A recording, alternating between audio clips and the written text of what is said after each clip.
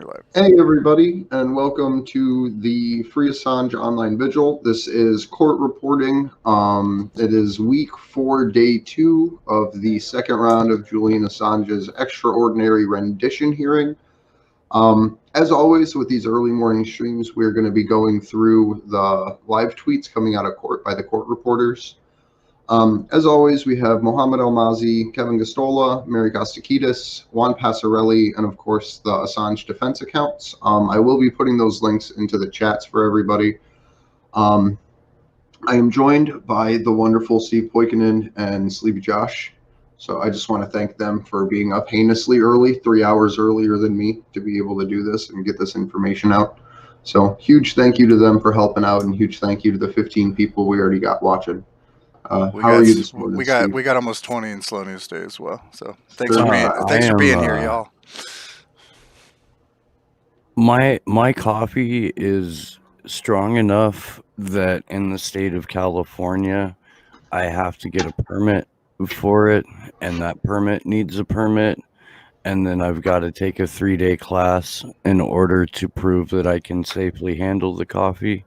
So you have to have better training to make coffee than police officers do to handle There's guns. enough like you know when you make really strong coffee and you can like see the oils on top of it. There's almost enough oil on the top of my coffee to warrant a U.S. invasion. So I'm doing all right, man. Well played. Good. So I'm going to kick us off with Mo. We have Marine Baird is the next witness to testify. We are awaiting the arrival of the defendant, Julian Assange. Marine's experience is... Hey, Rob Juno saying we've got a bad echo. I don't know where that would be coming from, because the only sounds in my headset, my microphone's up here. Is it better? Sleepy Josh? I'm not hearing an echo. I'll kill. Let us know in the chat if it's still happening. Yeah, can you guys hear us, or are we echoing real bad? Jack Sith says he's not hearing it. Okay. I'm not hearing it on my end, and I'm on my headset. That's now. I've got 3 people saying they've got no echo. Maybe it's just maybe you've got 2 tabs open, Rob. That's what I was going to say. Rob likes us enough to watch us twice. Well, let's jump into the coverage then. Yeah. Marine's experience is in federal corrections beginning in 1989 as a case manager for the Department of Justice, Federal Bureau of Prisons, where she worked for 28 years. In 2009, Marine was appointed to the position of warden at the Federal Corrections Institute in Danbury, Connecticut, and was later promoted to the warden of the Metropolitan's Correctional Center, the MCC, where Jeffrey Epstein didn't kill himself, in New York City. There, she was appointed as the senior executive staff by the United States Attorney General, and within 2 years, she was transferred to the position of greater responsibility as the warden. The United States Penitentiary in Marion, Illinois. As a warden, Marine was responsible for the leadership and direction of 300 to 350 staff members and approximately 1,200 to 1,500 inmates. During her tenure as warden for 7 years, she was responsible for staff development in various specialized inmate housing units, including High Security Management Unit, which was mainly housed international terrorists who were assigned maximum custody. Sorry. The judge entered the courtroom, and ex-warden Marion Bard is sworn in by way of an affirmation. She has experience of dealing with people under special administrative measures and is familiar with them. It is likely that he will be subject to SAMs during the pretrial Julian. Everything that I've read from the U.S. Attorney's reports indicates that he will be subject to special administrative measures. And I believe this is where the question and answering kicks off. I'm not sure who's questioning for the defense right now, but they will get the first 30 minutes of cross-examining. In his case, national security ones for this reason. Those subject to special administrative measures spend 23 to 24 hours a day in their cells. The question, were they permitted to communicate with other inmates? No, not at all. Do they have any recreation? What recreation were they permitted? They had the opportunity to come out of their own cell and into another cell we considered the recreation cell. There is no exercise. Recreation cell. Right? That's where I want to go. It's like a regular cell, but there's a slide. Yep. It had an exercise bike put in it. It was just an empty cell. How frequently can you call the family? The answer: one phone call a month to an approved family member for 30 minutes or two for 15 minutes. All mail coming in or out of Sam's assigned inmate is screened before it ever gets to the recipient. It sometimes takes a couple months, maybe longer, before an inmate can receive mail. It is not necessarily free-flowing. Phone calls are always monitored by an FBI agent in whatever language. Inmates had to request the call 2 weeks before so they could set it up and arrange for an FBI agent to be available. It is not discretionary. It cannot be changed by a warden or anybody at the Bureau of Prisons. It is more of a directive. It is black and white. There is no gray area with special administrative measures. If someone is put in pretrial for terrorism or a different type of case, they would be subject to the same measures. Special administrative measures are what it is. Save of being a stage 4 cancer patient from radical medicine, save of being a stage 4 cancer patient with radical medical care. They would be housed at the ADX post-conviction. Baird says, everybody had the same cell, the exact same thing in the cell. There was no difference, Marine said. Having been a case manager myself, I can tell you, nothing will happen at the unit review. The case manager has no authority to make any changes. Every case manager that I know would not go out to fight to have SAMs changed for any inmate. It is just way above their pay scale. If anybody's going to challenge they're using my favorite term. Right. If anybody's going to challenge special administrative measures, a warden with the Bureau of Prisons does not have the authority to make those changes, and then they will have to exhaust their remedies before anything will make it to court. Very, very few have ever approved for any reason. And I'm assuming that means changes to SAMs. So over on Assange defense, there's a little bit more context to it. And I have 4 more tweets. Can I run through these real quick? For sure. Okay. Fine third gear though. I'm trying. I read really slow, especially at 5 o'clock, 6 o'clock in the morning. So now they're reviewed every year, but I do not remember ever being part of that review, and I have never seen anybody in SAMs removed. Marine says, I agree that it is not supposed to be punitive, but the consequence and results are very much punitive. Feel like they are punitive. It is more isolated than what you would refer to or other people would refer to as restrictive housing. Someone is alone and does not have contact with any staff member who passes by. The correctional officer doesn't engage in conversation with the inmate. The other staff members only have an obligation to make rounds once a week, others to make rounds daily, and that doesn't always happen.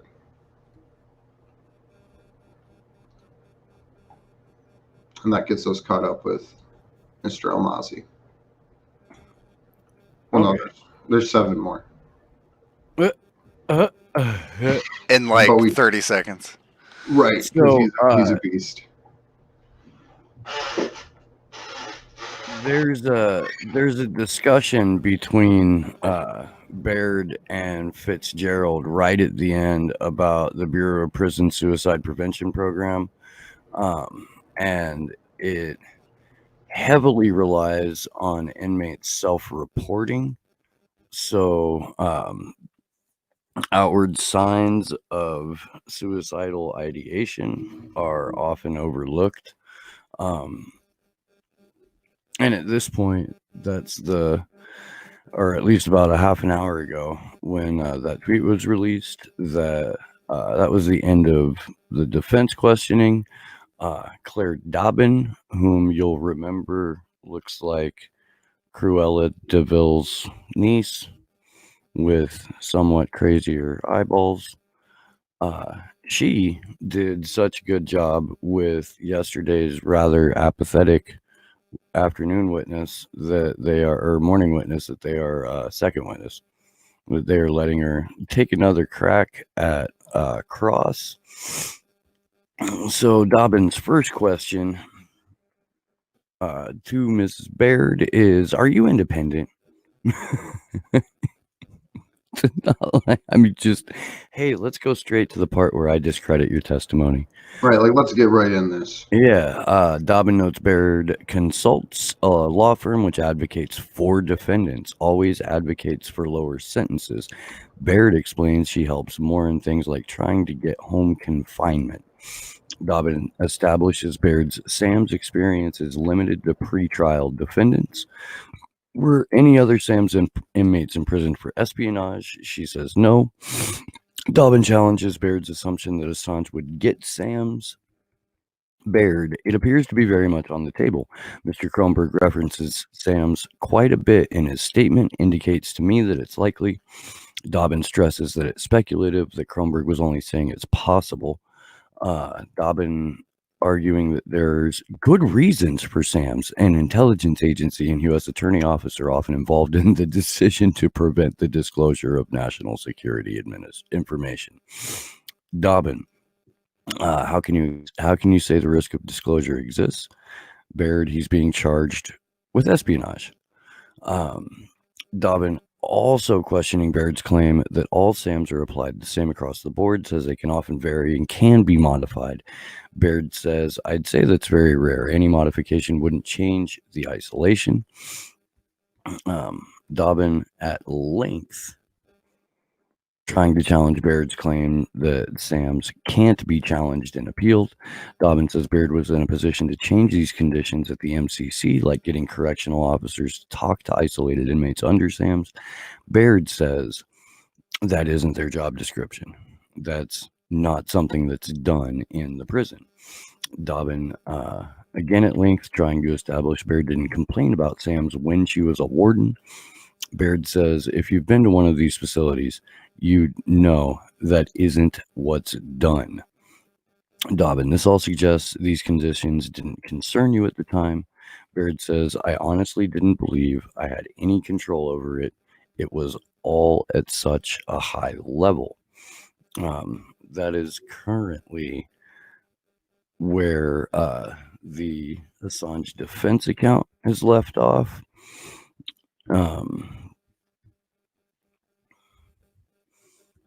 We don't have anything from the good Kevin for about 10 or 11 minutes.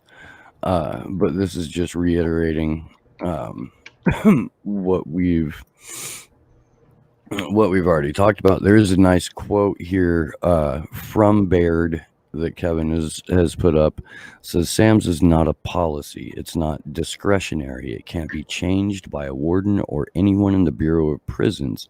Special administrative measures are more of a directive. Yeah, no, we've read through the Special Administrative Measures report twice now, actually. And I have it just in case we wanted to take a look at anything too. Yeah, no, I think it's always good to go back to it. Last week or 2 weeks ago, whatever week, we read through the middle portion or ending of it too. But yeah, just in case you don't know, special administrative measures are part of the U.S. domestic torture program. What it allows is for total physical and mental isolation for whatever inmate gets placed into it. They have no ability to interact with literally anyone, as it describes here. You can get one 30-minute phone call a week, and that is heavily monitored. to the point that they will cut the line off if they don't like what you're talking about. When you meet with your attorney, you sit with an FBI agent in the room to discuss your case. And that FBI agent, just like on your phone calls, at any time can say, oh, that's enough, get out of the room. And that's that. Hey, someone in chat saying that Medhurst is getting into the Old Bailey. Really? So we should probably hit him up. I will pull up his thread. We'll see what he's up to. Thank you, Huzzah, for the heads up.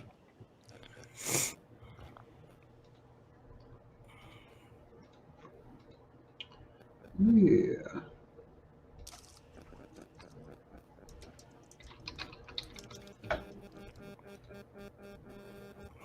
Let's see. Yep, his last tweet as of 2 hours ago, so 4:19 a.m. my time, says, I'm about to go in for Julian Assange's extradition hearing. I will be going live later today to report on the case proceedings. I am in London at the Old Bailey. It started with the I'm in London at the Old Bailey part, but I read backwards. So, thank you, Richard. Tonight, I believe we have David McBride joining us for the vigil, which will be super exciting. He's one of my favorite Australians. There's about 3. I guess 5. I'll give it 5. It's a continent. Andrew's like, I like 5 of you motherfuckers. Well, I can only name about 12 Australians. Fucking Americans. Right. I hope there's someone over in Australia Damn thinking that. cracker ass cracker. Fucking plate. Do you not know our audience, dude? It's supposed to be a joke. I'm trying to be funny. So are these. Just because I'm pulling from, actual like things that have happened, like your plate full of mayonnaise, you fucking weirdo. I eat French fries. Who doesn't use a plate full of mayonnaise when they eat French fries? People who don't want to die before they're 38. I don't know. I don't know.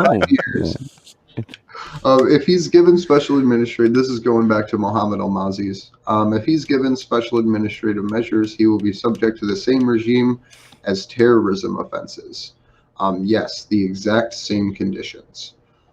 So if everyone remembers their Jason Burmis, we know that thanks to the National Counterintelligence Strategy document from 2020 to 2022, we know that activists, leaktivists, and public disclosure organizations, hacktivists, not activists, leaktivists and public disclosure organizations are put right next to Al-Qaeda, al-Nusra, and ISIS as far as the danger to the public, essentially saying that public disclosure organizations are terrorism groups.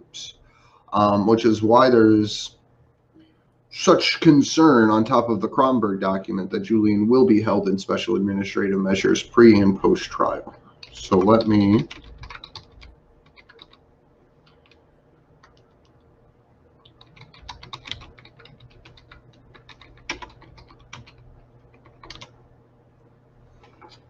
find this fun little document here.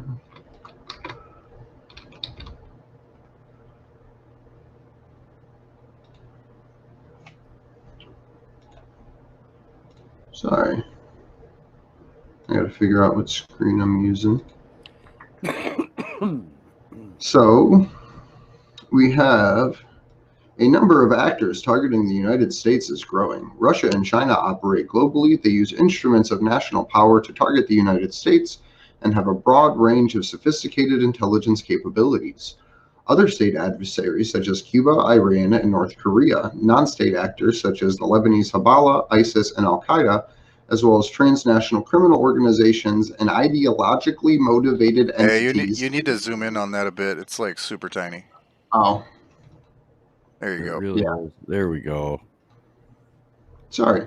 I was Other state adversaries such as Cuba, Iran, North Korea, non-state actors such as the Lebanese Hezbollah, ISIS, and Al-Qaeda, as well as transnational criminal organizations and ideologically motivated entities such as hacktivists, leaktivists, and public disclosure organizations also pose significant threats, in addition to foreign nationals with no formal ties to foreign intelligence services steal sensitive data and intellectual property. And again, this is the official United States National Counterintelligence Strategy. So just so everyone knows, literally, if you disclose information to the public, you're a terrorist. I can't get my screen share to turn off. There it is. So just so that way that's out there in the ether, I'll link that document to everyone just so they can read over it too. Because I think it's particularly disturbing that now literally the media known as public disclosure organizations are put in the exact same paragraph as Hezbollah and ISIS. I would recommend, it's only like a 12-page document, so if you're bored, I would definitely recommend reading that. But just to continue, if he is given SAMs, he will be subject to the same regime as terrorism offenses. Yes, the exact same conditions. Post-conviction, he will be subject to special administrative measures. The only place for him to go is to ADX Florence, unless there is severe changes in his medical status. You have to also be dying for a lack of another description. Mr. Assange could potentially spend the rest of his life in the H unit. The answer, yes, it is a real risk if he is sentenced to a lengthy term of imprisonment. Question.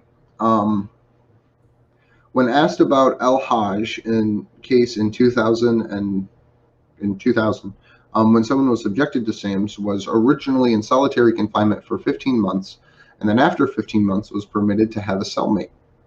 I would say that would be very, very rare instance that would happen. I have seen it occur, and I have never seen it occur, and I have never heard of it occurring with a SAMS inmate. And that was just to round off the rest of the defense's questioning. Yeah, let's see where we are at with some of our other friends. Because Juan Passarelli is doing... Oh, let me tell you about Juan Passarelli. Is he salty today? Juan, I love Juan. Juan, if you watch any of these, your takes on this whole thing have been keeping me fucking sane. As of 46 minutes ago, Juan says, I've given up reporting on the prosecution's arguments because, frankly, they disgust me. What I will do is share their manipulative techniques and the falsities they engage in. So, I'm not going to go all through all of this. But let's back up like 25 minutes ago, just to let you know where Juan's coming from here. Dobbin mentions a pretrial terrorism case where the court decided to hear the SAMS measures for that inmate. The court decided to keep SAMS in place. Juan says, what a farce. Why do they keep discussing terrorism cases and then relating them to the case of a journalist who revealed war crimes? By the way, this alleged terrorist had SAMS reviewed by the court before 9/11. Baird said this is a highly unusual case. Dobbin has now resorted to accusing Baird of malpractice as a warden concerning SAMS inmates. And then he says, corrects and says, I'm sorry, she's not saying she was doing malpractice. She's accusing her of not having concerns of the SAMS issues. Dobbin, you didn't even try to do anything about it, did you? Baird, I honestly didn't think I could do anything about it. So that's where Juan's at this morning. And really, wonderful. Bless him for it. I just, Good. I like that yeah, Juan is my fucking anger translator. No, dude. He's like my little fucking port of sanity in this entire shitstorm.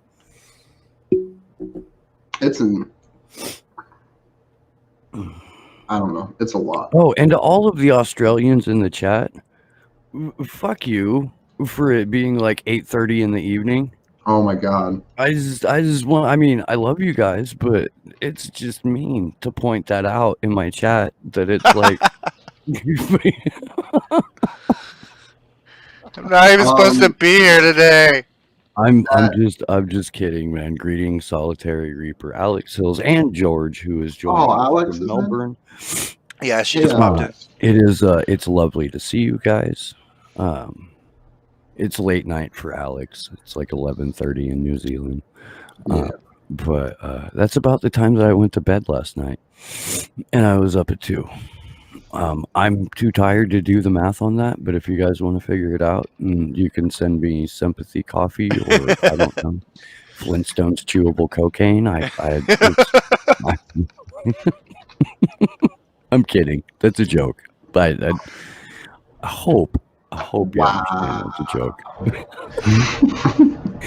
That'll be a headline. Action for Assange co-host demands cocaine on air. I can see it now. They're already making the video. I wouldn't be I've that seen that surprised. guy's nose. That's fucked up. I'm trying to see where we're at with Mo, just so I can try to keep up on one person. But I think his last was as of 3 minutes ago. This was going over the cross-examination. I'm going to turn my camera back on. Sorry. Forgot it was off. I'm not allowed to smoke on camera, so I got turned off. Claire Dobbins for the prosecution is challenging the idea that everyone subject to SAMS experiences the same regime. She also challenges the idea that Ms. Beard can offer any idea as to whether or what type of SAMS would be implied or implemented onto Mr. Assange. Question: how can you possibly say that that risk exists? She answers: he is being charged in an espionage crime, and it is believed that he is continuous to have involvement, or he is familiar with people who have involvement with disclosing classified information. Claire Dobbins asks whether Maureen Bard had any experience in determining whether a prisoner gets transferred to ADX. She said, "I am, because one of my jobs over the course of many years is that I was the designator. I made the determination as to where a person would be sent." And that gets us caught up with Mo. Okay.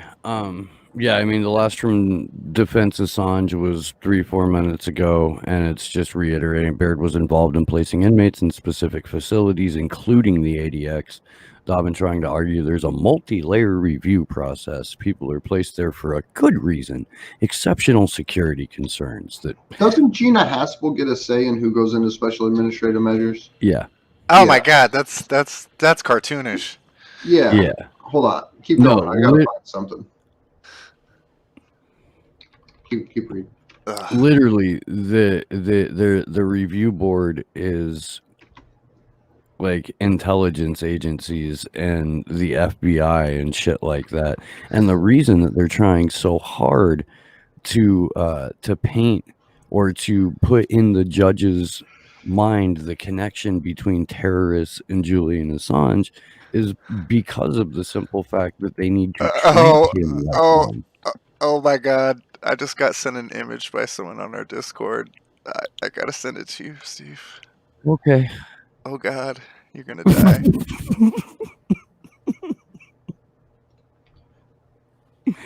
I wonder if Oh you my successfully God. shamed Mega Brain from wanting to participate in this trial, because he hasn't been around most of the day yesterday, I don't think, or today so far. Right? Yesterday was They were Alex as chanting well. liar at James Lewis in front of the Old Bailey yesterday when they saw him when they saw him on his way in. Yep. And one of our friends over there outside of the court that's protesting outside of the court did say that they were chanting Mega Brain too. I'm so glad that's catching on. Right? So it's going to be incorporated into the liar liar chants. So I'm excited to see. I hope someone can get a video for us from outside the court. Oh my God, I don't know if this one's wrong, Steve. Check your your DMs in a second. My Okay. search history is so weird. Oh no, I saw this morning. Oh my god! But the mask, the skin mask. Okay, Do I so want to know? Oh, I love our Discord. If you are not part of our Discord and would like to be a part of the Action for Assange community, please go to actionforassange.com/Discord. Well done, Andrew. Well Thanks. done. Thanks. I could be a radio announcer.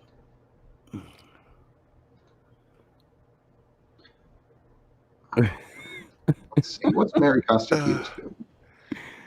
Did you say you could be a sports announcer or a radio announcer? Radio. Okay. You gotta have that, like, you gotta have traffic and weather down.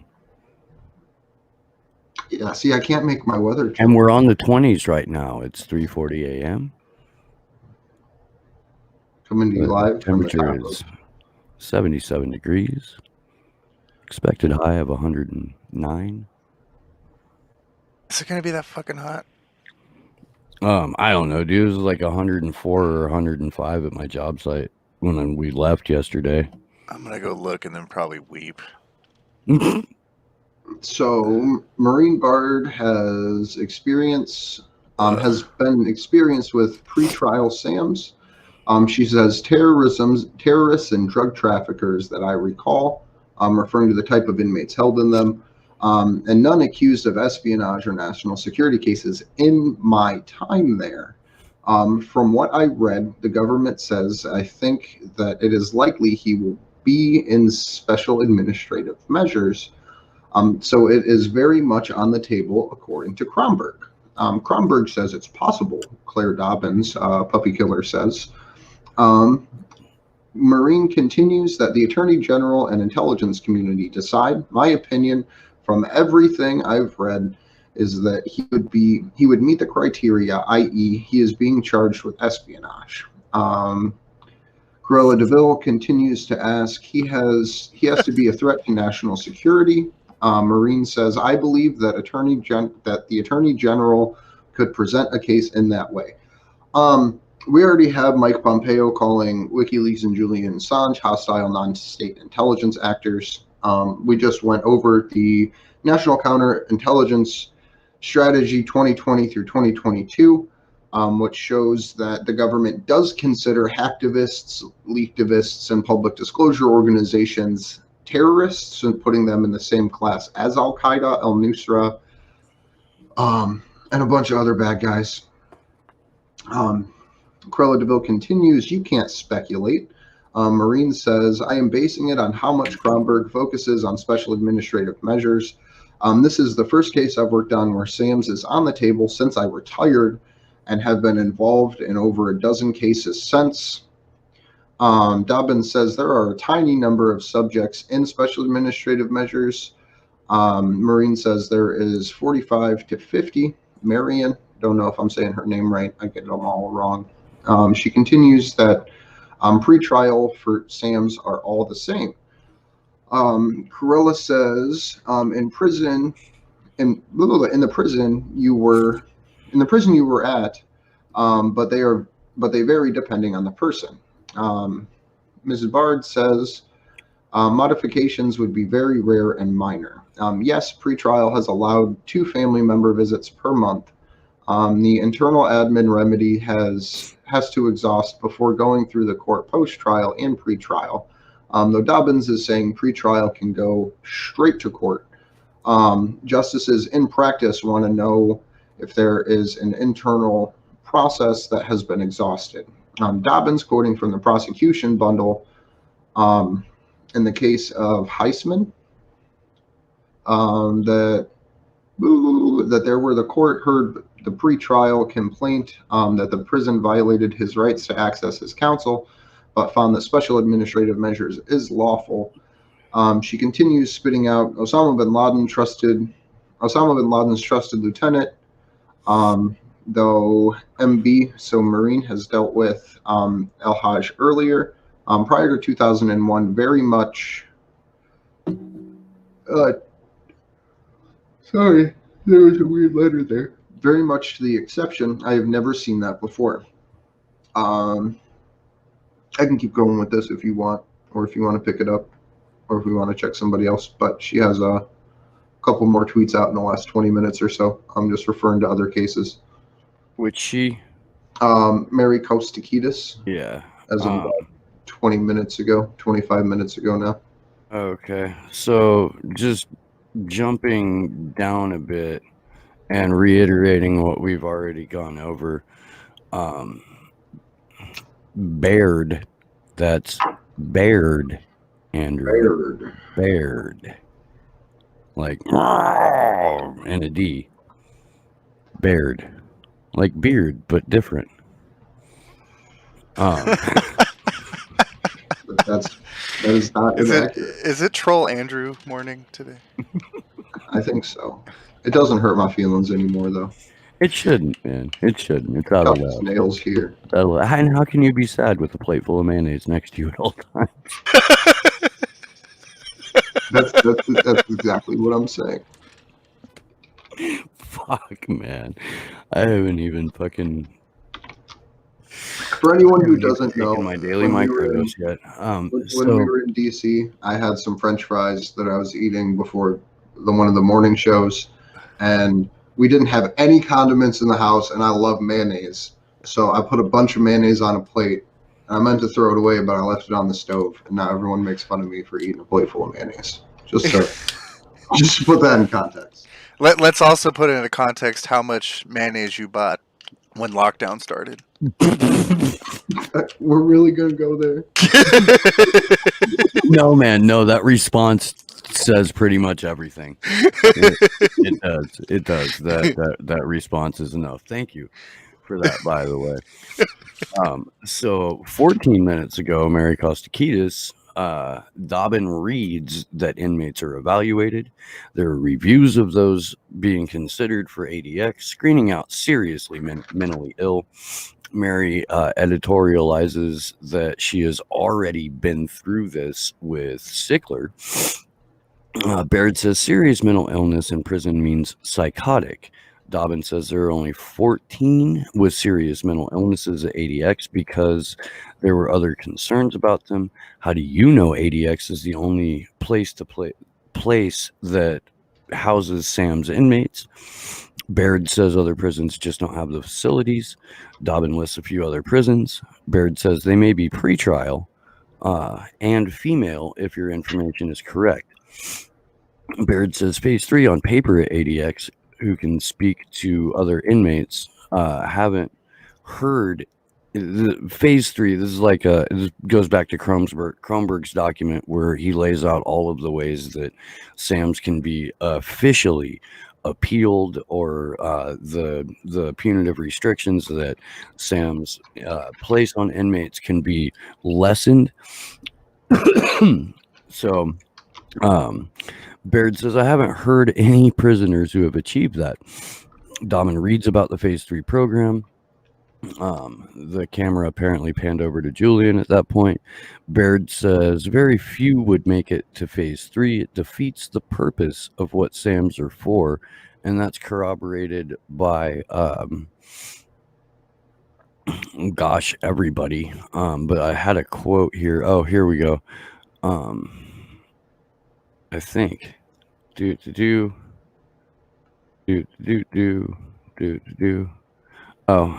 defeats the whole purpose of special administrative measures in order to allow inmates under special administrative measures to talk to other inmates, because isolation is the whole fucking point of the special administrative measures. So Dobbin just really trying to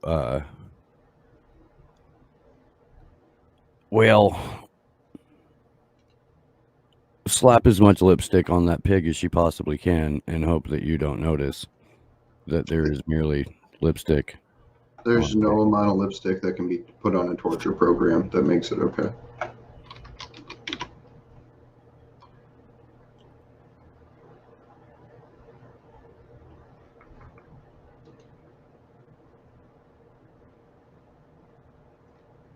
So Now the Just- whole chat is on some mayonnaise shit. Poor Andrew. I don't mind. I've had worse dirty laundry aired out. He's the mayonnaise martyr this morning. Nailed Hellman's up is- to a fucking jiggly egg white filled cross.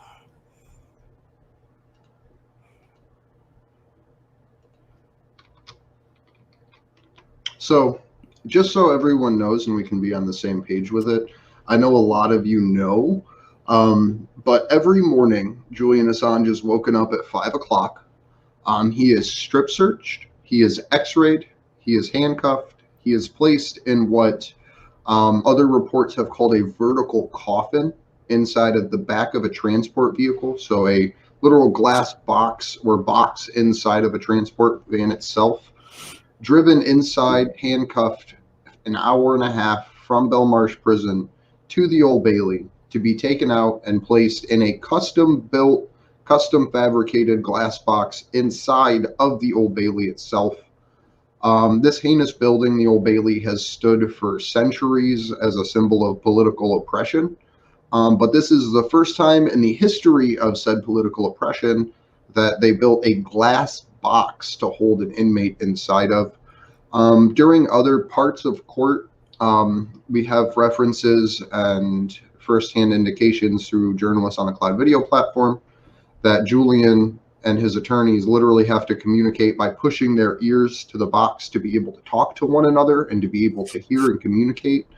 I'm not sure if they can pass notes back and forth through this particular glass box. I know that they could in previous ones when they were in the Belmarsh I think court. it has slits or something. Someone mentioned that in last week on a tweet.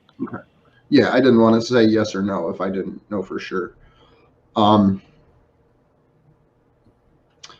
Yeah, so real quick though, just to touch Mary Kostakidis' last tweet, because I think this is super interesting.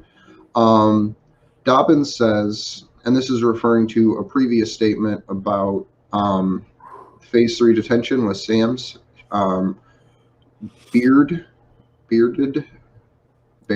says it defeats the purpose of what Sam's is for, referring to the phase 3 program. Dobbins says this is to phase them out of Sam's. Baird says Kronberg describes these programs like they are accessible, but there are no gray areas with special administrative measures, and it is not discretionary. The witness does not want to take a break, but Ms. Cruella DeVille does. So we are on a 10-minute break in the trial right now, and that was about 10 minutes ago. About 10 minutes ago. She got to go slay a couple puppies. Right. Right, she's got to go get a new coat put together. I must drink the cord blood of a baby in order to regain my power. Does that mean Lewis is coming in?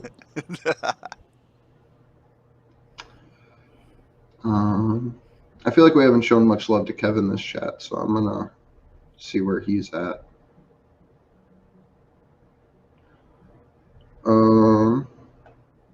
I think he may actually still be. I'm not sure where he is in the timeline of everything.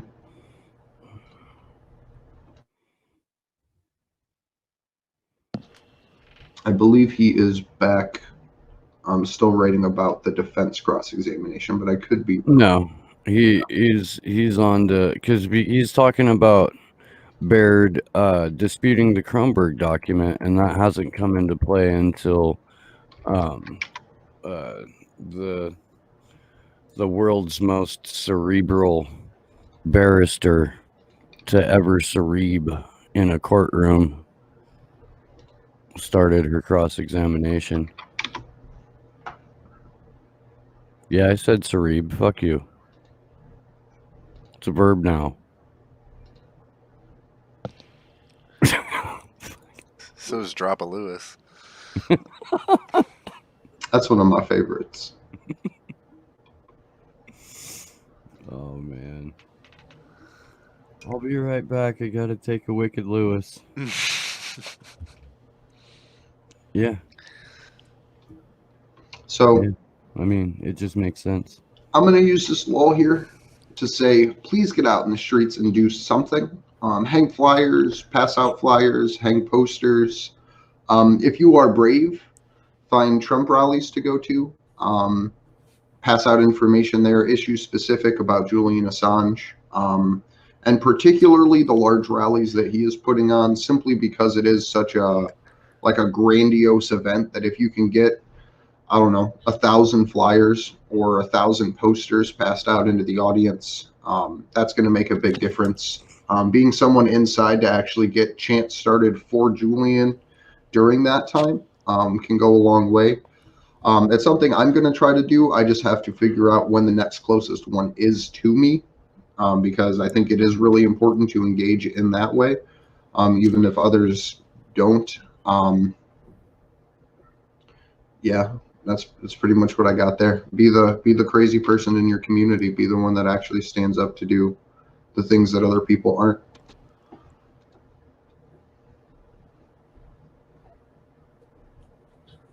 So I think we are still on that 10-minute break right now, but we do have 2 new posts out from Mo, so I'm going to read those just to keep everybody up to date. Miss Dobbins asks Mrs. Baird if she encouraged her staff to speak with SAMES inmates. She said no, that she tried to lead by example and could not demand that of them. That's not something the warden does. I may want them to do that, but that does not mean they are in a union. If I told them they had to confer with inmates, they would say it's not in their job description. And that's true. It's not in their job description to give psychological comfort to an inmate in solitary. It's not. It's flat the fuck out not. And there isn't a corrections officer on the planet that goes there to strike up a friendly chat with one of the inmates. Yeah. And this, oh, we got an echo from somewhere. It stopped. This to me sounds very much like a Nazi trial. Like not that Baird is doing a bad job as a witness or explaining special administrative measures or anything like that, but she's literally saying the Nuremberg line, we're just doing our job. Viva just following orders. Yes, so that's, yeah. If conditions were we see worrying, Grandpapa in Argentina. if conditions were as worrying as you suggest, wouldn't you tell your staff to have conversation with these inmates? So Cruella DeVille asking the same question a second time. No, that is not something that is done in prison. I am sorry that I am not answering the way you want me to. I am answering the way that it is. What I want is not what I can enforce. So I appreciate that statement because Claire Dobbins is a particularly disgusting individual.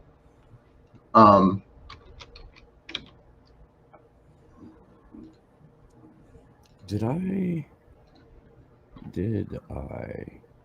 Because I put up a picture of Dobbin yesterday, but I don't think I saved it.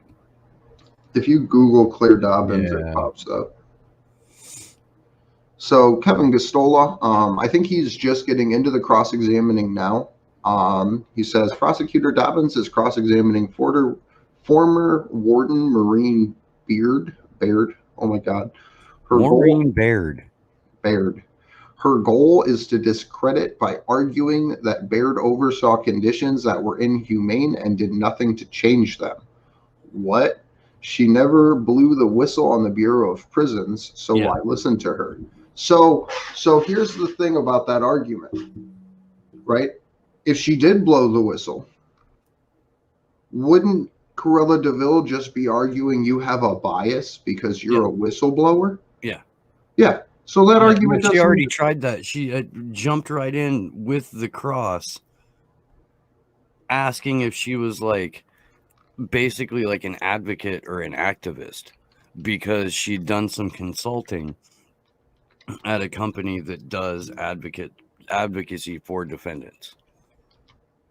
Like, warden of Manhattan Correctional Center, for however many years she was warden there, did consulting work for an advocacy firm, and that is immediately where Dobbin went at her with the opening salvo over cross. Why should we believe you because you worked for an advocacy group or you consulted for an advocacy group? And then turned around and was like, okay, well, why should we listen to you because you just let this shit happen? And Baird has explained a couple of different points during the cross that, like, yeah, it was the warden, but this shit's done above my pay grade. Like, do you think that's not in the guard's job description to fucking be a therapist while they're on duty getting paid $19 an hour as a fucking CO? It's way the fuck out of my fucking job description to process or interfere with anything that, you know, the federal government and intelligence agencies are in charge of. And honestly, I mean, this shows how powerless individuals within the system, no matter what their opinions of the system are, feel relative to changing it. Where this person was a warden at multiple prisons, after her time being a warden, to me, seems like she's trying to pay her penance by doing these advocacy programs for inmates that are in the centers that she oversaw the torture of. So not that I think that she has the best reputation, but it does at least look like she's trying to take steps to right the wrongs that she did in the world upon recognizing them. Because I imagine you do feel relatively powerless when you're in a situation, because if she pushes back and says, hey, let's get rid of this, there's going to be a million other people chomping at the bit to take her job. So it is the disgustingness of the system in and of itself, like how John Kiriakou, when he was on with us a while ago, talked about whenever someone gets fired within the intelligence community, it means someone's getting promoted. And this is a very similar fashion. Not that the ADX prison is the intelligence community per se, but that same idea applies, that once a head rolls, there's someone else that's going to step into that position of power. And all they need is a moment of weakness, like trying to fight back against special administrative measures to make that happen. Well, and positions of power relative to the amount of power that the people above them will grant them. And this is a good example of that, because ultimately the prison warden is supposed to have control over their facility. But here we have a former warden who's saying, yeah, no, I actually didn't have control over, you know, a couple of key aspects of what happened at the facility that I ran. That control was never part of my job description. So it's, at least to me, important to note that, like, there are power structures that are, I don't know, on paper only, or like theoretical, or illusory. And this is a perfect example of that. And apparently Dobbins is asking a stupid question here. Dobbins, again, suggesting that special administrative measures can be amended to eventually allow inmates to associate with each other. Baird says that she sees it on paper, but doesn't believe it happens in practice, and if so, it is extremely rare. Baird, on the idea that you can appeal to be able to speak with other inmates, says the isolation is the whole point of special administrative measures. If you can speak with other inmates, why would they want to put you in SAMs? Yeah, I mean, you know, fair point. Yeah. That's, I mean, that is what is wonderful about the prosecution's case, because it's built on nothing but, you know, running shit and lies. It's pretty easy to deconstruct. The only times that the prosecution has really gotten it to score points is when you have I don't know, Prosecution. either an ill-prepared or an unenthusiastic or kind of apathetic witness like Sickler yesterday. Like Dobbin ran roughshod all over him before the lunch break, and it was only after they came back from lunch that he seemed to like sort of wake up a little bit, but still let himself be manhandled by this fucking demon. And that was a 2.5 hour cross-examination with Sickler yesterday too. Yeah. Yeah, which I don't know exactly how much time the defense got, but I'm pretty sure they got their standard 30 before, 30 after, 30 minutes before, 30 minutes after for their cross-examination. Not completely positive, but I know that the prosecution at least got 2.5 hours with that witness. And the reason we know it was 2.5 hours is because our friend Kevin Gostola was trying his level best to debut his comedy routine. He was apparently live tweeting from like the Laugh Factory yesterday.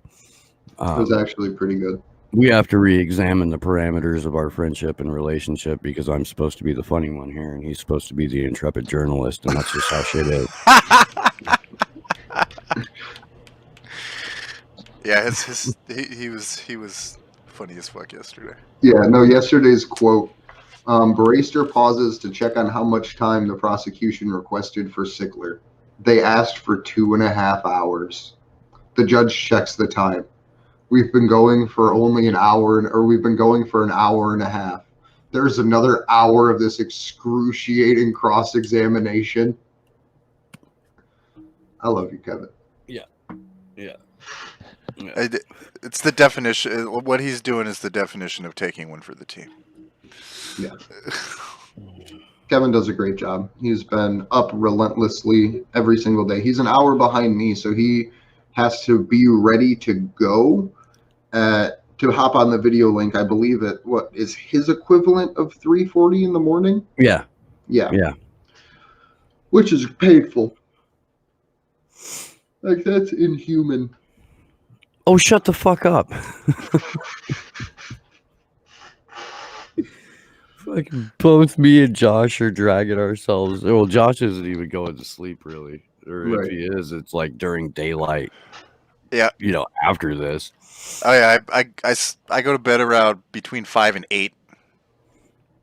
But I have an alarm that goes off at a couple of minutes before 2 and a couple of minutes after 2, and at some point I usually like shake the sleep off of me long enough to start my kettle. Nope. See, my alarms start going off at 4, and I'm lucky if I can like get my soul back in my body by 5 to be able to make it here by reasonably before 6.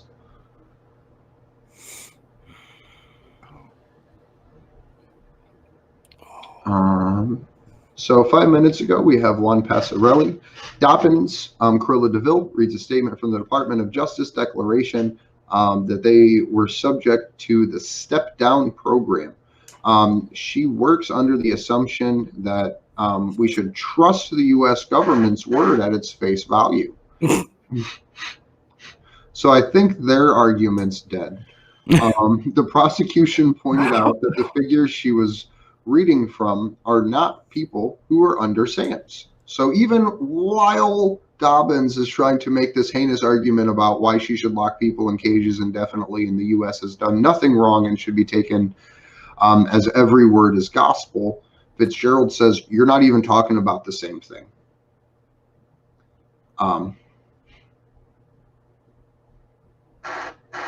So Baird says the inmates they refer to obviously are not SAM's inmates. This excerpt does not apply to SAM's inmates. So, got to add a new category here. Will you mute that fucking phone before I reach through and throw it? Yeah. I have to go track down some ibuprofen. I'll be back in a moment.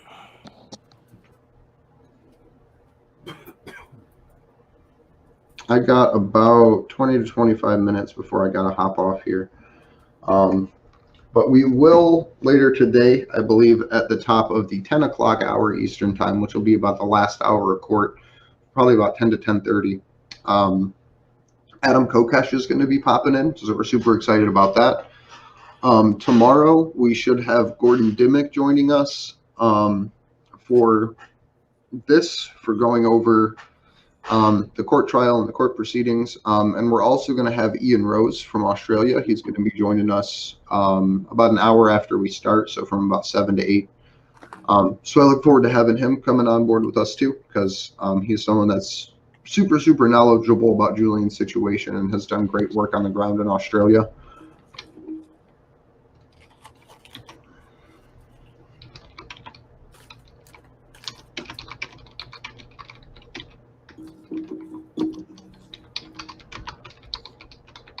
Oh, don't worry, Fredward. I'm never too far away from a bottle of ibuprofen. Like once I turned like 35, they started showing up in my work truck and on my desk and in my room and shit like that. Like I didn't know it was a prerequisite. So we have someone in chat asking, are there any stickers or poster templates to print locally? Yes. Absolutely. Yes, there are 2 files I'll drop in the chat for you, right? 2 links, 2 files I'll drop in the chat. One is Somerset Bean.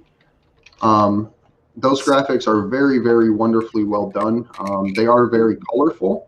So if you do not want to print in color, I do not recommend using these. Some of them do come through well in black and white, but you'll just have to thumb through to pick which ones do. We also, let me pull up the Google Drive. I also have some of the ones that I made up personally about a year ago that I've been hanging up and take to actions and things that we do. And I will link these, but also if you make your own flyers or posters and you want them to be able to be printed in mass, because that was my problem. I didn't want to have to keep remaking the same posters over and over again. There is an application you can use called Cam Scanner. It lets you take a picture of something and turn it into a PDF. So if you make your first, let's say 10 posters, you can take pictures of them, turn them into PDFs, and then print the pictures of those posters at print shops. Kind of seems like cheating, but it makes it really, really effective to be able to put out large amounts of posters. I just linked to the Google Drive. It is open for anyone to view. And this just has a bunch of the different posters that I personally made and that I hang up and take with me to when we go to events. So there are those in there. And honestly, it's really not hard to make your own posters. You can go and buy, like if you have a Dollar General around you, you can go and just buy a stack of 5 pieces of white poster board for about $1.25. That's generally the cheapest way to get large laminated sheets of paper, is going to Dollar Generals or Family Dollars or whatever is similar Dollar Trees to you. And then you get the cheapest cost per sheet, because I think UPS, the people in Brown, UPS, they have like 9 cents per copy black and white printing if you bring your own paper, or like 12 cents if you use theirs. So that's what I go through. Not that they're the best company in the world or anything by any means, but just that they're inexpensive, and so you can get a couple hundred posters for relatively cheap.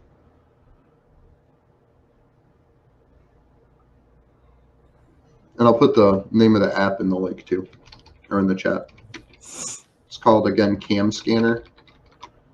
Download it on app stores everywhere. Lets you convert pictures into PDFs. So snap pictures of the posters that you've made. You can also take pictures from your camera roll. So if you have pictures of posters that you've already hung up, you can use Cam Scanner to specifically go in and grab the poster from the pole and not even have to remake another one. That's how most of these got made. If you see some of them that have like little shadows and shit in them, it's because it literally was a picture taken off of a telephone pole.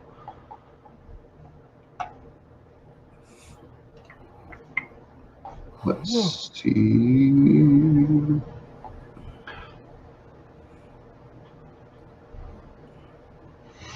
So Dobbins uses the ECHR ruling of the H unit at ADX Florence, which talks about a person who would be placed under permanent isolation, but does not talk about a person subject to special administrative measures.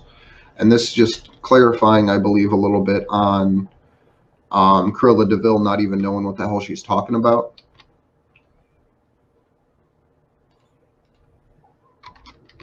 Relating to trying to conflate isolation, standard isolation, which is terrible, with special administrative measures, which is worse. Dobbin tries to again refute Baird's concerns, not knowing the statistics of people in the H unit. Let me see. Dobbins is trying to establish that inmates in the H unit at ADX Florence in Colorado have the potential to get off of SAMS. Spent far more time on this than the argument that he might go there. So there, from what it sounds like, the U.S. prosecution, led here by Cruella DeVille, QC Cruella DeVille. I don't know if she's actually. No, she's not a QC. No? Okay, I thought she was. We did this whole thing. Yeah. Oh, you were already gone, I think. Yeah. Yeah. Do you want me to find Nikki was explaining all of that to us yesterday. I was actually listening. I kind of remember now. Now that I got it wrong. Let me pull up this Cruella's little sister here. Genuinely impressive. The Chambers UK 2020 extradition. This is my favorite right here. Called upon whenever there's a naughty legal problem because she's one of the most cerebral barristers doing this type of work. And I would like to point everyone to her cold dead eyes. It's a little disheartening. But all the accolades.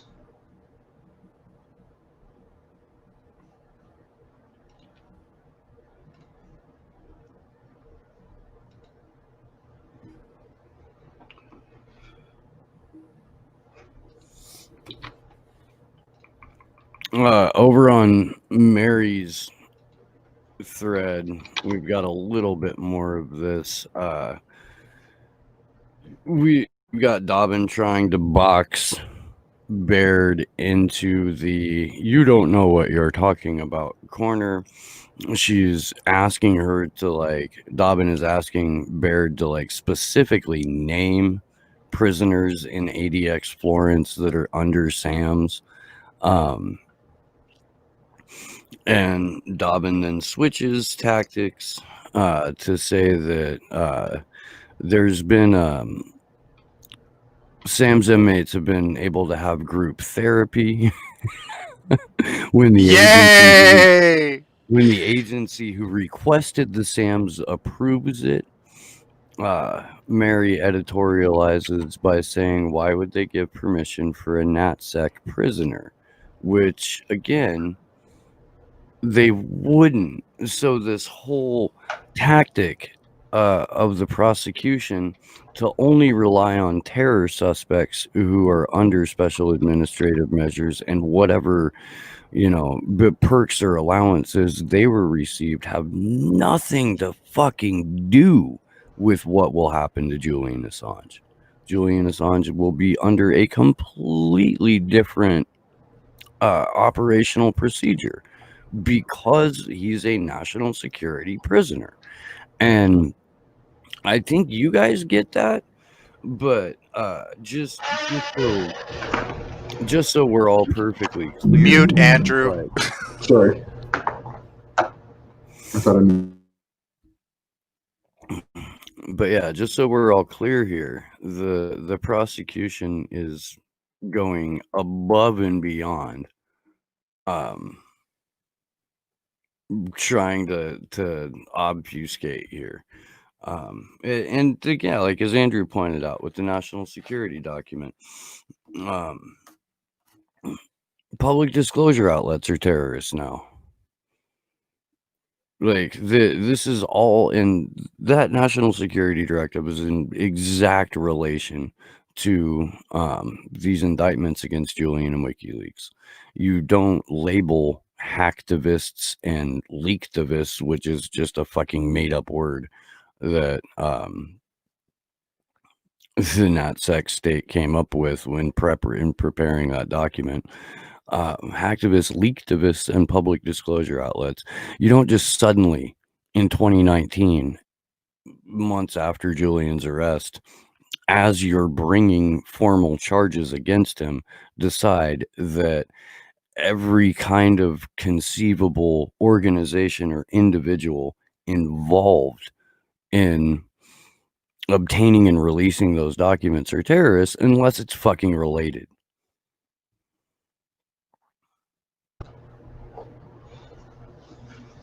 So I want to continue here with Kevin Gostola. His thread is 16 minutes ago. He was just getting into the cross-examining, but he did put out a bunch of different tweets here. So Prosecutor Claire Dobbins is cross-examining former warden Maureen Baird. Oh my God.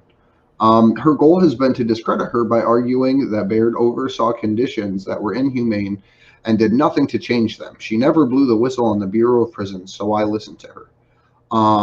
Dobbins asked Baird how she can say that risks related to the espionage exist for Assange to be placed under special administrative measures. Baird says that he is being charged with an espionage crime, and it is believed that he continues to be involved with people who will disclose classified information. Dobbins disputes this notion, saying it is not about concerns, that there have to be good grounds for designation. Baird says, yes, I believe that they could make that argument. Dobbins questions the argument. Baird says the United States Attorney's Office could present a case that he poses a threat to U.S. national security. Baird says that she is surprised that the U.S. government has responded to this case, mentioning Sams as often as they have. She was surprised they didn't say we don't have any plans to present him or apply for Sams in this case. And to catch up with our final tweet here, Dobbins says, all they have said is that it is possible and speculative. Obviously, it depends on the evaluation later on the bottom or later on down the line. I don't know where the word bottom came from.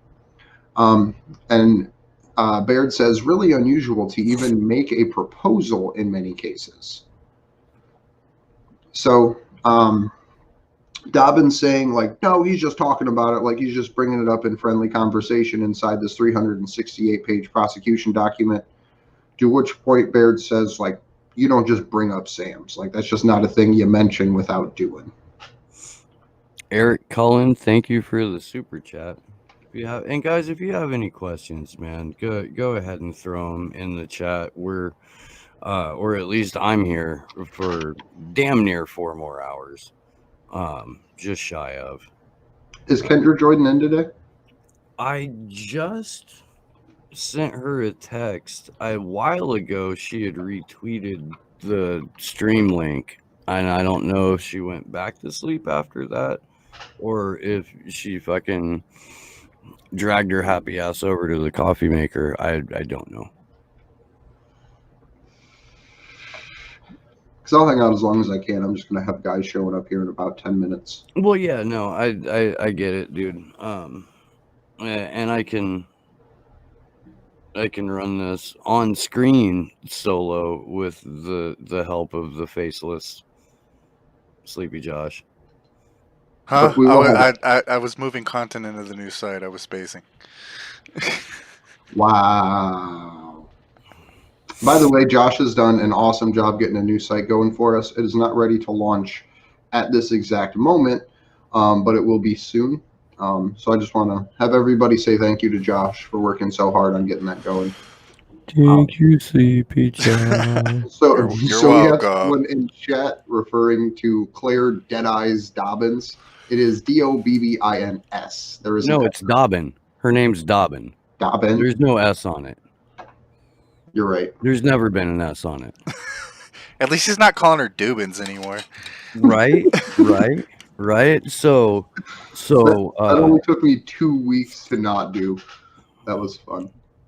So if we can get back to Maurice Beard's testimony, Andrew.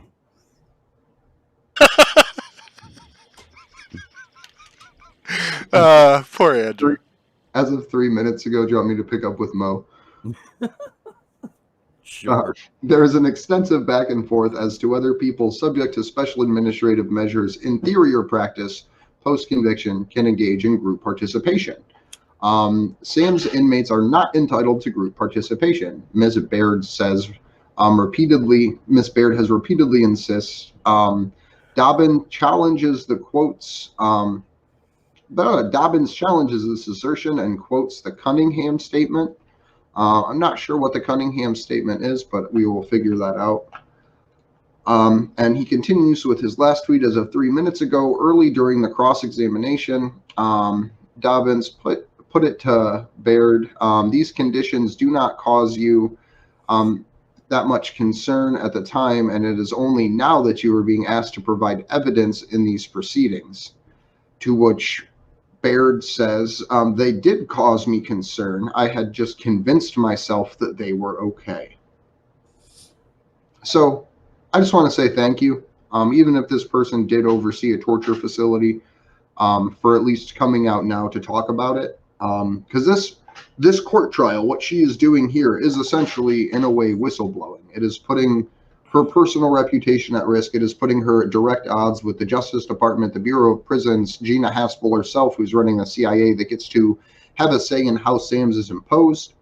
So I am sad that this person ruled over a torture facility and that they exist in the first place, but I am at least happy that in this moment in history, she's willing to speak up about it. It doesn't justify the things that she did, but it does speak to the fact. Uh-oh. I'm echoing. Josh? Yeah. You might need to mute. I'm already muted. How are you talking? Weird. That's totally weird. So why won't you give Margaret Bloom a pass, Andre?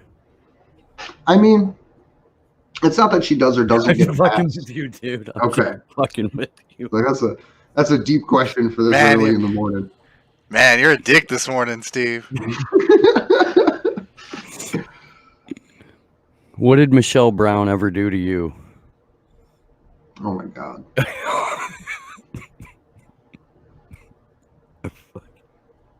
I only had 2 cups of coffee, man. You're good, man. I'm only about 200 milligrams of caffeine in myself, so don't worry.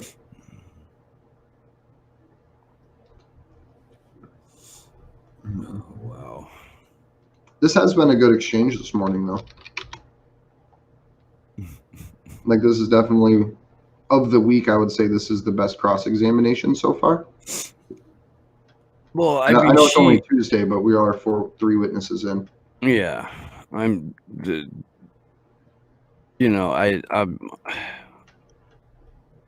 not celebrating the prosecution's performance or anything, but fucking Dobbin just tore up the witness yesterday, really trying to fucking level this woman. Let's see, Eric Cullen, I'm sadly behind in the trial. Where would you put the likelihood of Assange being arraigned convicted as of right now? If the world works the way it should, I think that everything here, all of the questions that have come out by the judge in regards to like the political conditions and the conditions that Julian will face when he's actually in trial, I would say that the only ruling is no extradition and forcing the U.S. to appeal. But that's not necessarily how the world works. When we had Tarek on Saturday, he was talking about, I believe it was the presumption of extradition that's in the U.S.-UK extradition treaty, that you're not guilty until proven innocent. You are extradited until stopped. Yeah. Especially if you've got a 96% conviction rate that we know about. And we only know about it because the people at Declassified UK like relentlessly went at the UK Crown Court system to no avail, and then opened up a secondary line of inquiry and research and document scouring in order to obtain what little information about Barrester's career and rulings are publicly available, which is odd in and of itself because she's a public figure and her cases are all ostensibly part of the public record, yet there is no fucking public access to her rulings. And to test this theory out, Mark Davies and oh god damn it, what's his name from Declassified UK? Somebody remind me in chat or something. At any rate, they sent matching FOIs about other magistrates in the exact same positions as Baretzer and immediately got responses and full documentation. So this is a special case with Baretzer's record that over the course of this trial, like her entire identity and her entire career as a judge in a fucking public court system has been scrubbed from the internet.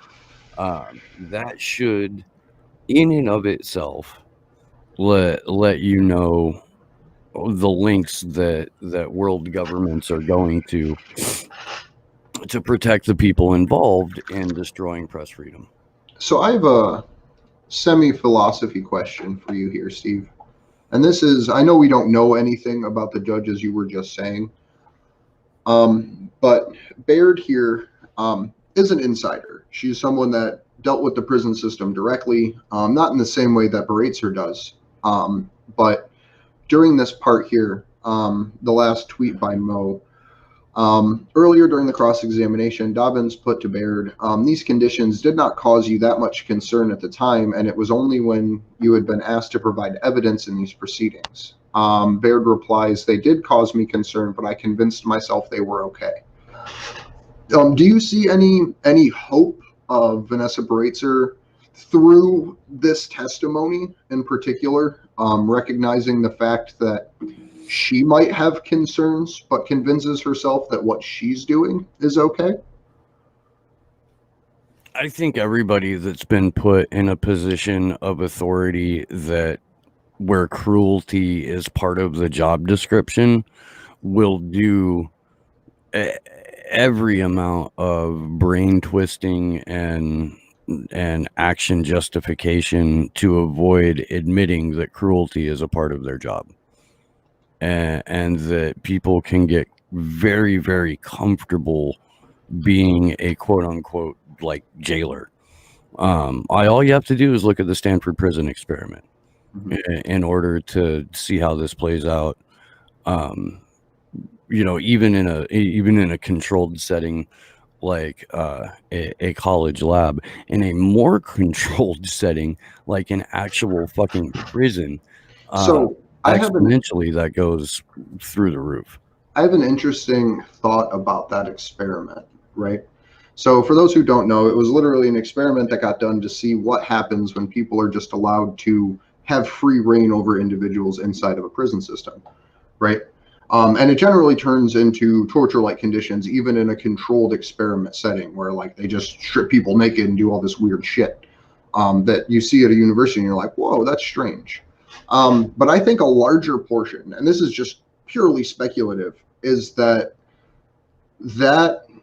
experiment was released in the way that it was. And I feel like inside of it, there was someone that was supposed to goat them into performing these actions, or someone inside that wasn't mentioned in the study that was initiating these proceedings and having people act in that heinous way.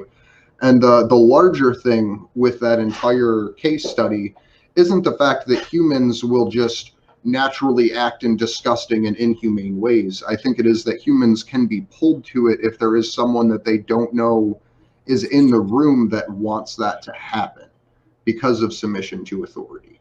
So I think that it's more of an experiment to see if people will accept the idea that humans are pre-inclined to act in heinous ways, instead of using it to say, well, wasn't there just an individual in that room that used their perceived authority to make people behave in that way? Essentially the intelligence community argument that like people aren't naturally horrible, but when there is someone that infiltrates an organization and tries to make them horrible, that there is a chance that people follow, listen, and behave in the way that that person wants. That's just Okay. I mean, that's just I my feel 2 like cents we're on that talking about experiment. multiple different things here. Well, it's to tie it all back in, because I think that experiment was heinously flawed. But I also think that they didn't really release everything that was going on there, because I don't think that humans, given no other stimuli to behave in that way, would.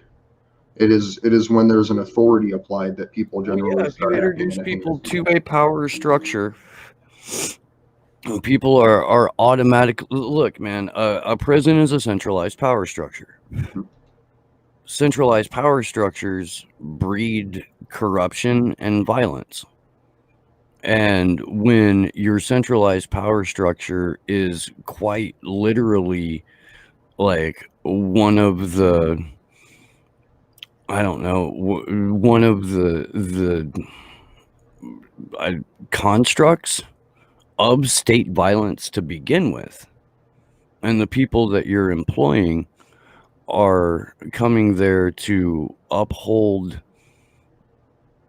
what is in their mind an extension of state, of maintaining order within that structure of both state violence and centralized power, then the most violent and most corrupt people are likely to rise to the top of that, or at least rise to a place of enough prominence where they can use their own influence to abuse the inherent corruption inside a centralized power structure. I agree with that. So I got probably about 5 minutes here. I'll milk it as long as I can, but we have 4 tweets from Juan Passarelli here, or 3 tweets in the last 4 minutes by Juan. Baird says, when you are working in the system, one suicide is too many. Carilla DeVille says, is the suicide prevention effective? Baird says it's usually good. Carilla says, you say that there are programs that are viable. Baird says there are programs, but it is not always viable programs. Baird continues that Assange would not be allowed into the autism spectrum programs. Mr. Kronberg says that this is in the 6th consecutive year of decreasing in the prison's population, which is, I believe that's the autism program they're referring to. And note that the U.S. has the highest population of inmates in the world.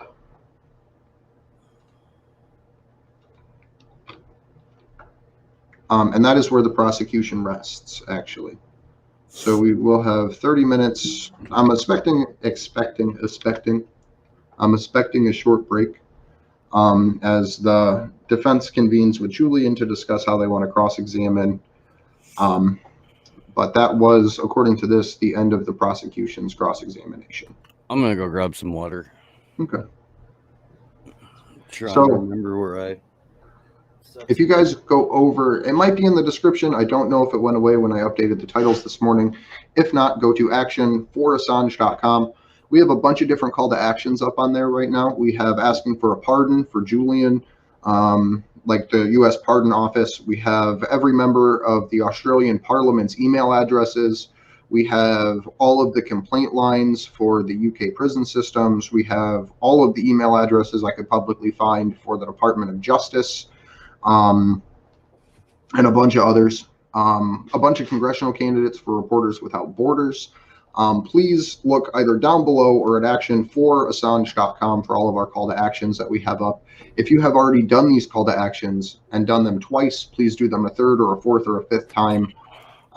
Most of this information will be able to be requested via Freedom of Information Act requests, at least relative to the emails sent to the UK prison systems. I did include emails that I was notified can have FOIA requests pulled against them. So please do that. Please take part in these calls to action. Please demand that Julian's conditions be better, that he be immediately released, that this court hearing be given to the public instead of through a private video link. Yeah.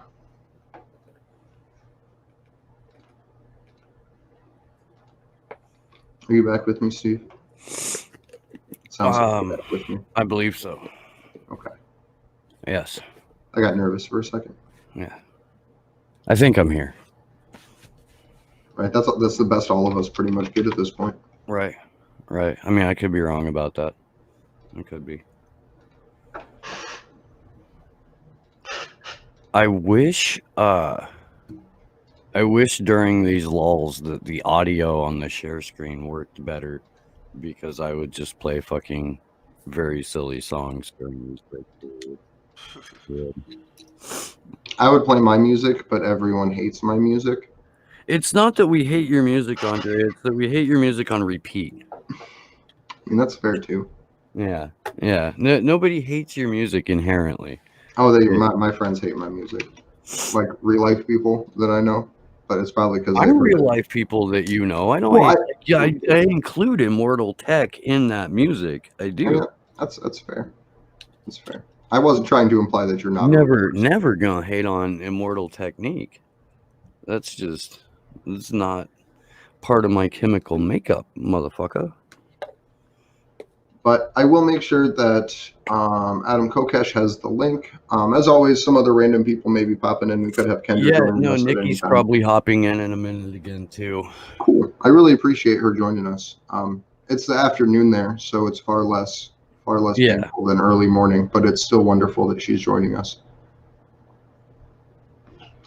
Tomorrow we will have Ian Rose, who is an organizer for a Free Assange group in Australia, joining us at the beginning of the trial. And then we will have Gordon Dimmick joining us at some point tomorrow. He's usually been outside of the Old Bailey or going there to do reporting. So he's not been able to get on yet, but he will. So I miss Gordon's fucking face. I'm happy that he's gonna pop in tomorrow. There was a question in my chat before you split, Andre. What do we make of Chelsea being free for now while Assange is being tried? I think it's two different situations that are linked by the WikiLeaks grand jury, which was dismissed. So to run through the timeline, and I'll try to do this as quickly as possible, and I'll start with when Chelsea was first released in 2017 by President Obama's commutation. A commutation is different than a pardon. A pardon says, hey, we're sorry you didn't do anything wrong. These charges can't be brought against you or used in court again. A commutation just says you get out of jail. In so many words, there's a lot more to both of them, but that's the so many words argument. Chelsea was free for about 18 months after that, after she was released after almost a decade in federal detention and military detention. She ran for office at that time. She did a wonderful job. And then she was returned to jail. Not under the same charges, but under the WikiLeaks grand jury. Because she was commuted, she was allowed to be pulled in for questioning at that time, if I remember that correctly. She spent, the first time was a few days. I want to say it was under 60 or 70 days in jail. They let her out. It was like 58 days. Yes. They let her out of jail for about a week. It was under 14 days. And then they took her back into jail again. I think that they were torturing Chelsea. I think they were saying, hey, this is a taste of freedom. Do you want this? All you have to do is talk. And she said no. And so they brought her back into jail. And then she continued to not talk. And they let her out and said, are you sure you don't want this? And she said no. And so they put her back into jail. Well, what they didn't say, are you sure you don't want this? They said, are you ready to play ball? Right. You know, like, yeah. And look, man, Chelsea has had some of the But to finish it off real quick, after that second time, right after she was out for 18 months, went back in for about 60 days, was out for 14 days, they put her back in for a year and then started fining her $500 a day after the first 30 days and $1,000 a day for 60 days thereafter, to the point that she was the only citizen in the United States that has ever been fined in such a way. It's usually reserved for corporations to be fined like that.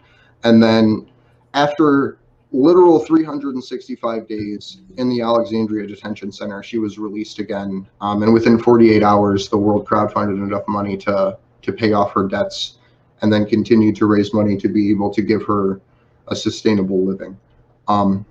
So I think they were literally just trying to torture Chelsea to get her to confess on Julian, or lie would be the better term. And she didn't. And I'm fucking super proud of her for not doing that. It is something, and I don't even know if I deserve to even say I'm proud of her because of what she's done compared to what I've done in my life. But she is a very, very, very honorable and powerful and heroic person for what she's done and put herself through simply for the cause of justice.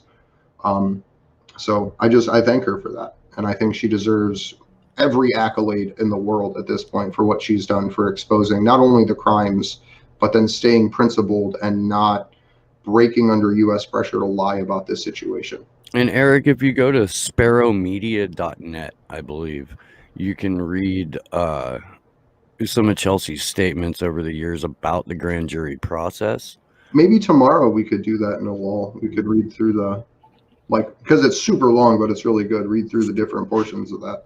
I'm really not into super long reads at 4 o'clock in the morning, my friend. No? Are you sure? Are you sure? Not off in the middle of that shit. I also recommend reading Jeremy Hammond's statement on the grand jury, which is relatively and comparatively short. And holy fuck, is that a fun one to read. Because it includes, like, my favorite phrase of the last year solid, which is imperialist pigwhims. Mm-hmm. Yeah, that's great. A keeper right there. But thank I do have to go. I have to hop off here and gear up to do 12 hours to do a vigil afterwards. So yeah. I'd like to thank everybody. We're not leaving. I'm leaving. You can find me on Twitter at Andrew Zigman. You can, just for Misty, find us at action_4 Assange. I just want to say thanks to Steve and Josh and everybody in the chat for making this worth doing. So I appreciate everybody, and please make sure this information gets proliferated, because otherwise this is a dead-ass secret trial. It really is, man, and I can talk about that for a moment while we're waiting for Kendra and Nikki to pop in. Early on in this process, but like as it was getting started and the week prior, Action for Assange was given credit by Her Majesty's prisons for the work that we had done in order to hey Nikki, how's it going? Oh, hi. Hi. But I'm in the middle of a story. Sorry, and I will bring you in. But at any rate, we had successfully petitioned the Her Majesty's prison to get the cloud video feed in the first place for the NGOs that were supposed to be allowed to observe the hearing. And of course, as we now know, on day one of the hearing, Vanessa Baratzer denied that access to the cloud video feed for organizations like Amnesty International and Reporters Without Borders. And now, in order to observe even parts of the hearing, Reporters Without Borders has to do like, hey, can we have your seat for the day, for the very limited number of people that are allowed inside the Old Bailey during this process. On day one, Christian Ramsden, who's the editor-in-chief now currently of WikiLeaks, delivered a very powerful statement about the secretive nature of this trial and the irony involved therein, because it is such a vital and important and giant press freedom trial that will in fact decide the future of journalism going forward. So the nature of how in the dark everyone is being kept by these proceedings and by the methods surrounding these proceedings should be enough to have people being like, why the fuck can't we watch this? Like, hey, wait a minute, that doesn't make any sense at all. If this guy's as bad as you say he is, then why aren't you showing us, your version of justice? Why aren't you proud of what you're doing?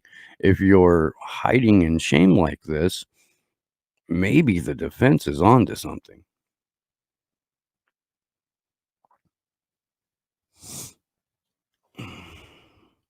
I realize that there's dead air. I'm just trying to scroll through chat here for a moment. Nikki, you can jump in whenever now. Nikki's like, fuck it, I went to go get tea. Piss off. No, I got organized. I have my coffee. Get fucked, hippie. I heard that. I did. Good morning, Nikki. How are you? I'm fine. How are you? I'm delirious, I believe. Yeah. Yeah, Okay. them fucking over caffeinated and low on sanity. Well, that's okay, because the rest of the world is not caffeinated and totally insane, so you're a step ahead. Can you hear me properly? I'm wearing earphones today. Yeah, we can hear you just fine, or I can at least. Yeah, just so I'm not you're fine. screaming into my computer. And yes, I don't have to raise my voice, because before I was just yelling at the computer. So. I feel like I do that every time I'm on camera. So I've missed part of this morning. What are the highlights? So to bring you up to speed, and to bring anybody up to speed who may just be joining us right now, the witness for the morning was Maureen Baird. She was a former prison warden at Manhattan Correctional Center, and she's retired. She's done some consulting work for a prisoner advocacy firm, and her area of expertise is special administrative measures as it applies to pretrial defendants, not post-trial defendants, although she's had some fairly significant testimony to give on ADX Florence. Claire Dobbin was the prosecution's spokesweasel for cross-examination. She immediately jumped in with the let me discredit this witness, and y'all motherfuckers don't know shit about basketball, and fucking like everything that she threw at her. Baird seems to be much more competent or comfortable or less willing to be bullied than Sickler did yesterday. I think we can all agree that yesterday afternoon's witness was less than effective for the defense, at least certainly before the lunch break. Hyperglycemia can do that to somebody. Is that what that is? Maybe. I mean, maybe he needed some food. That seems charitable, but I feel free to be charitable. That's fine. Juan Passarelli is entirely out of fucks now during the cross-examination process, and told everyone on Twitter, like, I'm not even gonna really tell you what's going on with the cross-examination anymore. I've given up on these shitheels. Here's what I'm going to do. I'm going to point out their manipulative tactics. And I'm good. Basically just going to be poking these people all day. Yeah. So, good. Yeah. So that's been fun. And if you guys, if you haven't seen Juan's film yet, on his documentary about Julian Assange. You should go do that. I will try and grab it for you and drop a link in the chat, which I'm sure I can do by just scrolling up to the top of Juan's Twitter page here. We had him on a Free Assange vigil the weekend it was released, I believe, to discuss the film. Some other, yeah, here we go. So I will be dropping this link into my chat, and Josh, if you wouldn't mind, or if you can, I guess neither of us can drop it into Nico's chat because we're not admins there. I can log into the A4A restream.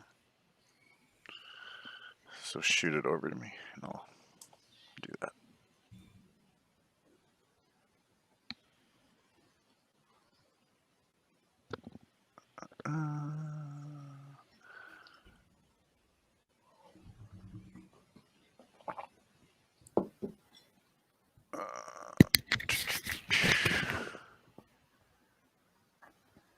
Where is the chat?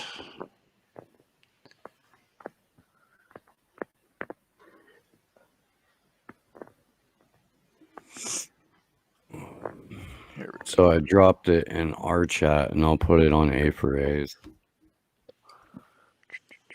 Why am I not seeing it?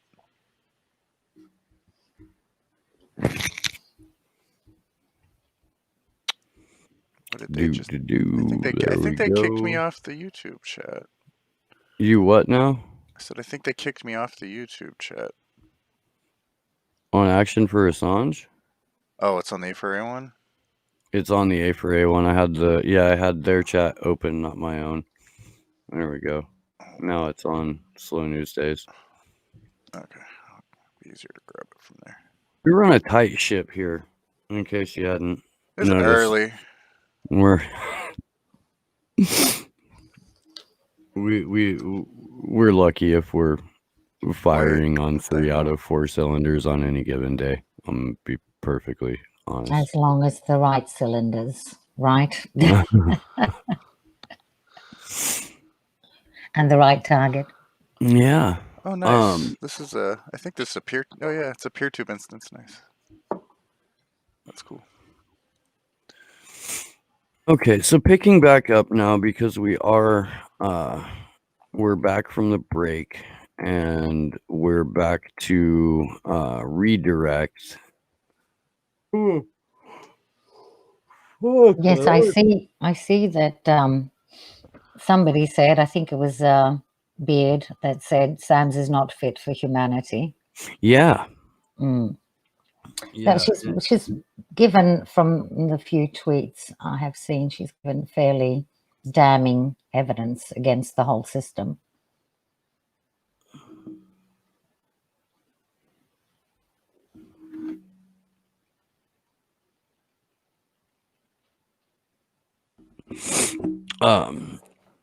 So going from the Assange defense account as of about 12 minutes ago, Ed Fitzgerald, requestioning for the defense, establishes that a judge has referred to conditions for inmates under SAMS as solitary confinement.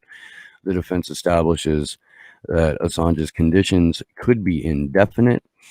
Also, that suicide risk is higher in pretrial detention and in solitary confinement. This is a reiteration of yesterday's testimony and testimony from last week during the medical portion of all of this. Baird confirms that CIA and the Department of Justice Office of Enforcement Operations would be involved in the decision to place Assange under SAMS, and that AG William Barr would have the final decision. So we've got, it's good. Julian Assange's, whether or not he would be placed under special administrative measures, are going to cross both the desks of Gina Haspel and Billy Barr. And now we're on lunch break. Yeah. As of 1 minute ago, we are on lunch break. Did you read Alex McCurry's article in Consortium News? I haven't had an opportunity to do that yet. Yeah, that's an excellent article that everyone should read if they have a chance. It summarizes. We can probably pull it up right now during the break. Yeah. I sent it to you, I think, by in a mention, maybe in a mention. Yeah. Consortium News. Let me see if I can.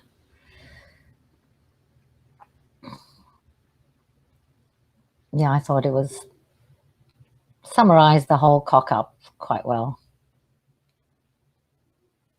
I'm gonna have to look for that on Twitter. Yeah, then I'm having a hard time finding it on Consortium News' website. I'm looking for it as well. Oh goodness, might be easy to go to Consortium News on their website. They've been doing fairly good. I found it.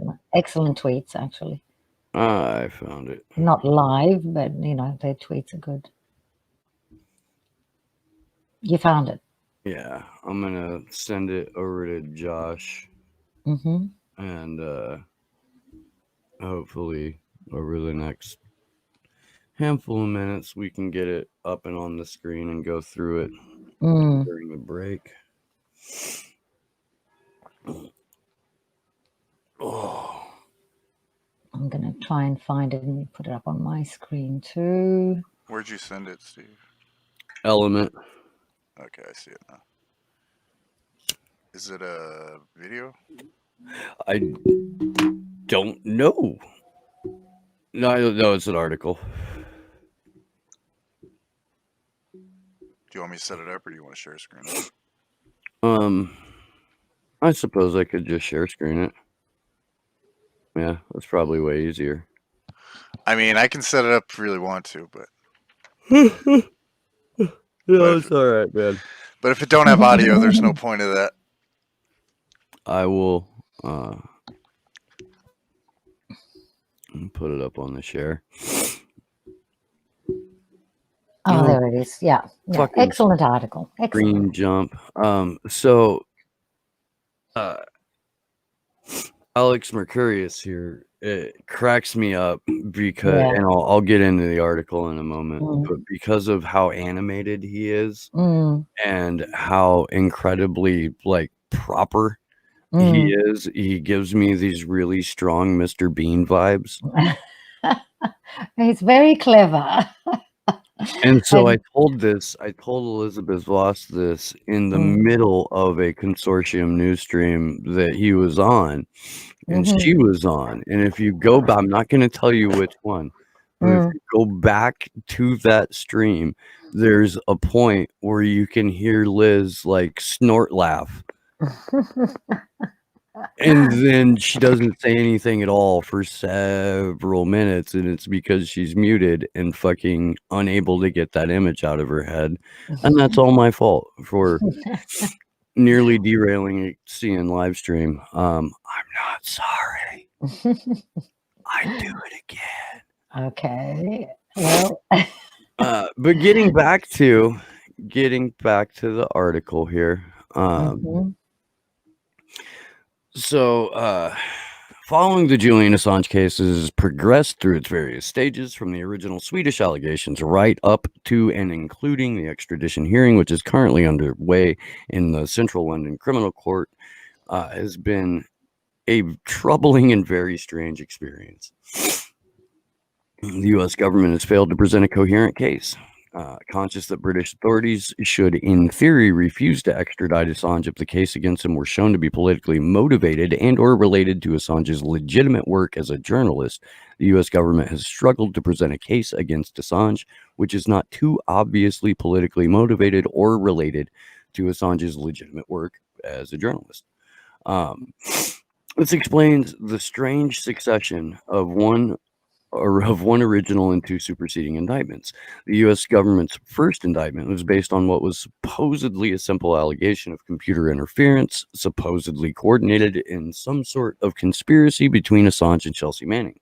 This was obviously done in an attempt to dispel the idea that the request for Assange's extradition was politically motivated or was related to Assange. We're going to be saying this a lot in this article, aren't we?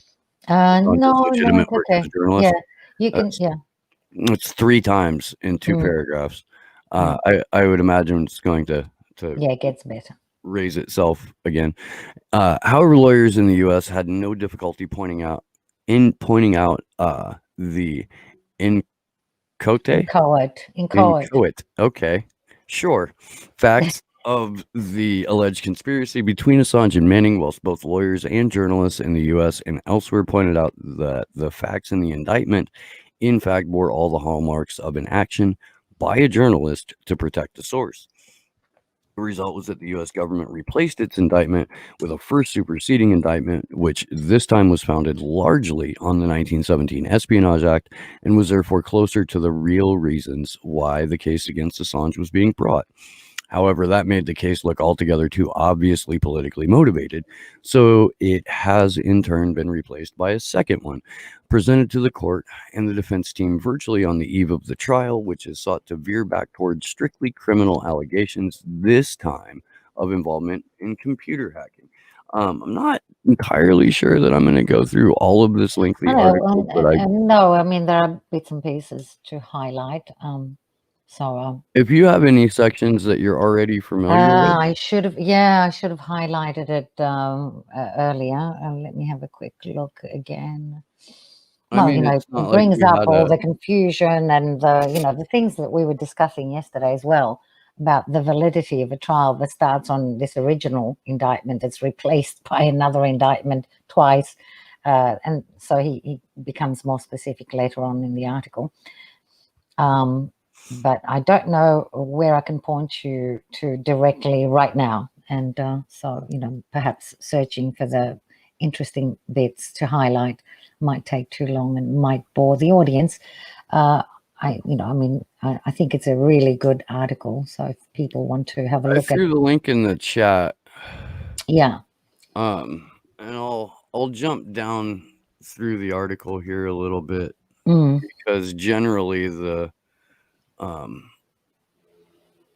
summation is something that Alex does well. But yeah, this is a fucking book. Well, unfortunately, he's a very good analyst. I think Alex is a really good analyst, and in order to reach a conclusion, one has to show the steps. And so I think he's done a very good job of showing how surreal this trial is. But okay. In summary, and in Alex's opinion, there's still a chance, however small, that Breitzer will decide the case in Assange's favor. If she does not do so, then I would have thought, based on what has happened over the course of the hearing, that Assange will have good prospects on appeal. More encouraging than what has been happening inside the court, where the outcome remains very much in doubt, where the prospects must be considered problematic, to say the least, is what has been happening outside. And that's where I'm going to stop the share screen.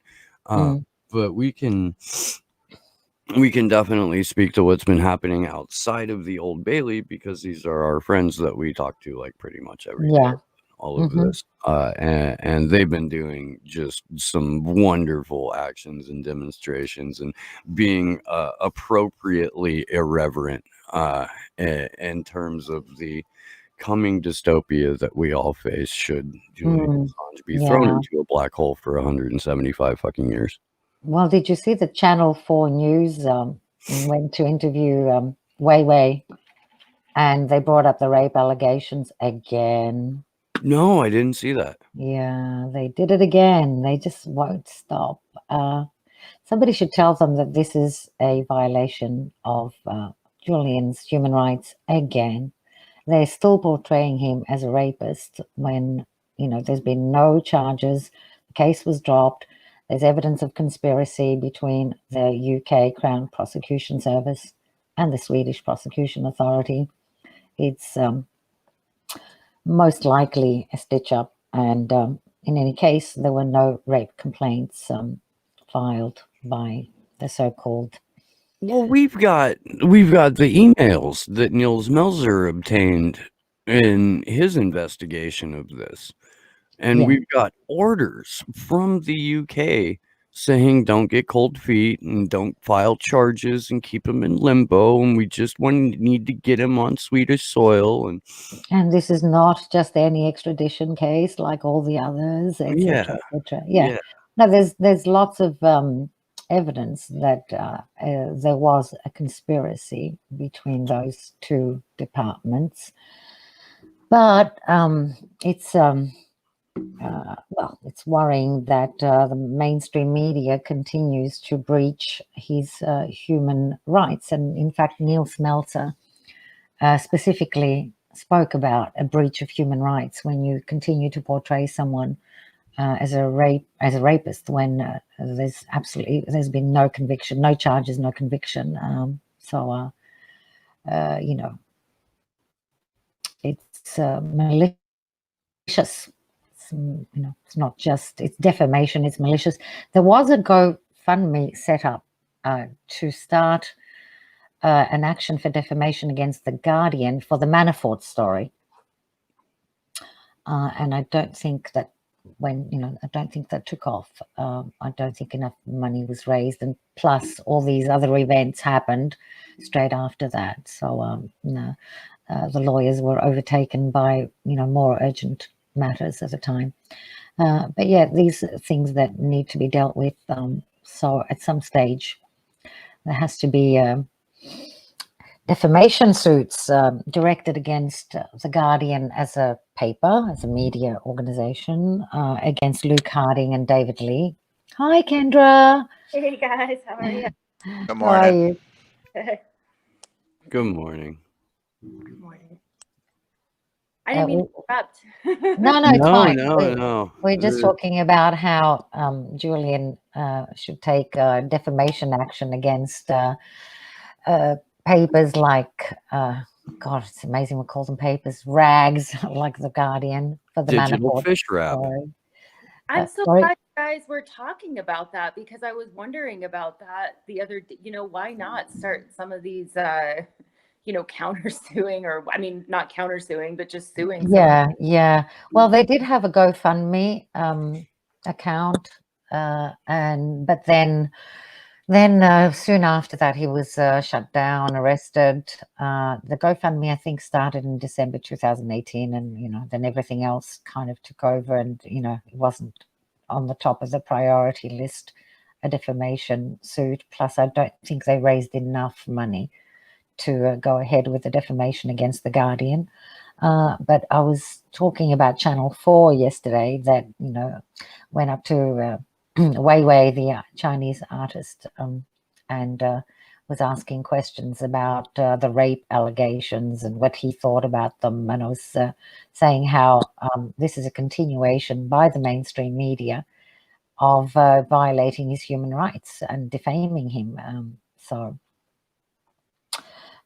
yeah, they're continuing with their so-called rape smears in the midst of all this. They are incredible. There's some organizations that are just never going to let that die because they know that their readers are only capable of processing fact-free red meat.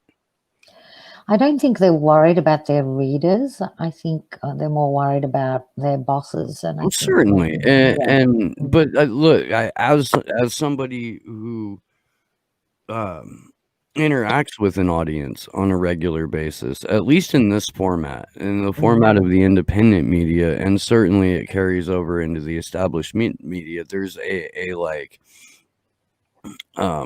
unintentional, I don't know, sort of like guidance that goes on. And with some content creators, and I'm going to do my damnedest not to just say anybody's name because I said I fucking wouldn't. I don't know if they're lying. If there are reporters out there who are lying, not supposed to. Anywho, well, if they're lying, some people, they literally train their audiences to only react to certain things, and at least in the U.S., those certain things are like wagging your finger at establishment Democrats and only paying attention to electoral politics and only paying attention to certain aspects of policy inside those electoral politics, and all other information that crosses those audiences' purview is filtered out and tuned out. And this is exactly the same in establishment media. So if your bosses want you to push this fake ass, debunked, dead and buried years ago rape story, that's what your audience is trained to respond to. So that's what you're going to push, because you're not a journalist. You're someone who carries out the directives of advertisers and oligarchs and feeds that bullshit to your audience, who is trained to respond to it and filter out countering information. Kendra, every time I see you in that hat, it reaffirms my instinct to try and trade with you when we were in DC. But I didn't want to give up. What does the hat say? Order another one. I had bought a A blanket. little bit more, just yeah. I mean, it's a Colorado hat, but Great, yeah, great hat. Like white duct tape and wrote "Free Assange" on it, which Great is hat. really fucking like old school punk rock about it, and totally fucking endearing. Let's make that, the latest fashion. Let's make a trend. Kendra's hat. It's funny because we had got, for DC, we had got a ton of whistles, so I had ordered a bunch of whistles and then also a blank hat, and I was going to write "Free Assange" on it. So this was, it got stolen off my porch, unfortunately. So like right before DC, so terrible timing, but we were able to make it work with this one. So Yeah, maybe we should make lots of those hats, and lots of duct tape, make them and thought of that, even a white T-shirt, writing on like all of my clothes, because that's like so frustrated that people. That's a great idea. I mean, you can get indelible ink, those felt pens with indelible ink that doesn't even go in the wash, and so people can make their own Free Assange T-shirts.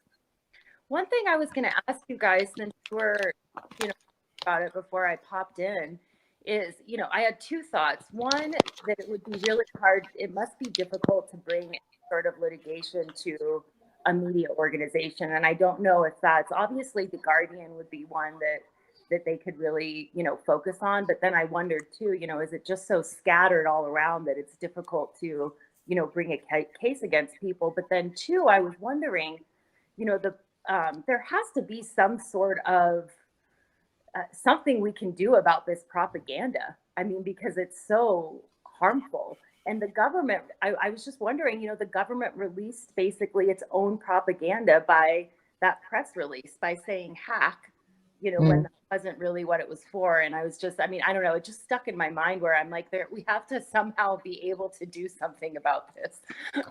Well, yeah, on a legal basis, there are several actions, but I don't think there's any money, and I don't think the resources exist. Even from lawyers who are, working, as volunteers, you can't start a case and not follow through on it. So, and for the moment, yeah, the main problem is this current extradition hearings. So I guess it's just not on the priority list for the moment, and we'll see what happens when he's released. And I will say when he's released. That's right. Yeah. That's right. But yeah, from our point of view, all we can do is keep. We can be the gadfly that stings. That's what we need to be. We have to get people to awaken in one way or another, and our only means at the moment is other alternative media, social media platforms. We need to be everywhere in small numbers and great numbers. Yes. I feel much better now that I changed my lighting a little bit. It's the little things. It is. Oh, yes. And good. Even a small pebble can start an avalanche. That's what they say. Well, look at WikiLeaks. Yeah. Yeah. If you recall your Bob Marley and the Wailers,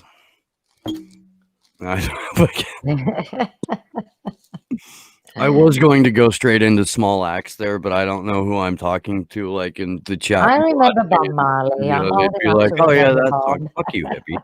Like, you know, There was one point where Susie Dawson had tweeted something, kind of towards the beginning about, like how long will they kill our prophets while we stand aside and look? And it's just, that same thing had been going through my head. And I was like, yes, there's so many applicable things.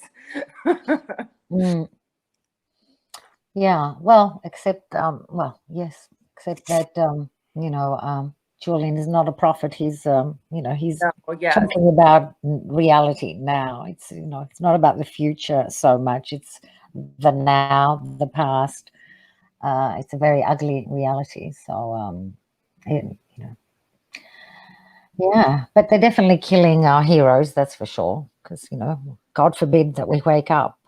However, for the rape thing, going back to what you were saying, what can we do? Women Against Rape has spoken in favor of Julian Assange on several occasions. So perhaps we could get the women's groups like that. So we're not relying only on media, but on organizations that protect women's rights, such as Women Against Rape, get them mobilized to get the message out that we do not weaponize rape. It's very dangerous. We're going to end up in a very bad spot if rape is weaponized, because nobody will believe anybody in the future.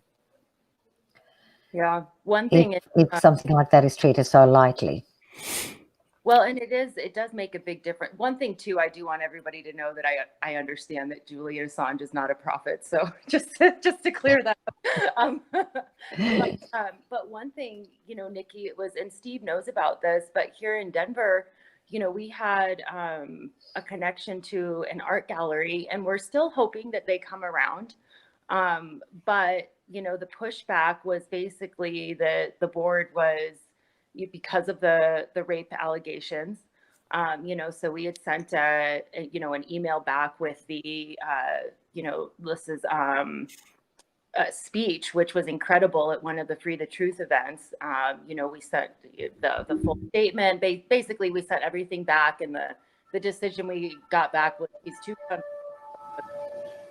So we kind of made our own exhibit at our rally, and we're going to keep doing that, because we are going to exhibit that in Denver. That is going to happen. Yeah.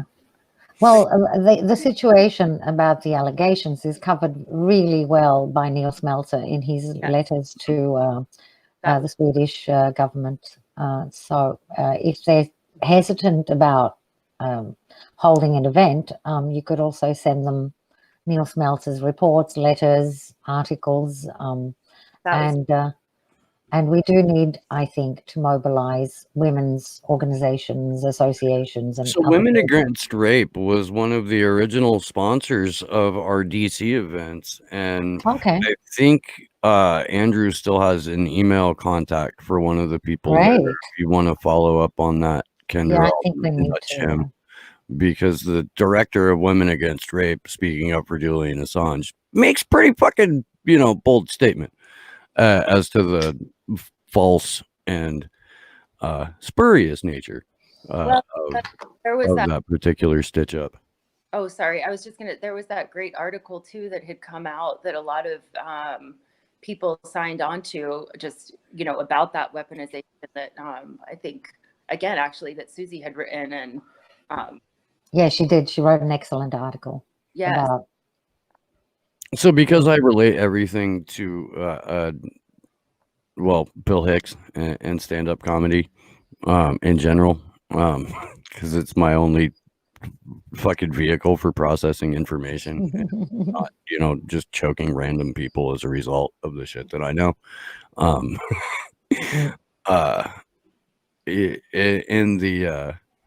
And the bit he does about the world just being a riot, there's a couple of like key lines in it, and many people have been on the ride a long time, and they begin to wonder, hey, is this real or is this just a ride? And other people have remembered, and they come back to us and they say, hey, don't worry, don't be afraid ever, because this is just a ride. And we kill those people. Shut him up. I've got a lot invested in this ride. Shut him up. And we always kill the good guys. You tell us that. And let the demons run amok. Yes, that is. Yeah. And that's historically true, but has society benefited from killing the good guys? Society has to take the religious overtones out of it, or the profit aspect out of it. Although there are several people who consider Bill Hicks a prophet, I'm not one of them, but he is the deacon at the church that I go to. Well, the modern church is the media, unfortunately, and what they did to Galileo and Bruno Giordano. Most people are not aware of who he is, Bruno Giordano. He's the first martyr of free speech. There's an excellent movie done about him by some Italian guy in the 70s, I believe. Some Italian guy. I'm familiar with this. Yeah, I can't forget the name. Yeah. But can I look for the photo? I've taken a screenshot. It's really disturbing. A photo, not of the actual guy, because he was, burnt at the stake sometime in the 1500s, I think. But I took a screenshot of the movie, so let me just find it. And somehow, is there a way for me to put it up? In the lower left-hand corner, there's a rectangular box, and if you okay, let me find it first, because I'm not that high tech. So let me find Bruno. Have you either read the book Good Omens by Neil Gaiman and Terry Pratchett?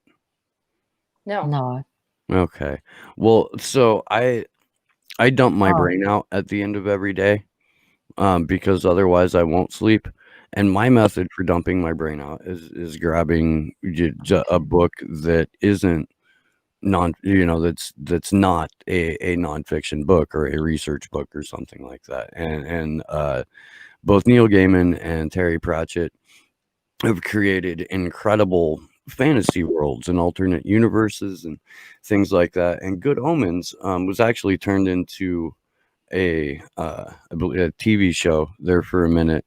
There was a point where like 3 of Neil Gaiman's books were like all #1 TV shows because everybody's ran out of ideas and nobody hit up Neil for some reason, who's had a lot of them. At any rate, Good Omens is about Armageddon.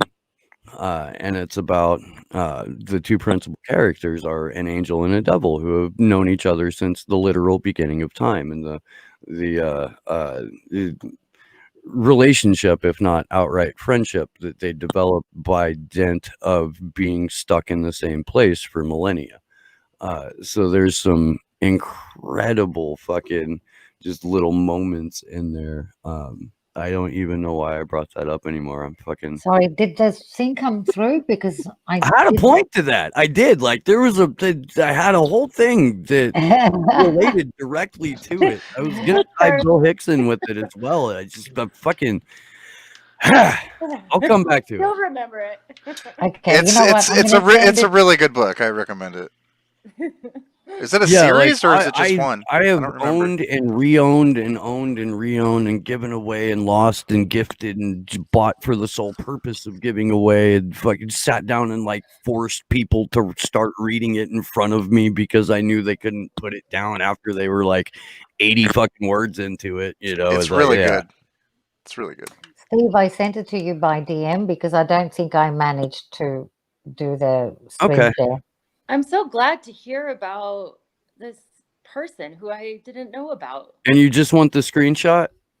Yeah, if you can put that up. Well, it's a screenshot from the movie, not the actual guy. Yeah, he's a very interesting guy. They call him the martyr of free speech. Okay. But it's a shocking image. Yep. Yeah, this is what we're still doing. Oof. Yep. Martyr of Infinity, Giordano Bruno. Yeah, he was. That was done to him by the church, and we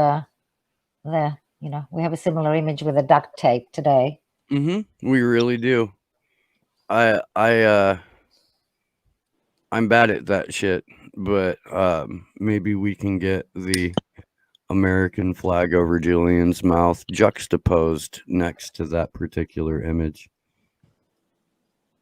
With a little Talking Heads quote, next to it, because it's the same as it ever was. I've got screenshots of Julian with duct tape. Let me just send one to you by DM because I'm not managing. Yeah, I'm gonna reiterate the fact that I'm a technological fucking munchkin, welterweight. There you go. This is one I like. Punching way above my weight class. You've gotten a little better with it. This is one I like. My moments of self-deprecation, Josh. You are. It's one of my more relatable features.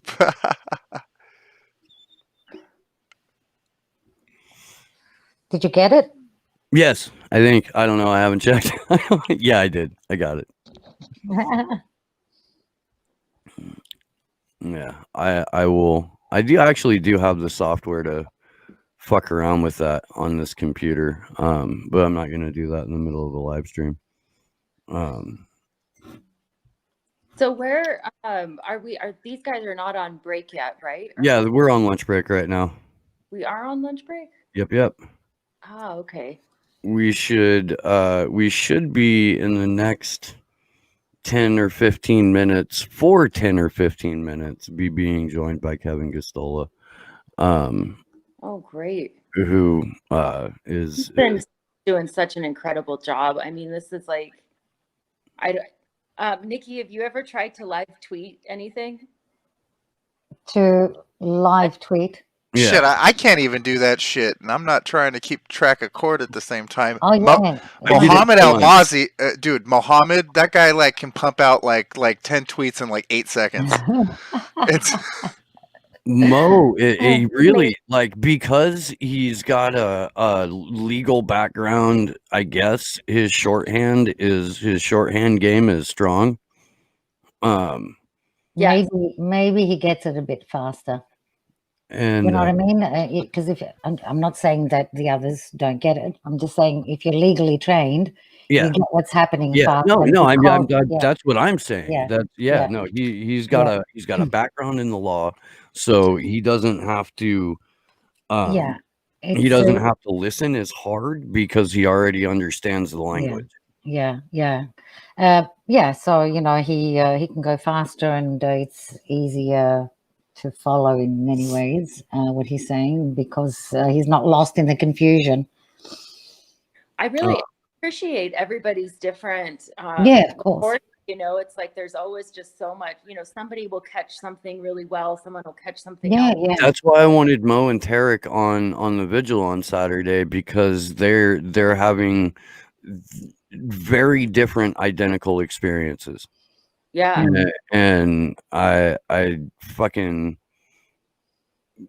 really enjoy it when people go through the same thing and have a completely different way of viewing it, and then it just helps you form a more complete picture of exactly what's going on. That's why we're going with like 5 to 7 different accounts when we're covering. Well, when Julian was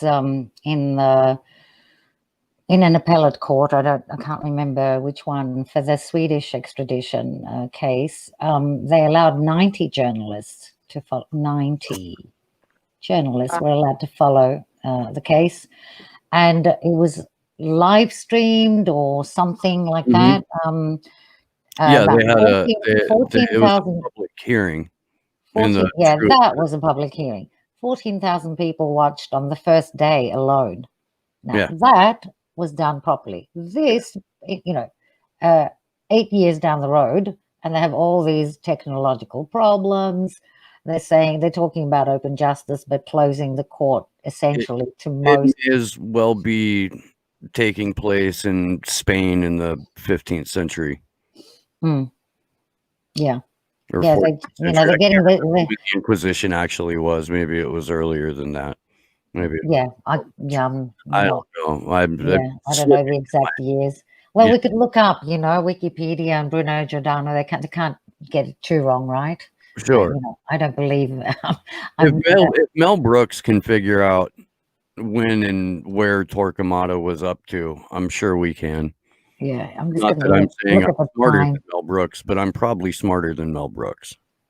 Okay, so no, I wasn't too far out. He was born in 1548 and was killed, burnt at the stake in February 1600.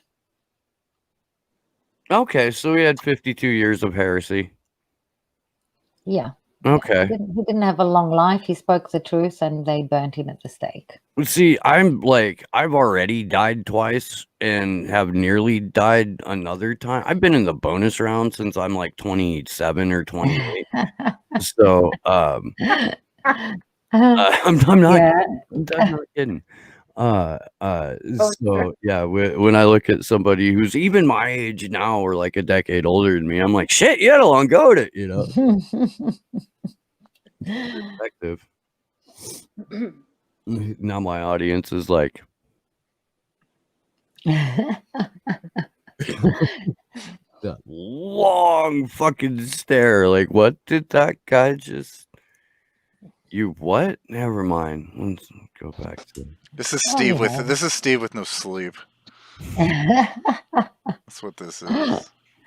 Oh. I mean, it's not like I filter my thoughts in the first place. The microphone is still right side up and in its proper place, so I think we're okay. That happened once, dude. Once. Okay? Like.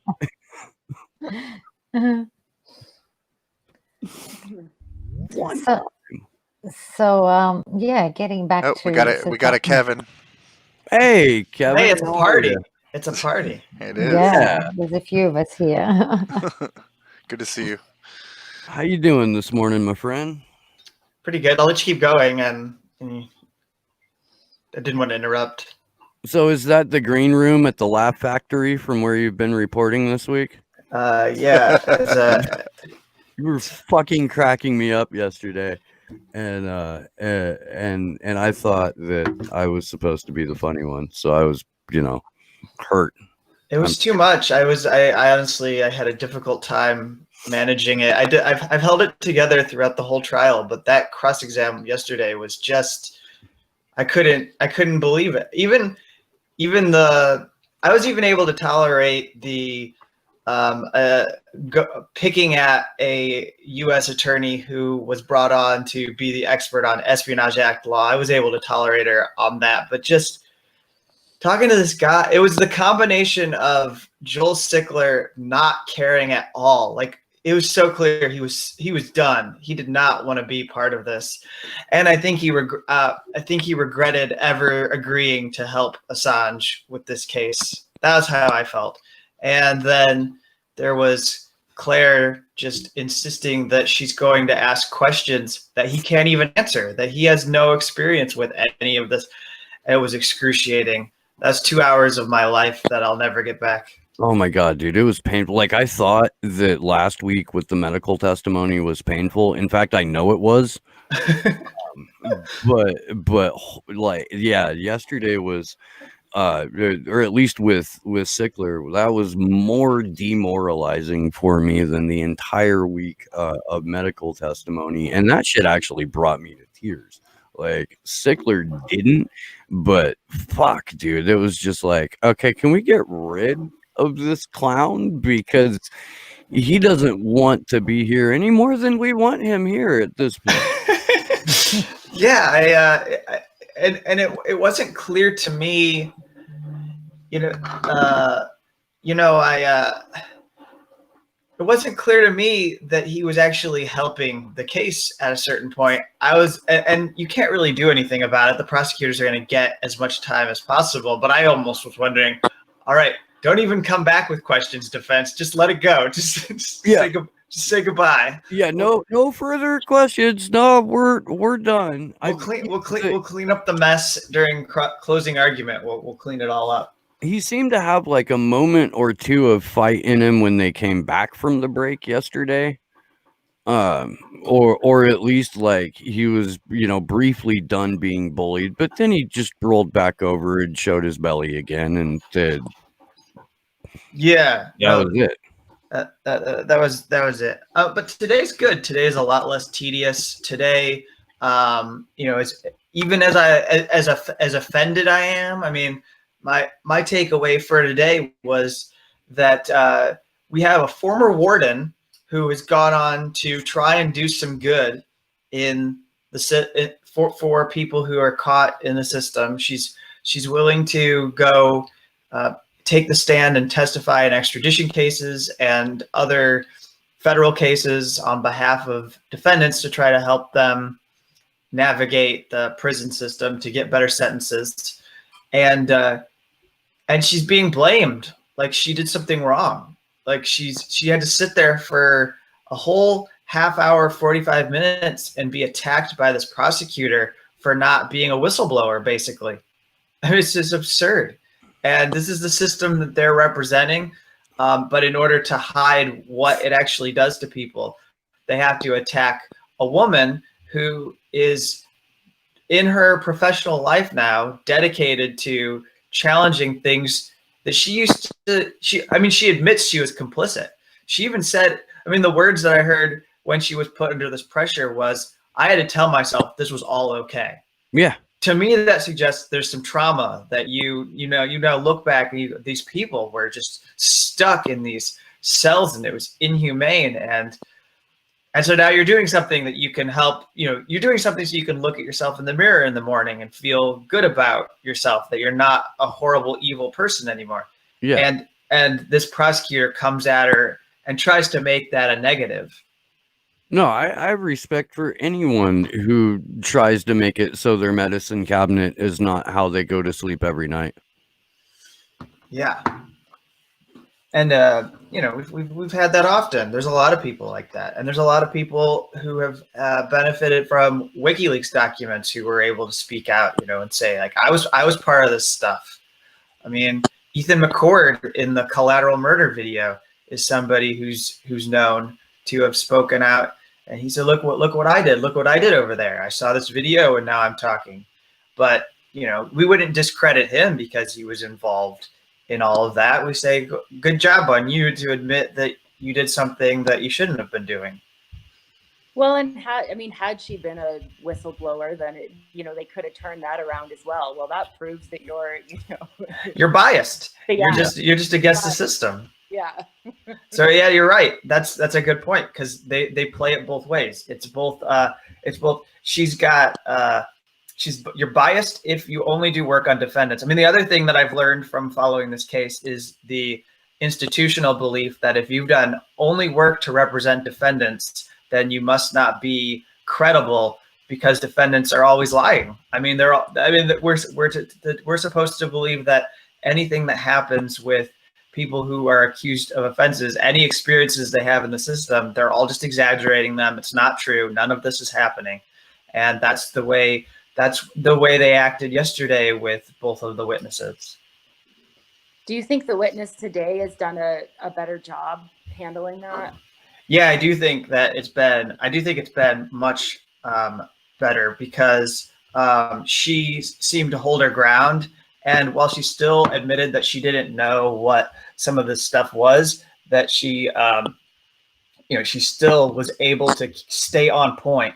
So when she didn't know unfortunately for Joel Sickler yesterday, the weakness of his testimony was in when he didn't know anything that they were talking about, he would just throw up his hands and give up and hope that, this cross-examination would be over. And I don't think anybody, we hear that it's going to be 2.5 hours. And I think later on during it, he realized there was still an hour left and that this wasn't going to end. But I do think at a certain point in his testimony, he probably thought, if I just shut up, she's going to stop talking. She's going to stop asking questions. So I'm just going to not give answers.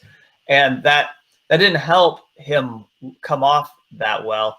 And so today, what Maureen Baird did to maintain some of her credibility was, if she didn't know the question, she would at least still maintain, she'd still keep coming back to the talking point that she had in her submission, that were the things that were important for the judge to focus on, which was good. So for example, without being like vague, because we can talk about specifically what she said, she would be asked about this so-called 3-step program kind of thing that the prosecution has talked about, that if you're in special administrative measures, you could, if you're in good behavior, you could start to get some, and she even said, it's like, well, you could get an additional phone call, or she says you could get this. But the third phase is that they might allow you to have physical contact with inmates. And she says, well, for that to happen, though, it even says you have to modify SAMs. And in my experience, as somebody who worked in the central office where we were placing prisoners into facilities, and then also when I was a warden, my experience is that it's just unusual. It's really unusual for anyone's SAMs to be changed if they are put under the designation. So yes, they have this, but she also said it's not really a program. It's kind of like just there. It's almost like things that they can do for SAMs. I don't know, like it's not, it makes it seem like it's kind of like it's their cover your ass material. Yeah, but you know how like we have like if you were gonna try to quit drinking, you might have like a program that you can have, like a 3 or 5 step program to move away from that. But it's not like that. Like it's not organized in any way. It's just at their discretion. Right, and they're not going to give you bad coffee and cigarettes in a Supermax prison as your means of getting rid of your protection. Oh man, that's terrible. Oh, man. Right, they're not going to do that. No, but I like this witness. I think it was it was a good score, if you can call it that, for the defense to find her and have her invited to take the stand, because I think what she brings is something that previous witnesses were missing, which is she's been on the inside. So yeah, it was her and who, I can't remember the guy's name, but the U.S. Army Cyber Command guy, Patrick Eller, that's right. Yeah, who we had last week on Friday. I mean, his testimony was, I mean, that was gold. That was, I mean, you get somebody like that who has that experience, who will not tell you to, go fly a kite for, like that is a great person to have, because, he's a U.S. military guy. He could clearly despise Julian Assange. And I said, I think in my commentary, I said, this is a guy that would have been asked to review the evidence or work on the computer evidence in Chelsea Manning's case. And now he's testifying for Assange. It's great. So do you know who's coming up this afternoon? We have somebody named Lindsay Lewis. They've referenced her. So, these are kind of like last minute witnesses. This is an interesting part of the story. If as we follow the process of how all of this unfolds, they were blindsided with some of these submissions by the prosecution about the state of the U.S. prison system, things that Gordon Kromberg that they were going to lean on Gordon Kromberg saying, and they needed their own. It was clear they needed their own people to challenge what this assistant U.S. attorney has been saying over and over again, because it's not true. Like, the thing that I was most focused on yesterday was the whole talking through the doors and the windows. To me, that's one of the most terrible lies that has been told to us during this extradition trial, that if somebody is in the in administrative segregation, that they can talk through the steel door of their cell to other prisoners. Like, I think in my fantasy, I would like to stick the entire prosecution team in the ad seg unit of the Alexandria Detention Center and see how long they can carry a conversation without losing their minds. I think that'd be a great exhibit. I think we should do a test. Just have the judge tell him to go there and send her a video. Right. I know. Let's take a field trip. Yeah.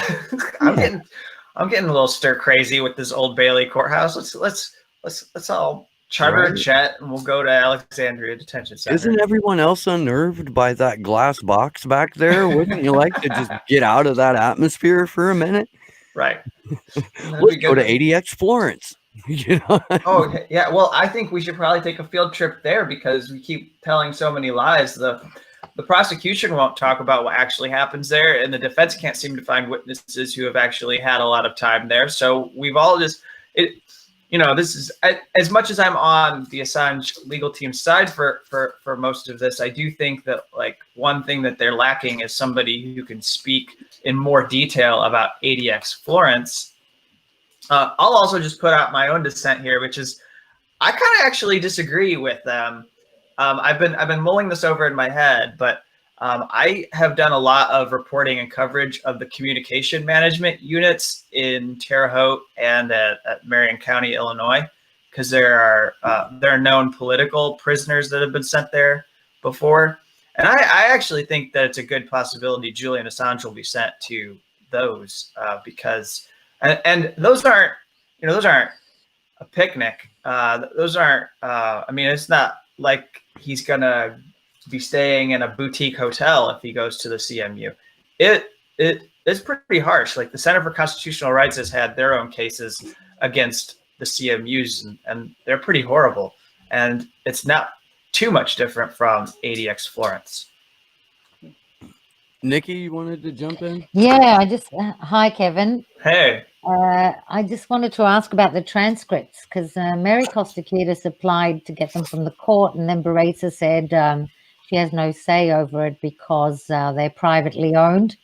And apparently the people doing the transcripts are paid for by both the prosecution and the defense 50-50. Yeah. So is there a way for you journalists to get the transcripts from the prosecution? Can you get them to agree to release the transcripts? So I think the issue here is kind of a logistical one, is that you're not going to get a transcript from anybody during the actual extradition trial because they have to prepare it for release. And the problem is that they're busy working on the case. So to be fair to Mary, I understand the frustration, but I don't think they've actually said no. What they don't know is who's the person that's supposed to deliver it. And see, the problem is that normally the court would have to put together the transcript and then they would release it. So they do all the labor to get it prepared to give to the journalist who was requesting. So somebody on the prosecution team or somebody on the defense has to prepare it for release. So I don't know what Mary's asked for. She's asking for all of it because I don't know if they're going to give her She asked for all of it. She asked for all of it because there've been so many problems following the trial with it, technical problems and the video links, etc. So she's got good reason to ask for it even before it's, I'll reiterate here real quickly that if you go to Tariq Haddad's website under archives, he's got all of the skeleton arguments from the prosecution and the defense and all of the witness statements for the first 2 weeks, not transcripts of testimony, but their prepared statements, which are also incredibly useful. And how like Tariq's put together an incredible research tool in that. And then Andrew has taken it upon himself to like scrape all of the live tweets from basically every account that's covering this. And put together a summary of events that also include like the daily update videos from DEA and Christian Harrison and Rebecca Vincent's running commentary throughout, and that is a project that he's devoted an incredible amount of hours to, and all that spare time we don't fucking have. I have another question. The CVP video links, is everything recorded there? Is that actually recorded, or is it just live streamed but not recorded? Oh, I don't think they're, well, I don't know. I can't answer that question. But as far as I can tell, it's just that there's a live feed that is being fed to us.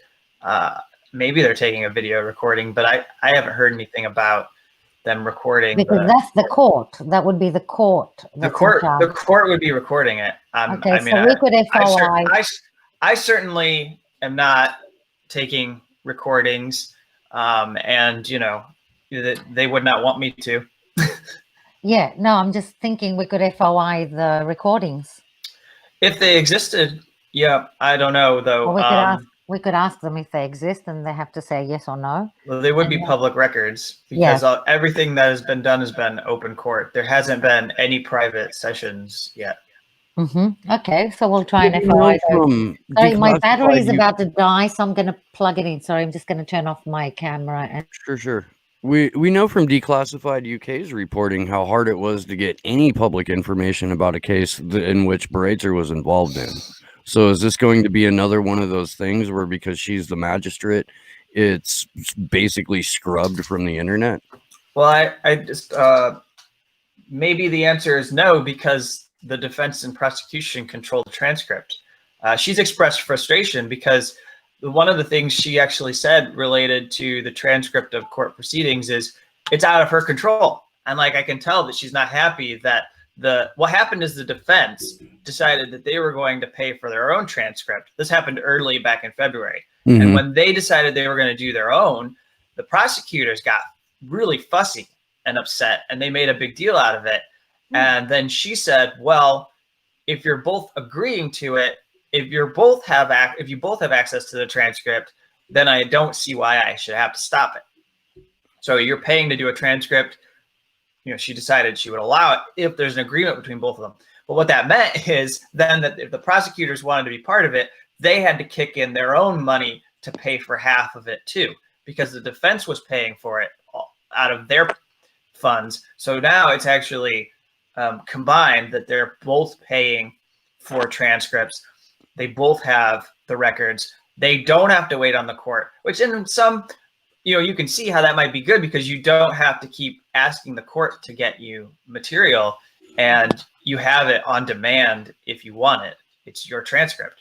But they have it. And I mean, I see no reason why the defense wouldn't release these materials going forward so that people could have these records. Well, I mean, it seems like, based on the nature of who the defendant is and the outlet that he captained, like, it would be kind of a no-brainer to just hand all of it over to Christian Ramsden, who would then post all of it to WikiLeaks. Yeah, they could do that. Or there's also the Defend WikiLeaks page that they could just throw it all up under Courage's.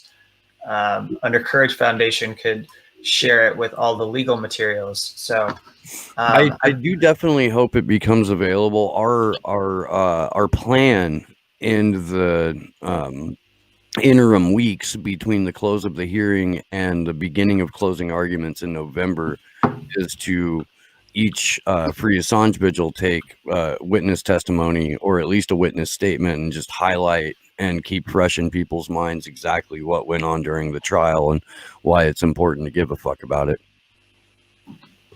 Yeah.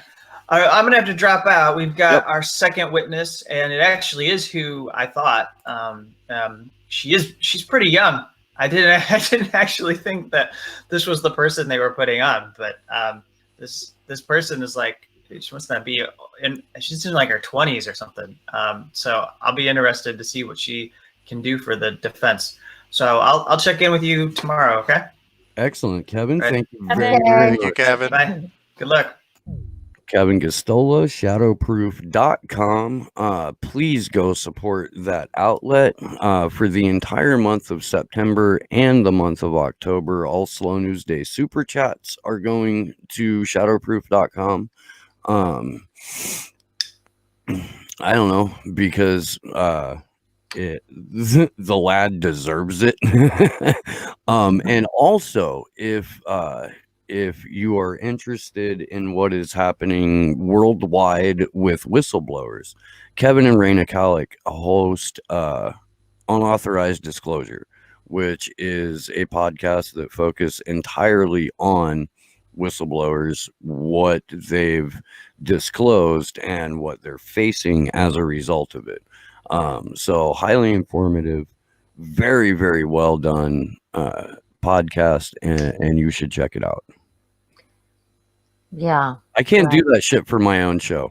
Like, I can't promote my own show like that. Like, I don't know fucking how. Like, it never crosses my mind to be like, and hey, but yeah, Well, we'll just all have to promote each other then. I'm not my own hype man. But going back to the Kevin all day long, but going back to the CVP video, I think it's probably being recorded. I'd be surprised if it's not. I think that the journalists who are serious about this case should get copies of the recordings. They're much more reliable than a transcript. Right. Liam Bobrick, I agree with you. Who's Liam?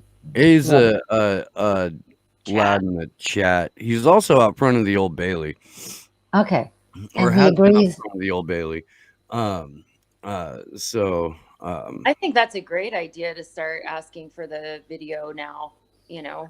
Well, Yeah, if anyone's recording it, it has to be the court, because it's Yeah. illegal for the journalists to record it, and they face up to Mhm. 5 years for hitting record on that.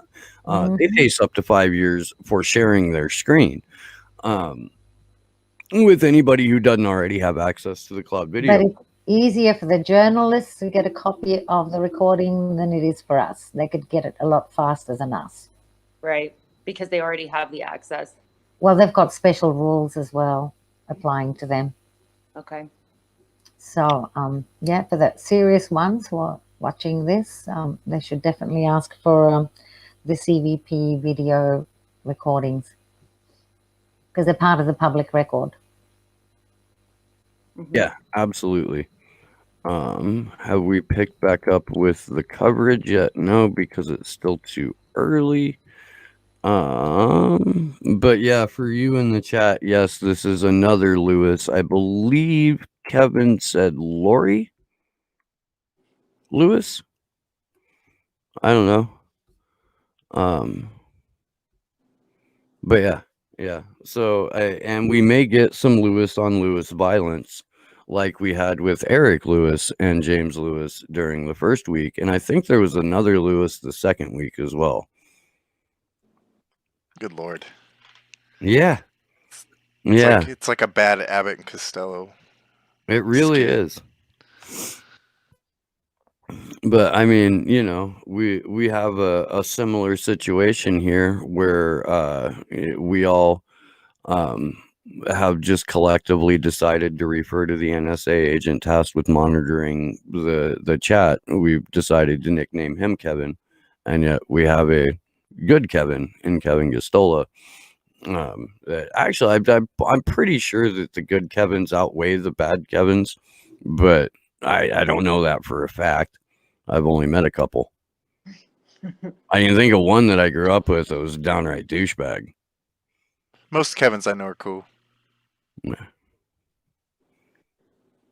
I am bummed because I did want to ask Kevin a question, because one thing that I am slightly confused on, and maybe you guys could help me out with this at all. I mean, there's all this argument about what SAMS is, but has there been any statements or anything from the judge or anything from the prosecution that he wouldn't be in those? Or is their argument basically that we don't know and it doesn't matter anyway? Their argument is, sure, SAMS are alluded to a number of times in this seminal work of fiction that Assistant U.S. Attorney General or Assistant U.S. Attorney Kronberg has the affidavit that he created. Right. But they're saying Their argument basically is like, well, because they haven't been assigned to him yet, you can't say for sure that he's going to be under them.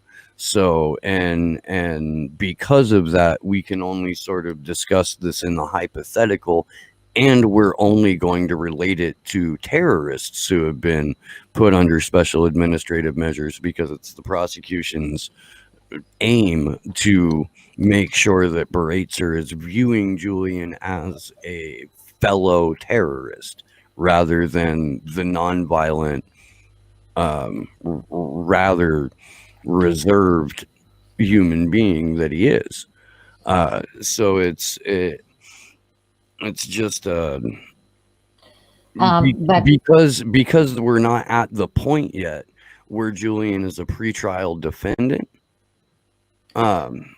No one's been able to specifically place him under special administrative measures, and that's really like their gray area that they're going after.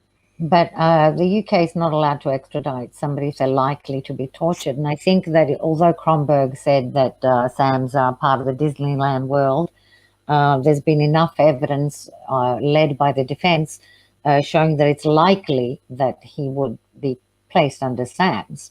So even though there's no direct evidence about SAMs, it's not a certainty, but it seems that what's been established is that there's a likelihood that he would be under SAMs and this would be torture. So I think that's why they're leading this evidence to prove that if he's extradited to the US, he would very likely be tortured. I don't think they need to prove that it's a certainty. I think the likelihood that he would be tortured is enough. And that's where I was confused with what the prosecution is. I mean, obviously arguing that that's not the case with SAMs, but then also I think that's what I was hearing to your point, is that just sort of gray area of, well, he might not even be, we're not going to commit that he would be under that anyway. Yes, but the defense has led evidence that it's very likely that he would be. And that goes to establishing the question of, is he likely to be tortured? Right. Well, we know for, 100%. I've got a correction to make. It's not Lori Lewis. It is Lindsay Lewis. Okay. Lindsay, they just started the questioning. This is from Mary Kostakidis. Because it's a defense witness, Ed Fitzgerald is going first. So he's just running through her background and qualifications. She's a U.S. lawyer, New York Bar and the Supreme Court, and has a practice in a law firm that represented WikiLeaks in a civil matter. And that's as far as I got with this currently. But let's see if...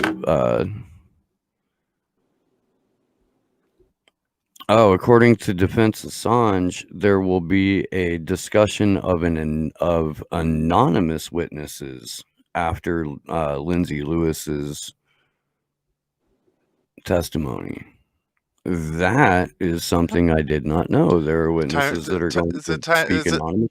Is it Tom for the psychopath pedophile? No, because there are no more prosecution witnesses being called. There are only 2 witnesses for the prosecution, and the last one was that Nigel Blackwood. Oh, weird piece of shit, son of a They bitch. didn't even end up calling those little shits. So, because they're part of the 3rd superseding indictment, and the witnesses that were slated for this hearing were all speaking to either the original indictment or the second or the first or the original superseding indictment. Fuck, this convoluted, man. There weren't any witnesses that had been called to testify specifically for this most recent superseding indictment.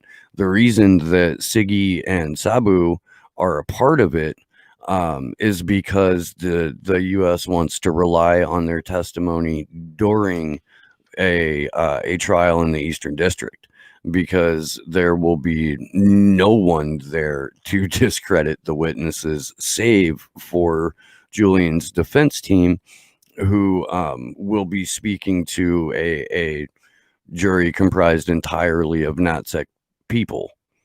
So, Yay. yeah. Lame. Yep. Rob Juno, Lindsay Lewis, we hope you're a good Kevin. I think she's going to be a good Kevin, Rob. I do. Oh,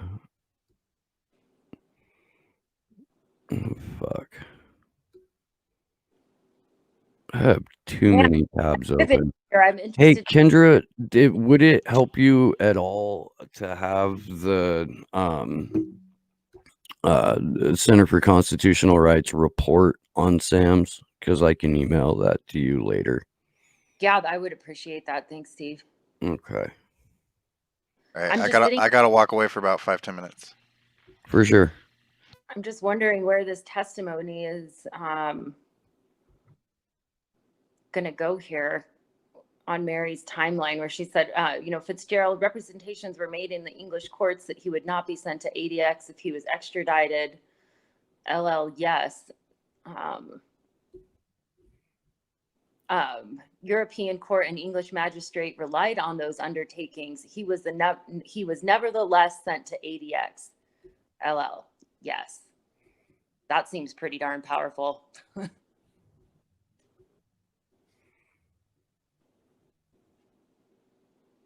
You're reading that off of Mary's? Yeah, off of Mary's, and Okay, yeah. So the case that Lewis worked on was Mustafa Kamal Mustafa, who was extradited to the U.S. and he will. The only other note that we have from Assange defense on that is that Mustafa is also known as and is referred to here as Abu Hamza. Mm-hmm. And they brought him up a few times in the proceedings so far.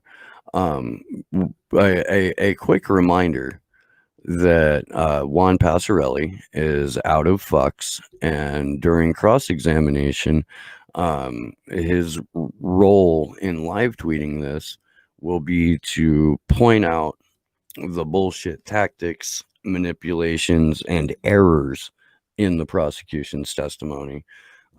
So Juan basically keeping me sane over the course of the last month, which I have personally thanked him for, and will likely do again.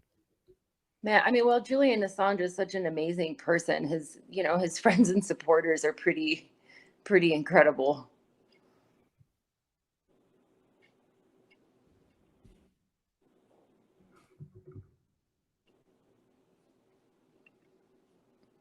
Okay. That was mic drop, I guess. I just, I was sending you the Sam's report. But yes, that was a very powerful statement, Kendra Christian. As well as just quiet. Just go ahead and Josh is having coffee, so we didn't have our dead air notice. Josh has given us some leeway on the morning shows and said that dead air is acceptable for brief periods because we're fucking masochists and we'll be able to it a little bit is excusable. Yeah, the floggings won't be happening. Right. During a vigil at night, then the floggings continue until morale improves and the dead air goes away. It's true. Yeah.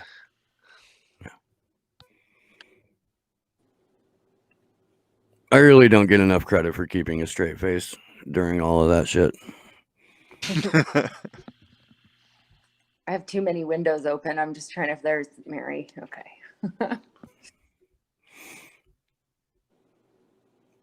No, that's not right. So Lewis, and from Juan Passarelli, Lewis has successfully defended a wide range of matters from extradition cases to high-profile cybercrime, terrorism, drug trafficking, and fraud charges. So even though, at least according to the good Kevin, She looks rather young, possibly in her 20s. She has had a pretty high profile career. I'm going to guess that if you're a lawyer, at least all the lawyers that I know didn't become members of the bar until they were like their late 20s or into their 30s.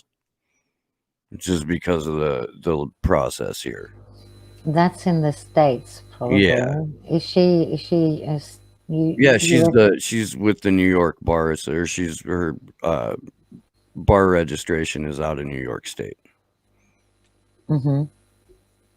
So I would assume that she's an American attorney. Well, she looks like she's in her 20s. Is she in her 20s? I'm not I sure. haven't. Where are you seeing a picture of this She chick? might be a very young-looking 40-year-old. Where are you seeing a picture of her? I haven't, but does Mary Kostakidis? Oh, I suppose we could look her up. She looks like she's very young and pregnant.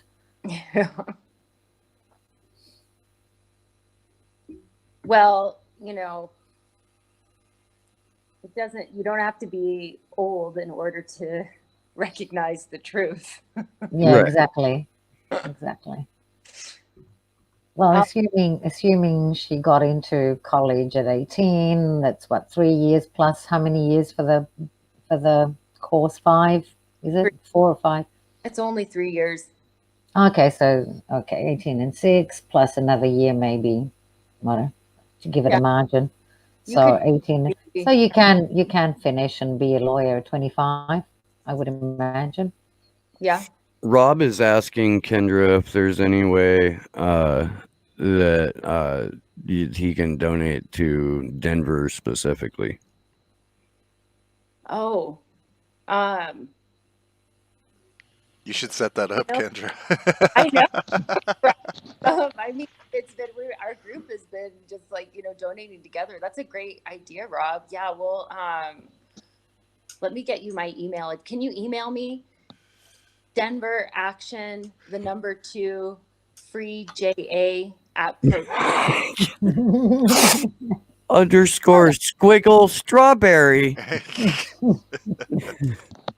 When you create all of these things, you do not think later about how long they are until you're typing them or trying to give them to people. It's truth.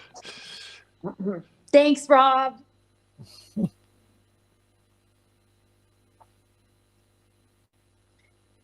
Can you explain the difference between the inner bar and the outer bar in the UK, Nikki? I just saw a chat here from Martin. In the UK, we have an inner bar and an outer bar. I don't know anything about an inner bar and an outer bar in the UK because I'm not a UK lawyer. Right. But I know, didn't know there if you're familiar or not. There is a distinction between solicitors and barristers.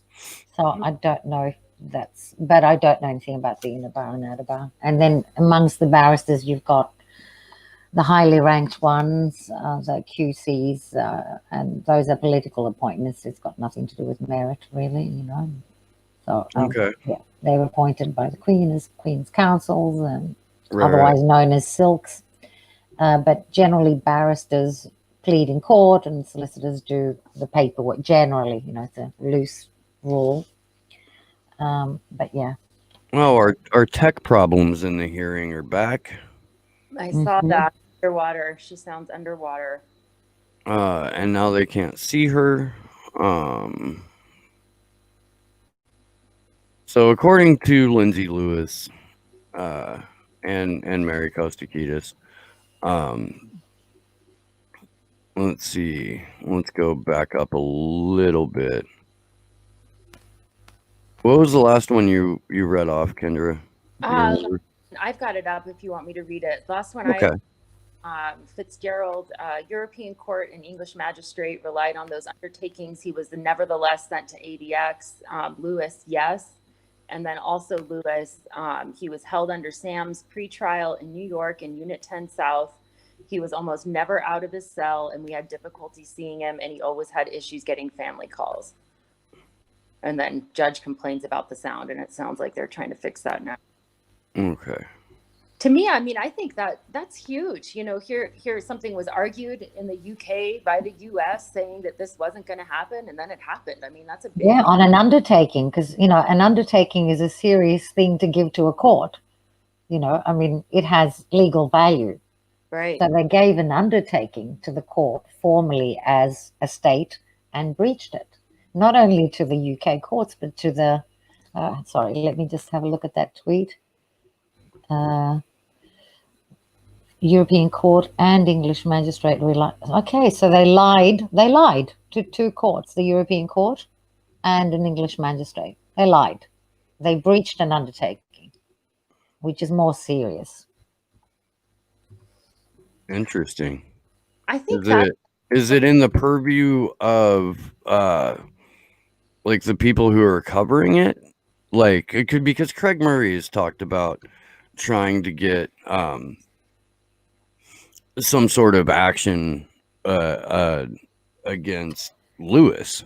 No, it's not the prosecutor who lied. I think here there's an argument by not an argument. I think who's LL? Sorry. That's Lindsay Lewis.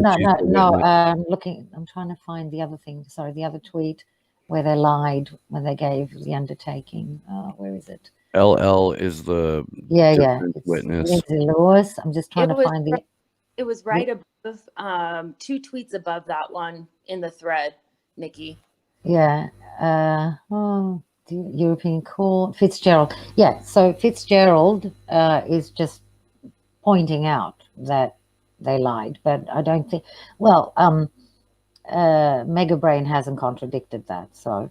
Well, I don't think he's. Oh, he may be. We don't know who's running cross on this one. Yeah. Yet, well, because they haven't. They haven't. I think he's going to have difficulty contradicting that. I don't think Fitzgerald would have said that or led this evidence if it wasn't solid. So I agree.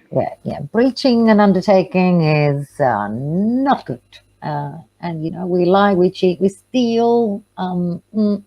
Right. Well, there's evidence of it all the time, but So thanks to Muhammad Almazi, we've got this a little bit more. Some of the opening defense examination of Lindsay Lewis going on. Let's see this. Yeah, that's what we were just talking about. Abu Hamza was held in near solitary and pretrial detention upon arrival in the U.S. After he was extradited. There was no interaction with other prisoners. Calls were not always honored. Sporadic. There were always issues.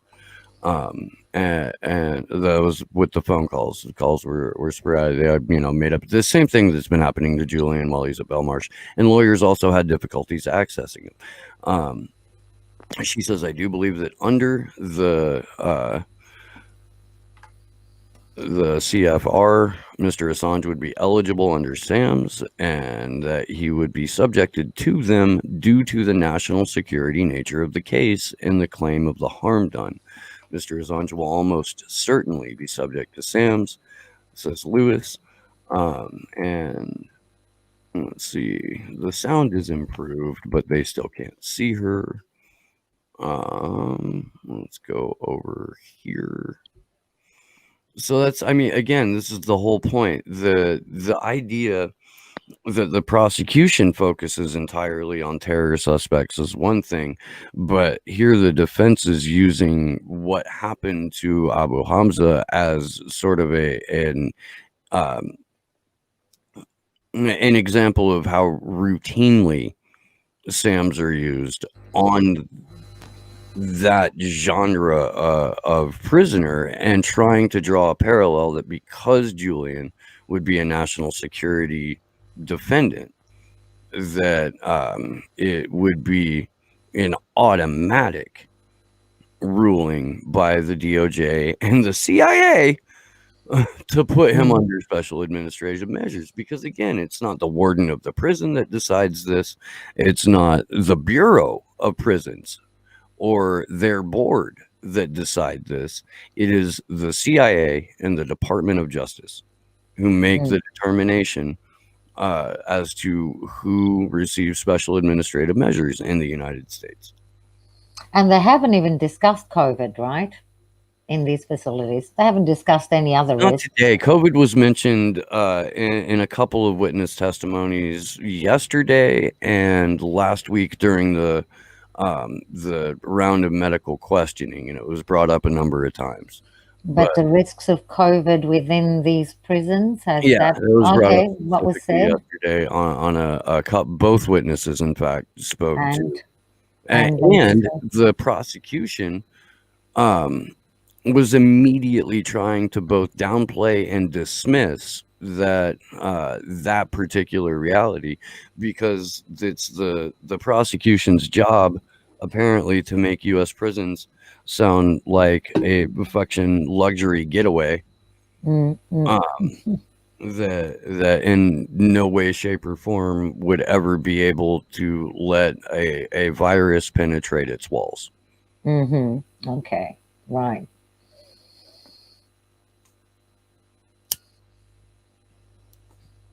They must still be having, I wonder, sound issues or. They're still having sound issues. Looks that way. I'm not seeing any new tweets out here from at least the accounts that I've got open. I really want the recordings from the CVP. That's what I'm thinking about. Yeah, I don't think that we're getting those recordings, but I'll take the transcripts as a consolation prize. Well, I don't know. I mean, maybe well, both would be fine. Available to the public. Look, if yeah. you guys want to go in, you know, if you want to like get a little pool of cash together so that we can obtain the transcripts and put them on like a shared space for us to use them, I'm into that. That'd be great. Well, if we can get them, we should definitely publish them. But I think that the prosecution will probably object. I have a feeling that they and well, they're paying for half of it, and so they, you know, they're privately owned. So, so you know, half they're privately owned on a 50-50 basis by both sides. That was not a good idea. It should have been. They should have either each had their own transcript provider. But yeah, anyway, I'm not sure how it works now that they're privately owned. I'm not sure that one side can publish without the other side chucking a fit. But they should definitely be published because this is a public trial, right? So there's no reason why. Right now, and I should have an answer. If not, you know, in the next hour or so, certainly later today. Well, and I would hope not, because they're both, you know, it's almost like they're both just purchasing it. So you wouldn't think that the other can determine what one. Do you know what I mean? Like, hopefully the other side, one side cannot determine what one the other does. Depends. It depends on what they agreed upon when they decided to share the costs, because they might have said, well, one cannot publish without the other, or you know, so it just depends on, you know, whether there is an agreement. I imagine that since both sides have lawyers, that there was a written agreement as to how this property was going to be handled in terms of publishing, at least. Right. So yeah, it'd be interesting to find out whether the defense is able to allow for the transcript to be published. All right.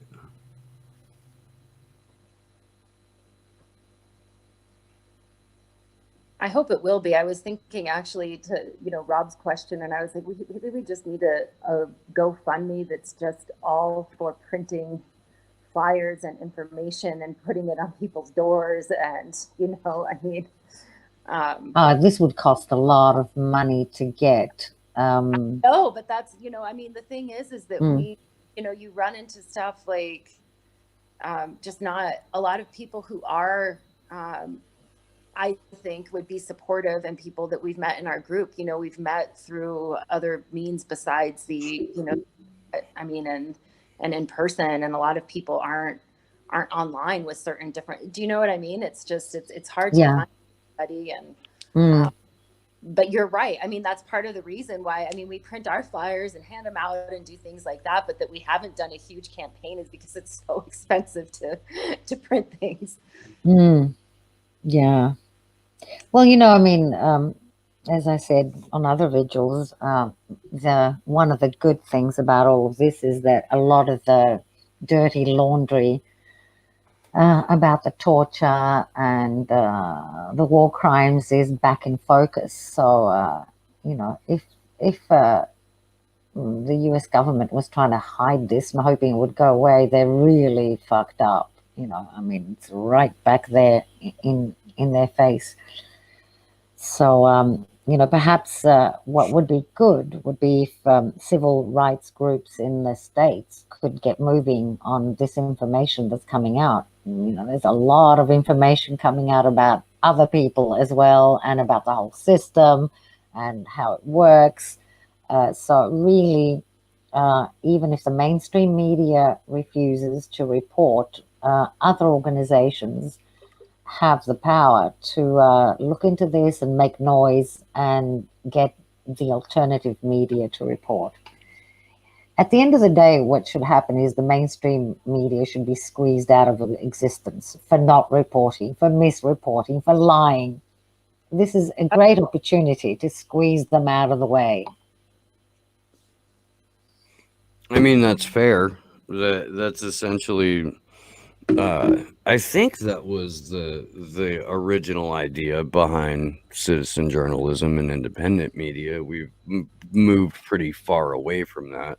Well, when I look at the Grey Zone Project, they do excellent work. And I was watching on Twitter, Aaron Mate, who put up something about the OPCW and the ambassador, the American ambassador in Germany, and one of the OPCW guys. Sorry, I forgot his name. Who had who spat the dummy, rightly so, on camera, saying to the ambassador, if you want to take me on, you come with me with your technical experts and facts. Don't just put out your opinions. Come and get me, but with facts. And I thought, oh, good on him, brave man. That's what we need. We need more brave people to, if you want slap to, these bozos out of the way.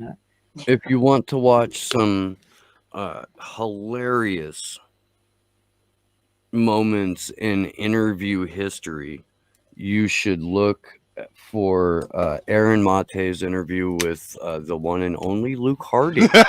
Oh, really? Oh, you haven't? Oh, God. I'm noting this. Aaron it's great. On to talk about the book that Luke wrote called Collusion. Okay. That's yeah. the title of the book. Yeah.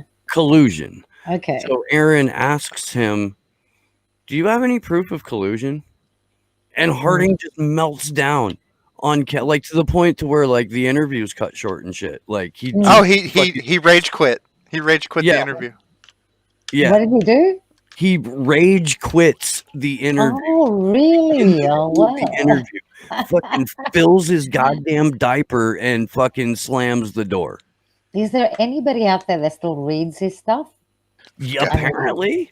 Really? It was his books bestsellers?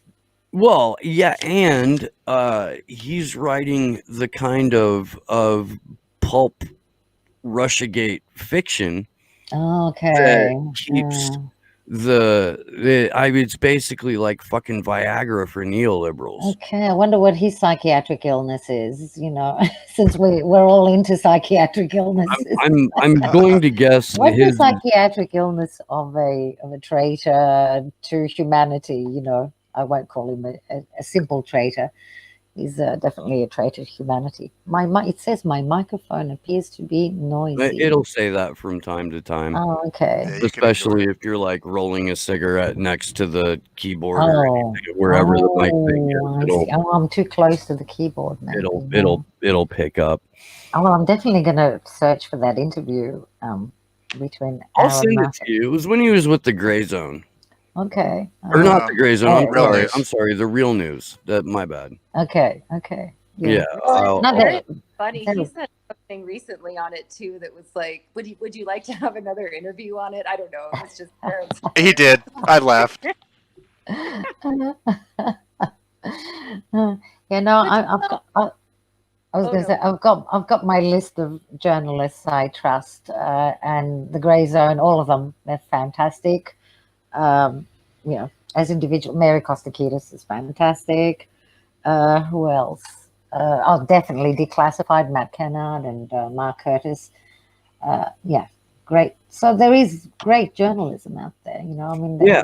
What's the US going to do? Lock up every one of them as well? Whoever They'll going to go after try. next? I mean, they cleared a lot of jails by letting out inmates that had COVID. Mm, I mean, We've got a lot of empty malls. mm. Yeah. All kinds of places that are just ready-made dissident internment camps. Mm. And we've got Agenda 21 and Agenda 2030 that specifically outline the use of those facilities as dissident internment camps. Well, maybe the real dissidents should, I don't know, get rid of those camps in one way or another. I don't know. I won't give them ideas.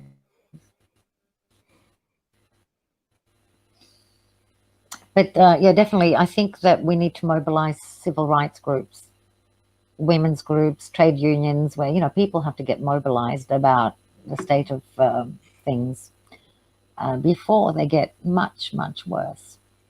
well, it's been really, I mean, I don't know, a year of lessons, but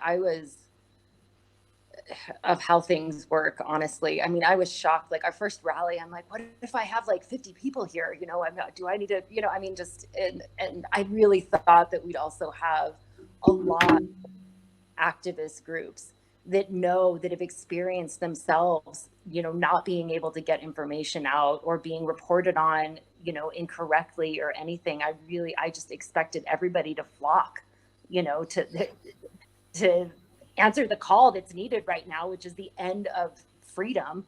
I mean, it's not an exaggeration. Sometimes I find myself tweeting or saying something. I'm like, gosh, it feels so, because we live in such an exaggerated society. Do you know what I mean? So that now really is like a big, big issue. People are used to hearing this language that's thrown around about free press and things that nobody really means it. And here we are. Well, we only need 10%, as Margaret Mead said, you've got 10% on either side. You've got the 10% of the vicious barbarians, 10% of the really good people. Everybody in the middle can be swayed either way. And we just need to find the 10% of the good people. And I think we're finding them. I mean, we see like here, KGNU, our local radio station, they interviewed our group for our rally. And then I've also heard, I heard Kevin actually on an interview with KGNU, one of the shows there, so I do think that some of the local media is starting to report. Yes, local media is the way to go. We go small, local, and then we build up, definitely, because, nothing works from top down. It's got to be bottom up, grassroots, local, small, and we expand. That's the way to start the avalanche, with the little things. So that's a good way. Your strategy is great. Good way to, we've got some more tweets from Mary. Okay, right. Now, apparently the sound issue is worked out to the point to where they've continued the defense examination. Fitzgerald says, describe the conditions under which Hamza is held. Is he permitted to associate with other prisoners? Lewis says, not at all. There are long-term physical and psychological effects. Mental illness is not a bar. You have to have a very serious mental illness, and even if you are psychotic, you will remain there under SAMS. Unless they deem security, or as they deem security is a problem and there isn't anywhere else to put you. Whatever the Cunningham privileges are not available to Abu Hamza.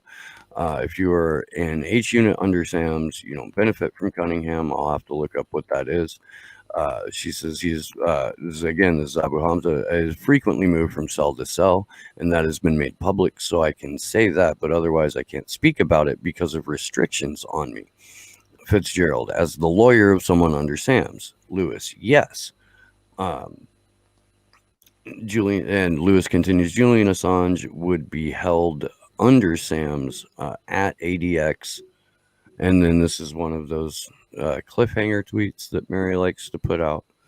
There we go. And the follow-up is, most inmates are completely alone for many years, with a visitor called generally once a month. Difficulties getting family visits for him, ergo is again Hamza, ergo his young grandson, who shouldn't present a security problem. And then her sound cuts out again. So, and I dropped the link, the Center for Constitutional Rights report about special administrative measures into the chat. I will do that again. This is the PDF with the full report. Actually, you know what? I'll just go to the website because it'll give you more than just that. Here's all of the documents related to this. And I'm going to go around the channels that I at least have moderator or owner access to drop this. I can't do that on the MCSC network, but I will get a hold of Nico later and make sure that if he doesn't do a full episode on it, that he at least makes it available to his audience. Yeah, I did a vigil partly with Nico on the day that Julian was arrested with Vivian Kubrick. We had an emergency vigil on that date. So I remember. Yeah, Nico House was there, Gordon, DeMac, and a few other people. But yeah, the main people that were on when I was on were Nico, Gordon, Vivian, who else? A few other people. Yeah, that was a day to remember. Yeah. Gordon should be joining us tomorrow. And I'm looking forward to that. We're supposed to have in about 40 or 45 minutes, Adam Kokesh should be jumping in briefly. It's going to have to be briefly because I've got to go to fucking work. I know, me too. I'm going to have to skedaddle here pretty soon. Well, I'm going to look at the response I got from the Crown Prosecution Authority. They did respond to me, but, you know, I looked at it quickly. It looked like bullshit, so I thought, I'm too angry, so I'll look at it tomorrow or the day after. One must never respond in a huff. That's true. Certainly have learned lessons from that the hard way. So yeah, well, no comment. At least I got them to respond quickly because they wanted more time.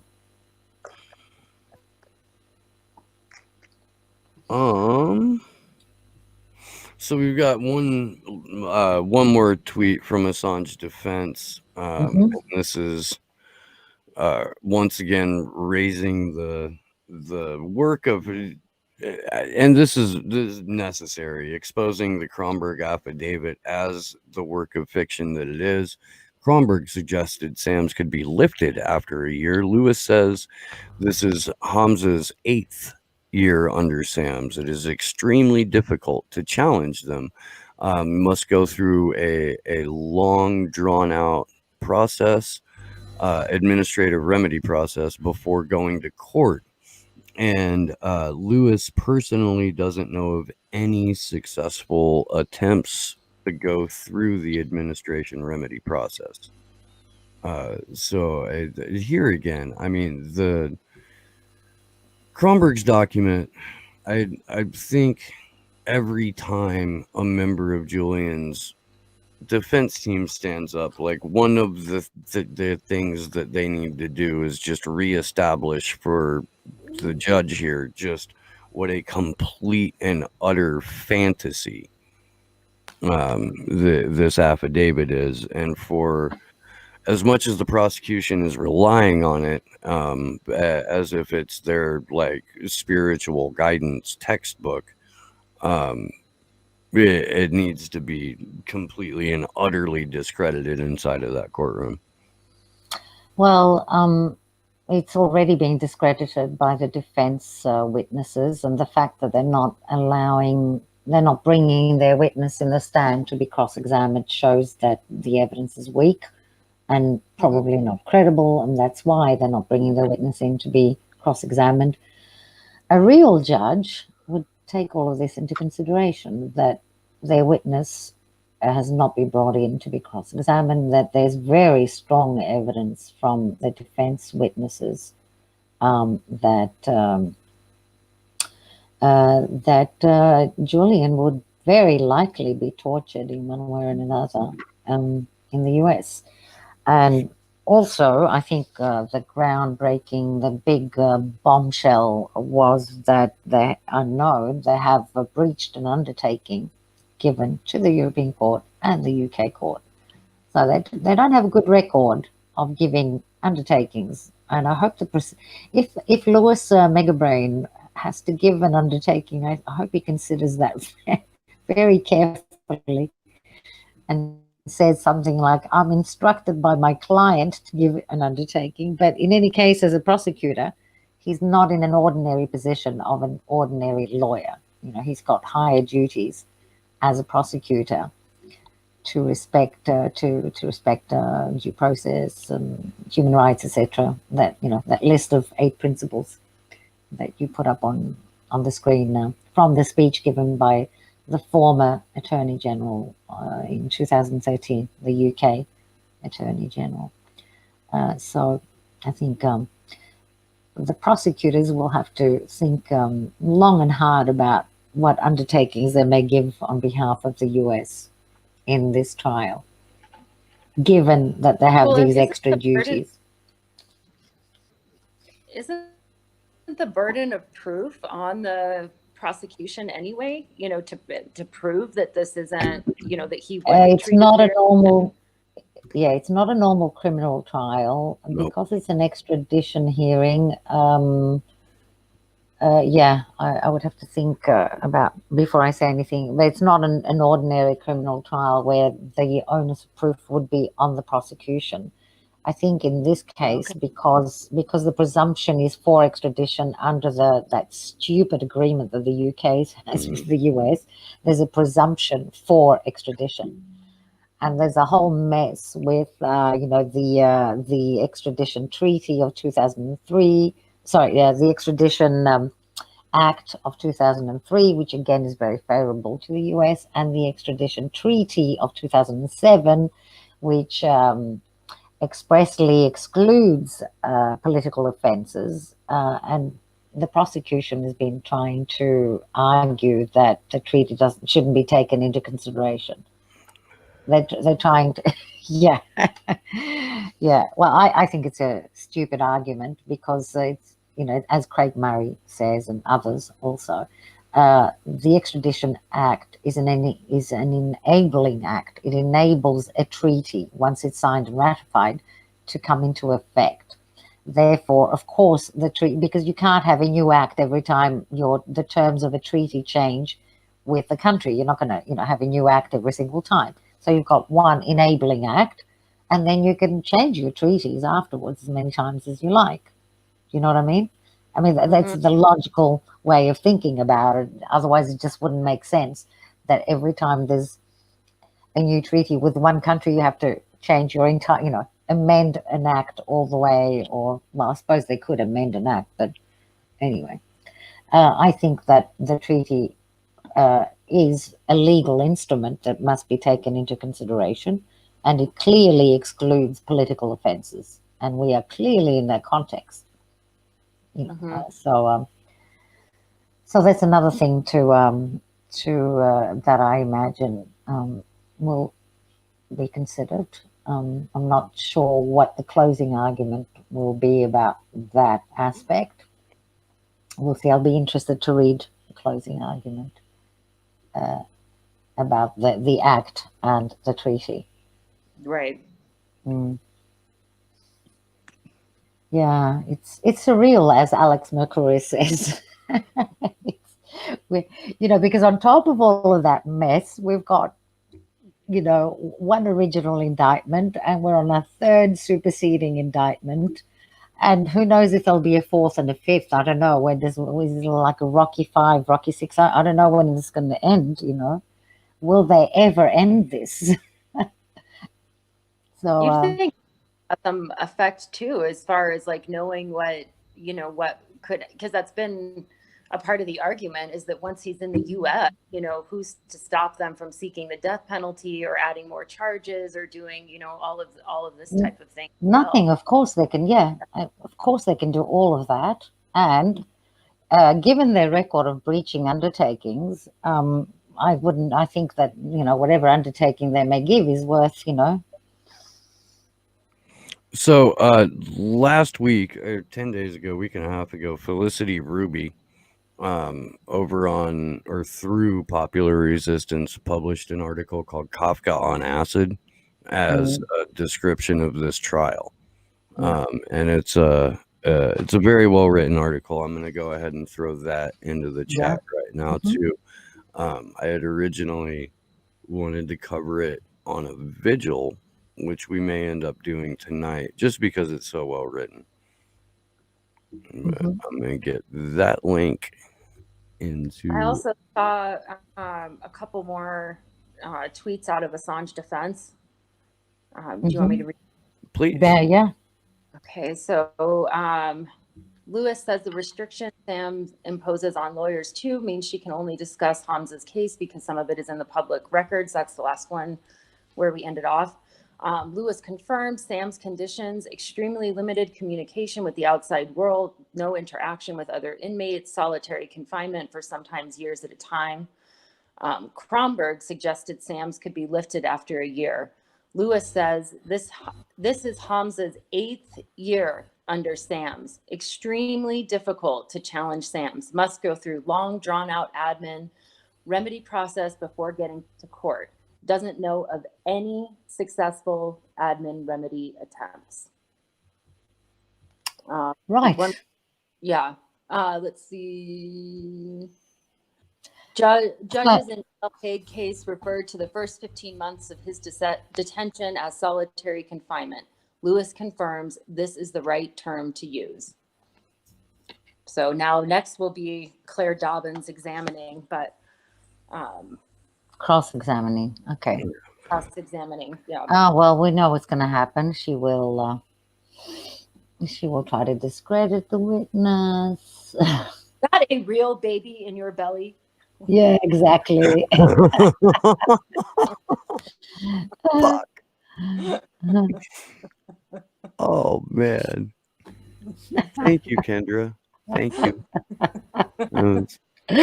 That was the shot that I needed. Well,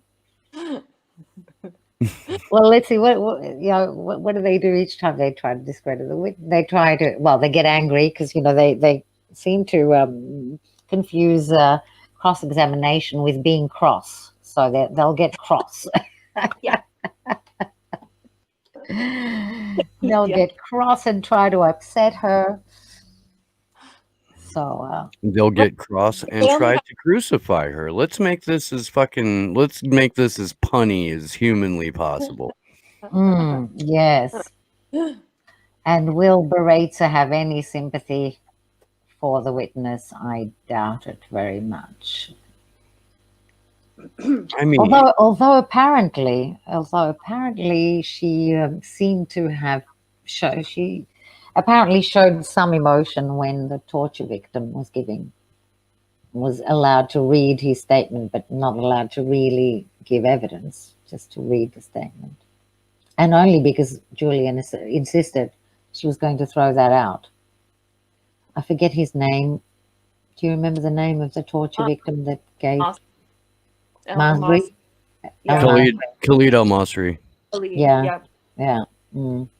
That was one of that actually, I mean, that brought me to tears actually. Yeah. Reading when Julian Assange stood up there. I mean, it was just such a stark contrast between the two sides and what, what's being fought for here. I don't know. That was just amazing to me. Yeah, exactly. I mean, it's almost impossible to read in one go. I had to, take time and read I read the first 2 pages and couldn't go further. So I've read horrible stuff in my life. And then I had to wait and read the other 2 pages. So yeah, when you contrast how this man, with what they're doing to him, is still being heroic, he stood up for this torture victim, and Channel 4 News goes there, and all they want to bring to the public is some stale, bogus story about some rape allegation where even the evidence never held up because, as you know, one of the pieces of evidence that was brought into the so-called investigation was a condom that was intact, even though she said it was torn, intact with no DNA, none, a brand new condom. This was the evidence. And Channel 4 News, instead of reporting this incident where a torture victim stands up in court, still being tortured,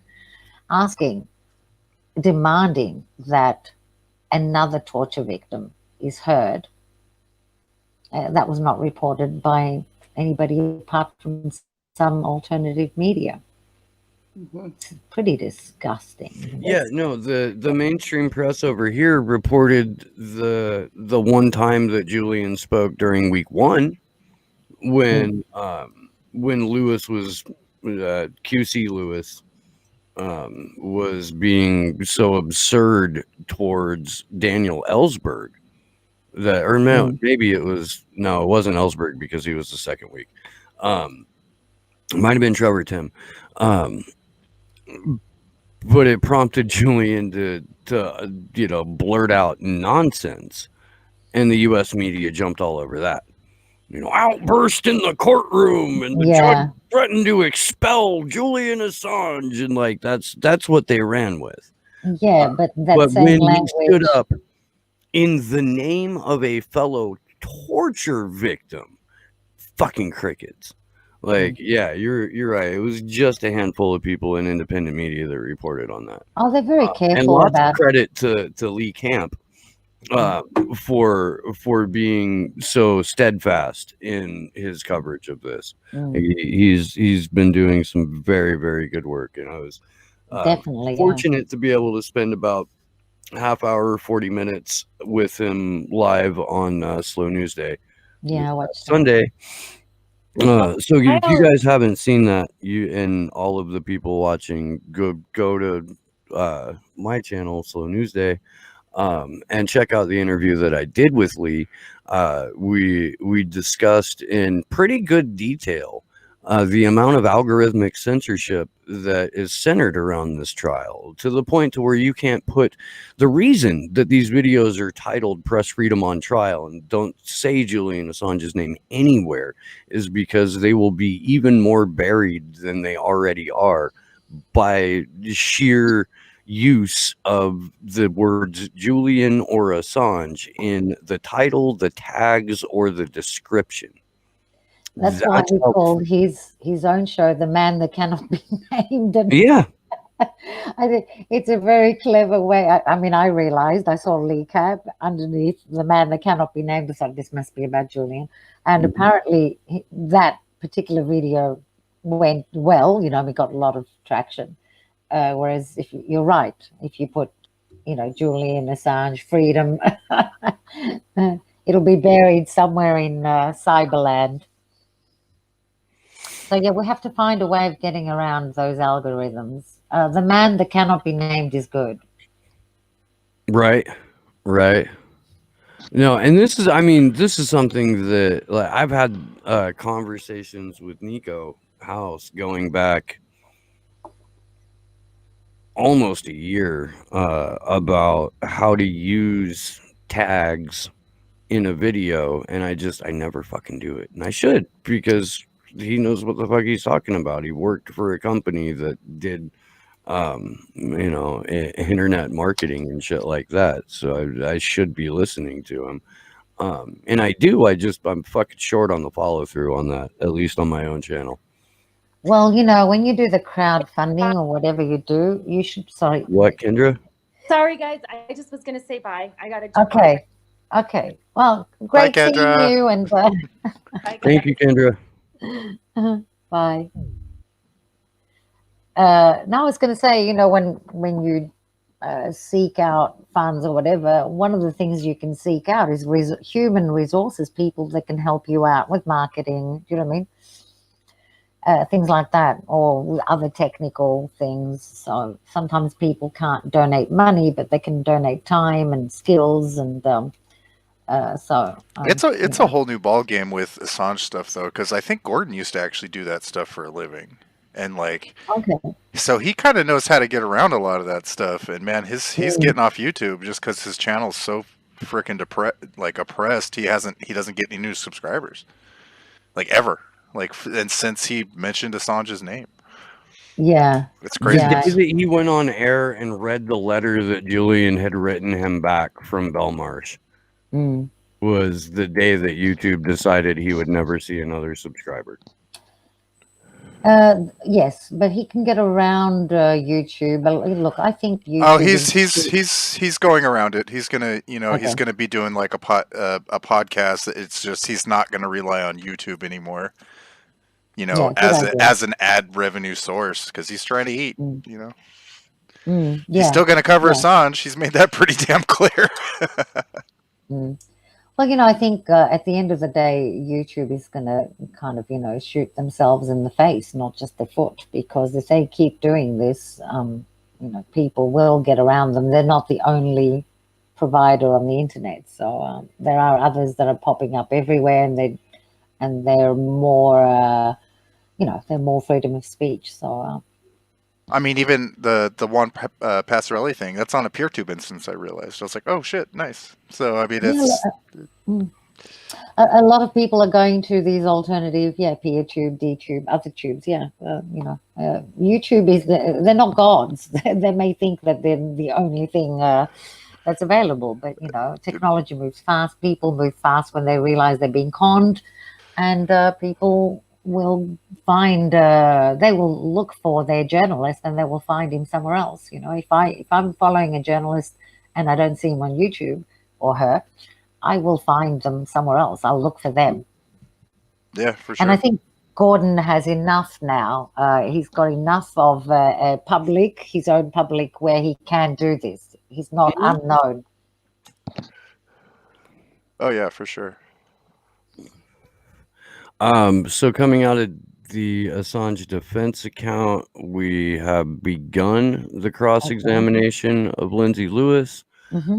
Dobbin is recounting the details of Abu Hamza's terrorism convictions, asking Lewis to confirm each part, presumably to implicitly justify extraditing him and detaining him at ADX Florence.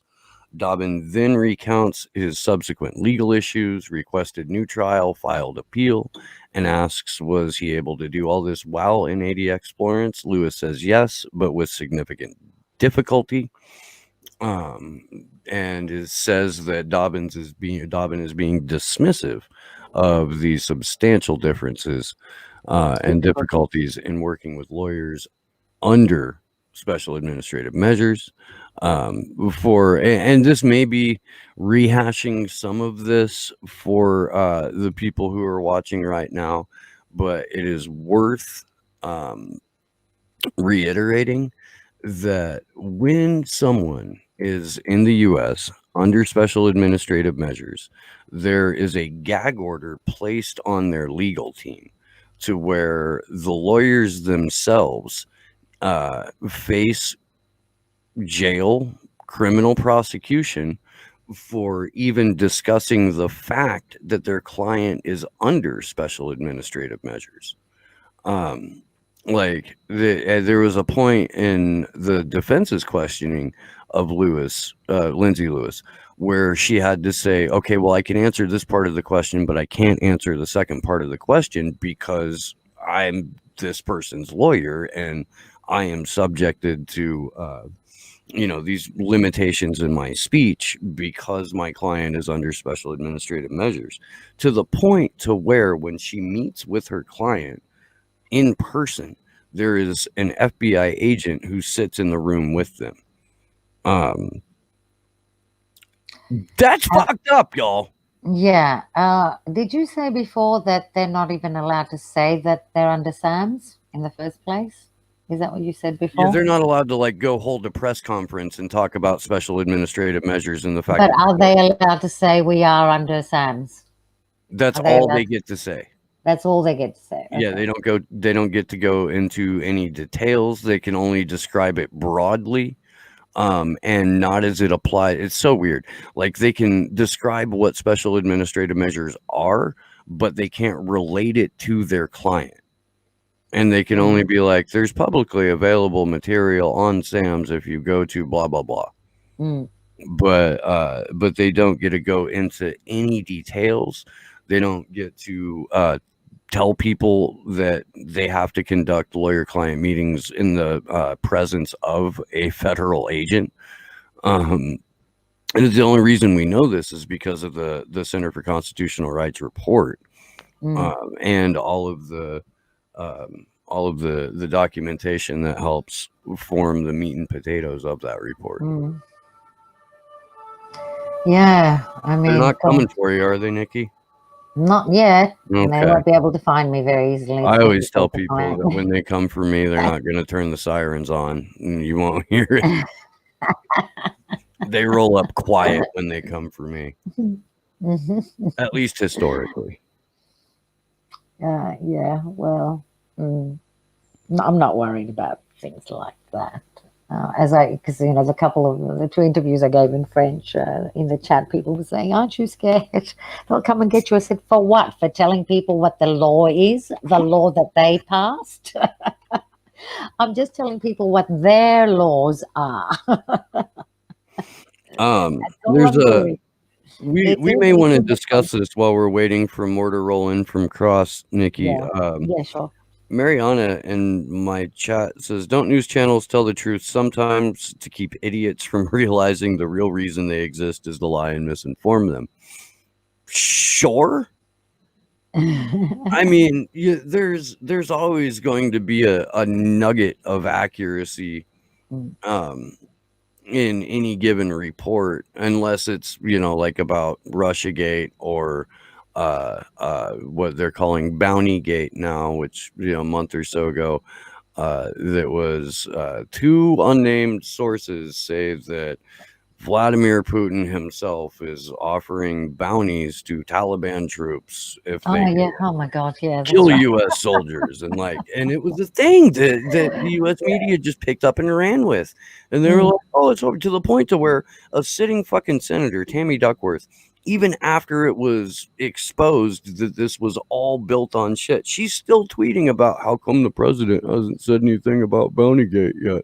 And it's like, look, dude, if our elected officials are kept inside of an information bubble so tight that even retractions on the networks that they watch aren't sinking in, we're fucked. Well, successful lies must always rest on some truth, So, of course, whatever they build on a daily basis has to have at least something that holds, Well, since 2012, we've had legal propaganda. on our airwaves. The modifications to the Smith Modernization Act, signed by Barack Obama in the National Defense Authorization Act of that year, 2012, states that propaganda is fair game on U.S. airways, and here's Michael Hayden, or here's James Clapper, or here's retired General what's his nuts to come and we tortured some folks, and we'll torture you too, folks, and that's all, folks. Now, the other thing I wanted to, maybe we should bring this up. The Nobel Prize is going to be attributed soon. I think it's on the 9th of October. So, yeah, Julian has been nominated for that prize for how many years now? I think 8 or 9. And so far, it's only the war criminals winning it. Yeah, well, Julian himself said the mark or measure of service to humanity is no longer a Nobel, but an indictment under the Espionage Act. Yeah, I think he's right. And was it ever? I mean, have they ever given it to somebody who actually did do something good for peace? I'm trying to remember. Mahatma Gandhi was nominated several times, never got it. Kissinger, who's a war criminal, got it. Obama got it in the hope of him bringing peace, and he definitely didn't bring any peace. I'm waiting for them to give it to Trump or Bush. Yeah. They've forgotten Trump. I think they should give it to Trump. I think George Bush should get a Nobel for his artwork. No, for peace. For peace, right. Definitely. There was some fucking idiot that was either trying to play coy or was just completely like living in a fantasy world. And so Adam Kokesh is trying to get in, and we'll be on shortly. Yeah. But who was like, why, doesn't the fact that Obama didn't pursue a full indictment paint him in a better light? And it's like, no. How long was that indictment going? Or how long was that grand jury going? A decade. Yeah, that's a little longer than 4 years, people. Yeah, it was exactly. A 10-year-long grand jury. There was a secret sealed indictment, and that indictment was handed directly over from Obama's Department of Justice to Jeff Sessions, and that the skeleton arguments in that sealed indictment became the original U.S. indictment against Julian Assange, which was then modified and expanded, of course, with 2 ensuing superseding indictments. But it's been interesting to watch the arc of them too, and I think this is something that Alex, God, I can't pronounce it. How do you pronounce his last name again, Mr. Bean? Mr. Bean, Mercuris. It's a great name. Okay, what Nikki said. Mercuris. with the Anglo pronunciation. Let me crack her it up here a little bit.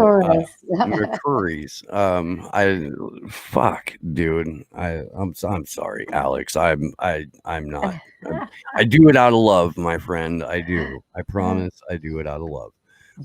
But one of the things that he noted was the shift in angle of attack on these indictments, and how the evolution of them, and what they're, as the U.S. realizes which parts of their arguments are falling apart in front of them, then they have to issue another indictment to sort of like scramble their way back above into a defensible or attackable position. And that's even played out just in these last 3.5 weeks, where at the beginning of the hearing, it was, this isn't an attack on journalism because Julian Assange isn't a journalist. And after days and days of testimony from people who explained in no uncertain terms that, okay, number one, there's no special qualification for being a journalist. Number two, every activity that WikiLeaks is engaged in is consistent with activities that you would find in journalism. And oh, by the way, there's an entire, bookcase full of journalism awards that both Julian Assange and WikiLeaks have won. Then they went from, okay, so he's a journalist, but the U.S. gets to prosecute journalists now. We decided that that's a thing that we're going to do, and that journalists can be hemmed up under the Espionage And Act. they specifically talked about the New York Times. Yeah. And then it came out that, okay, well, that's kind of, what do you call it, fascist. And they had to backpedal from that line of attack. And they're like, well, he released the name of informants, and that's why we're going after him. And Lewis spent days going, well, no, there's all of this stuff in the indictment. None of that really applies. It's just these specific charges right here about releasing the names of these informants. That's the only thing that we're focused on. And then it came out that if anybody released the name of informants, it was David fucking Lee. And so now they're like, fuck it, we're just extraditing him. We don't really have a reason anymore. But you can't prove that we're going to do the special administrative measures things. So, just give us the fucking guy, and we'll not talk again. And that's their argument at this point. Yeah.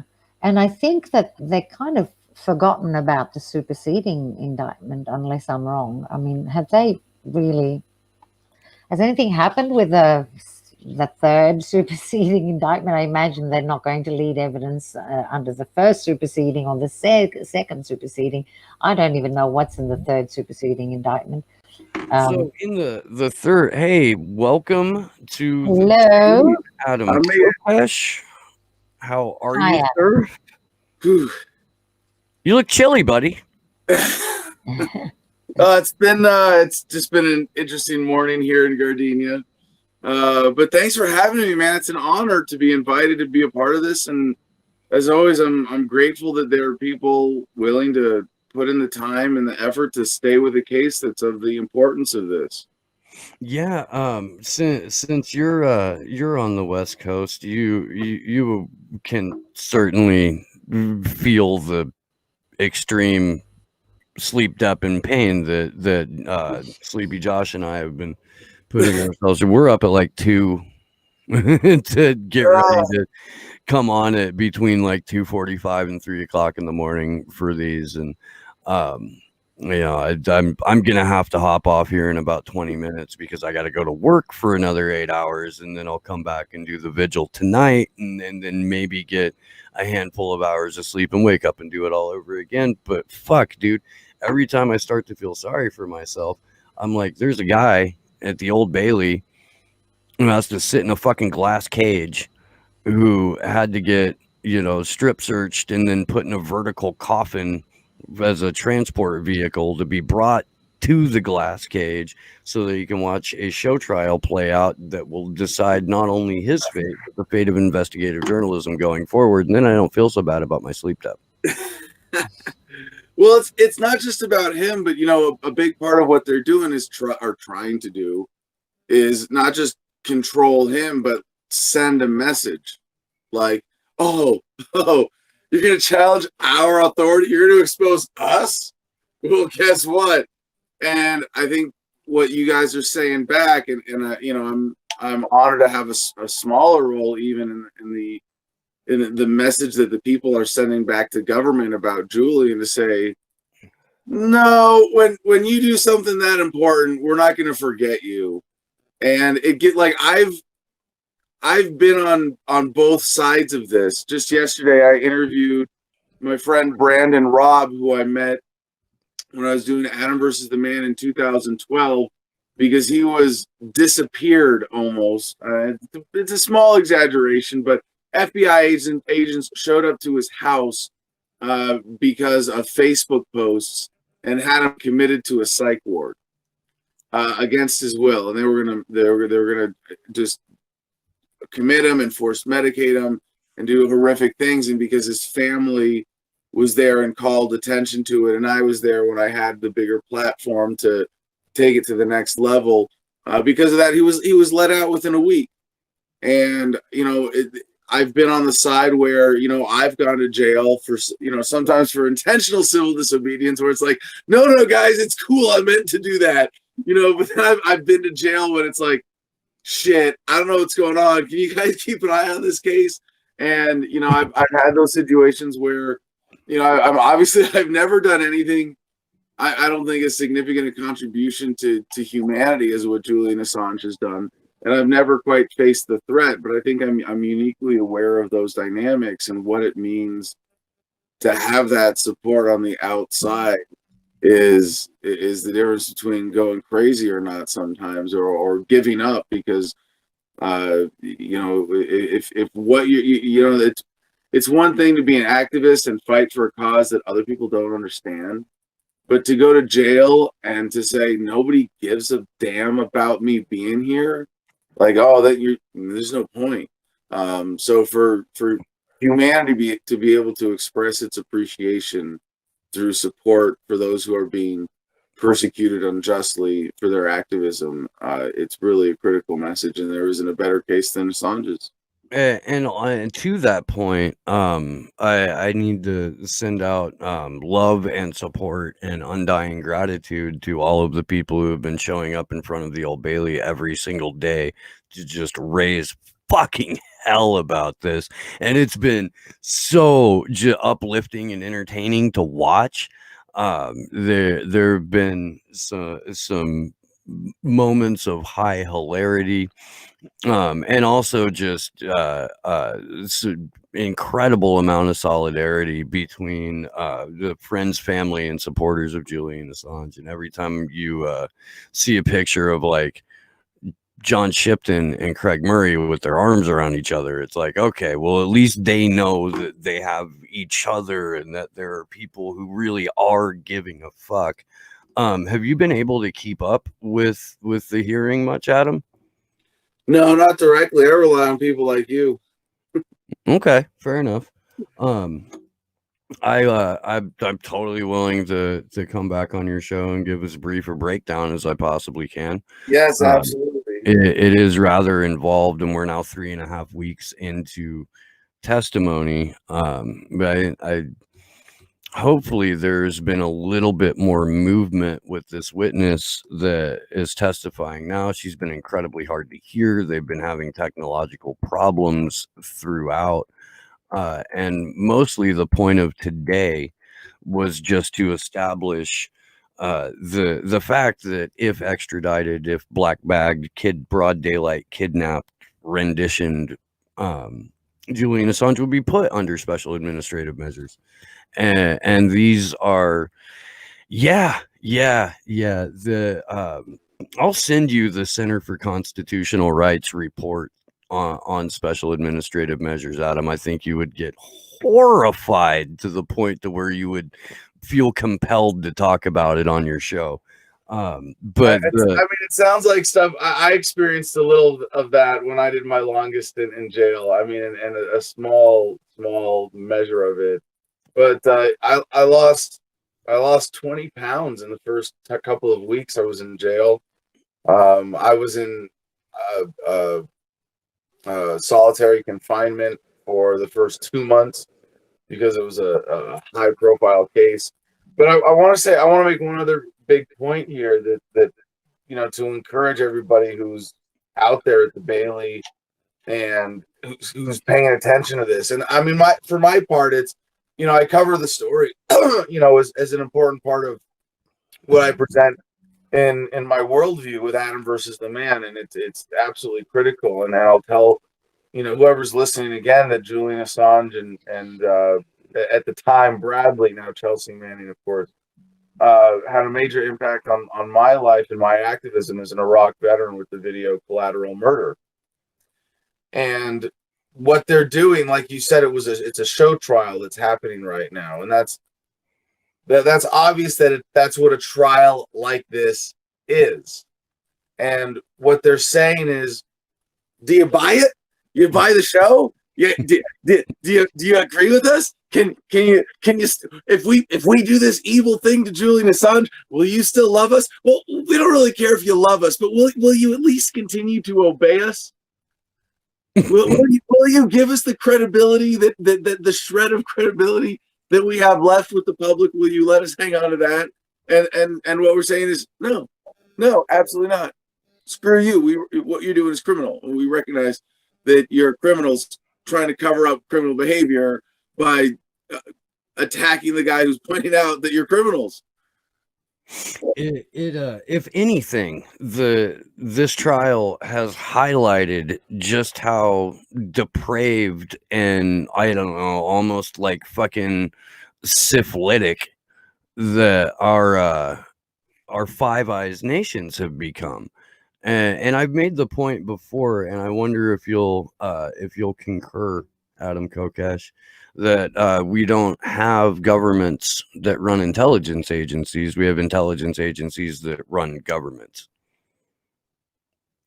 particularly in the West, like in 2020. Certainly and my theory is from the time the ink was drying on the Patriot Act, this really became evident.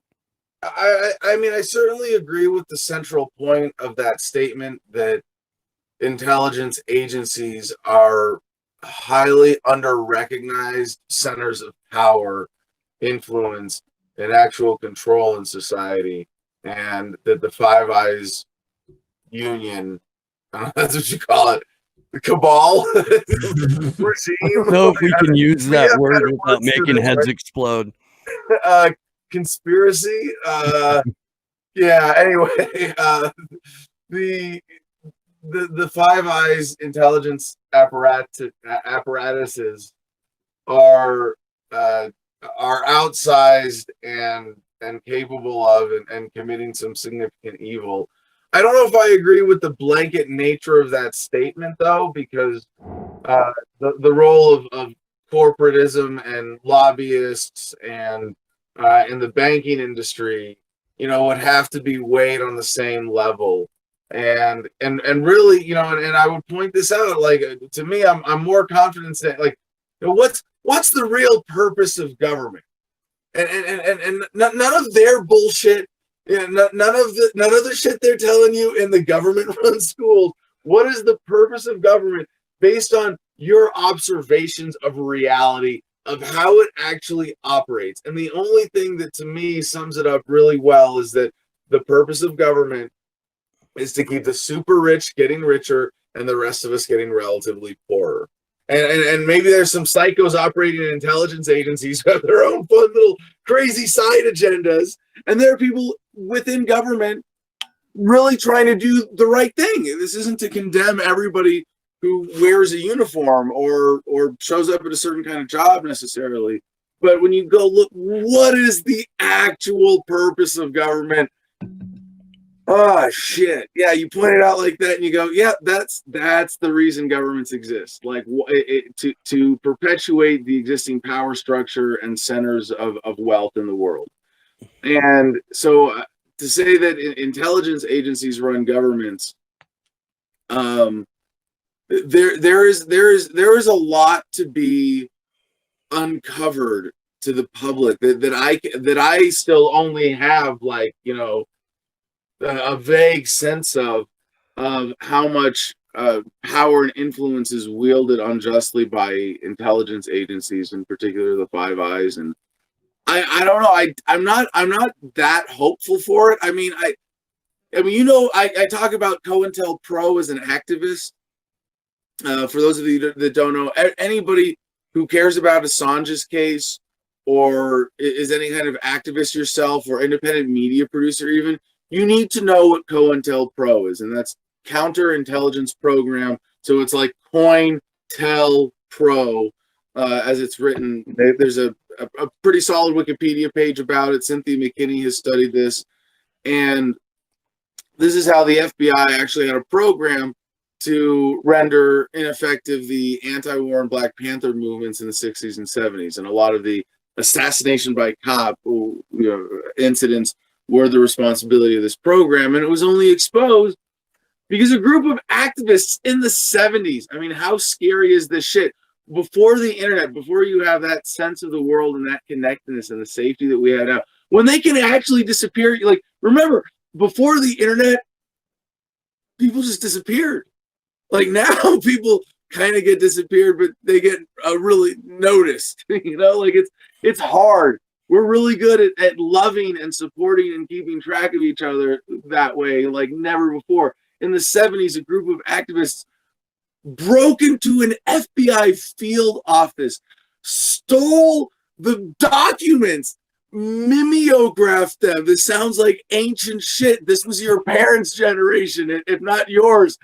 Like, or okay, maybe your grandparents. I'm a little long in the tooth myself at this point, but they broke into an FBI field office in that day and age and stole the documents, mimeographed them, sent them to Congress, sent them to what they could of the major media, and got ignored for a while.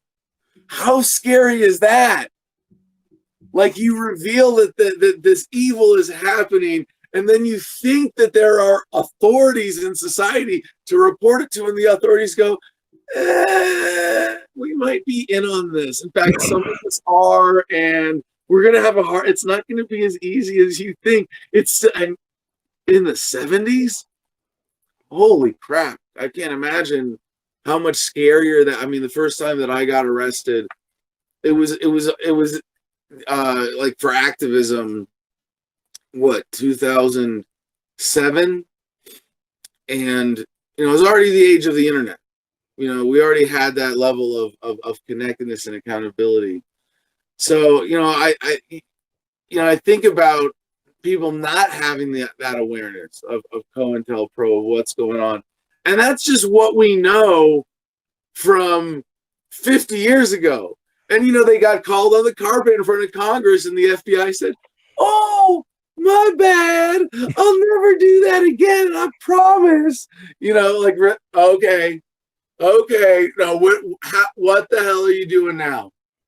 And there's so much that we don't know about that. I think of this as almost a symptom of the deeper disease of statism, of turning to authority, of accepting an authority based on violence and coercion instead of peaceful cooperation. That governments as we know them today are monopolies on force. That's what it comes down to. And that I still, as pessimistic as that sounds, I want to point out how optimistic I am for the long run, for humanity, that this is a beautiful dance forward.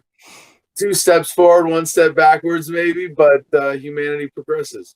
It was Cynthia McKinney who first brought it to my attention the first time I had her on my show, that COINTELPRO moved out of Quantico and into academia, and that's where they took up root and get to operate with almost entire impunity, and and then that's corroborated by Ray McGovern when he talks about the Mickey Mat as the conglomeration of institutions that we're actually up against, and that's the military, industrial, congressional, god damn it, Mickey Mat. I'll look it up again. Somebody in my chat will have it pretty quick too. But it's the academia, media, and think tanks, and it's just this conglomeration of organizations that have all just sort of melded into this one blob of draconian surveillance and removal of civil rights and liberties, and holy shit, man. It's an uphill battle, but I wouldn't be an activist if I didn't maintain a fucking little nougat caramel center of hope inside the dark, empty hole that is normally my heart. If I may point out one other thing that I see in this that I think is again very underreported or recognized, is, you know, as a libertarian, you know, we like to geek out on economics because we look at the flow of value and how ethical violations reduce value for society, our ability to meet human needs. And when I see all this, you see these budgets, and like we've come to accept this. We've come to accept that our government can just squirrel away tens of billions, if not trillions of dollars. The Pentagon, what, remember, I mean, the day before 9/11, oh, where did that $2 trillion go? I don't know, but a bomb went off in the room where we had the records. Oh, whoops. Oh, no, I mean, it was a miss. Oh, wait, no, it was an airplane. Yeah, that. Yeah, you know, well, hold. Like, and when you think about all these black budgets and all the money being spent on this, there's so much time and human effort being invested in not just evil, because most of it's benign in and of itself. Like, honestly, like, you know, the waste of government, most of it is not directly used for evil. Most of it's just, we spent money on stupid shit for people who didn't deserve it, or we wasted money. We had people like, and you know, when you see piles of government equipment in the desert, you go, the energy that went into creating that could have been making housing, food, clothing, shelter, whatever, meeting human needs. And instead it's going to this waste. And in these trials and the investigations and all of the man hours and resources that go into that is money that's yours, that belongs to you, the people, that's being stolen from us. And if not you directly, in the potential for you to live in a more vibrant economy where your opportunity to realize your value and to be rewarded for it that's been taken from us. And it's maddening to think, who has money in the world today? People who the governments want to have money. Not people who deserve it, I mean, to some extent, but meritocracy has been replaced by authority. And that means that the working people of the world and the common people of the world are being stolen from to support this racket. And that when you see that, you know, it's heartbreaking. And that's why the original credo of the cypherpunks, to kind of bring this back to Julian here for a moment, that what we're after is privacy for the weak and transparency for the powerful. That's why that is so significant. Yeah. Because like Julian Assange said, our task is to secure self-determination where we can, to hold back the coming dystopia where we cannot, and if all else fails, to accelerate its self-destruction.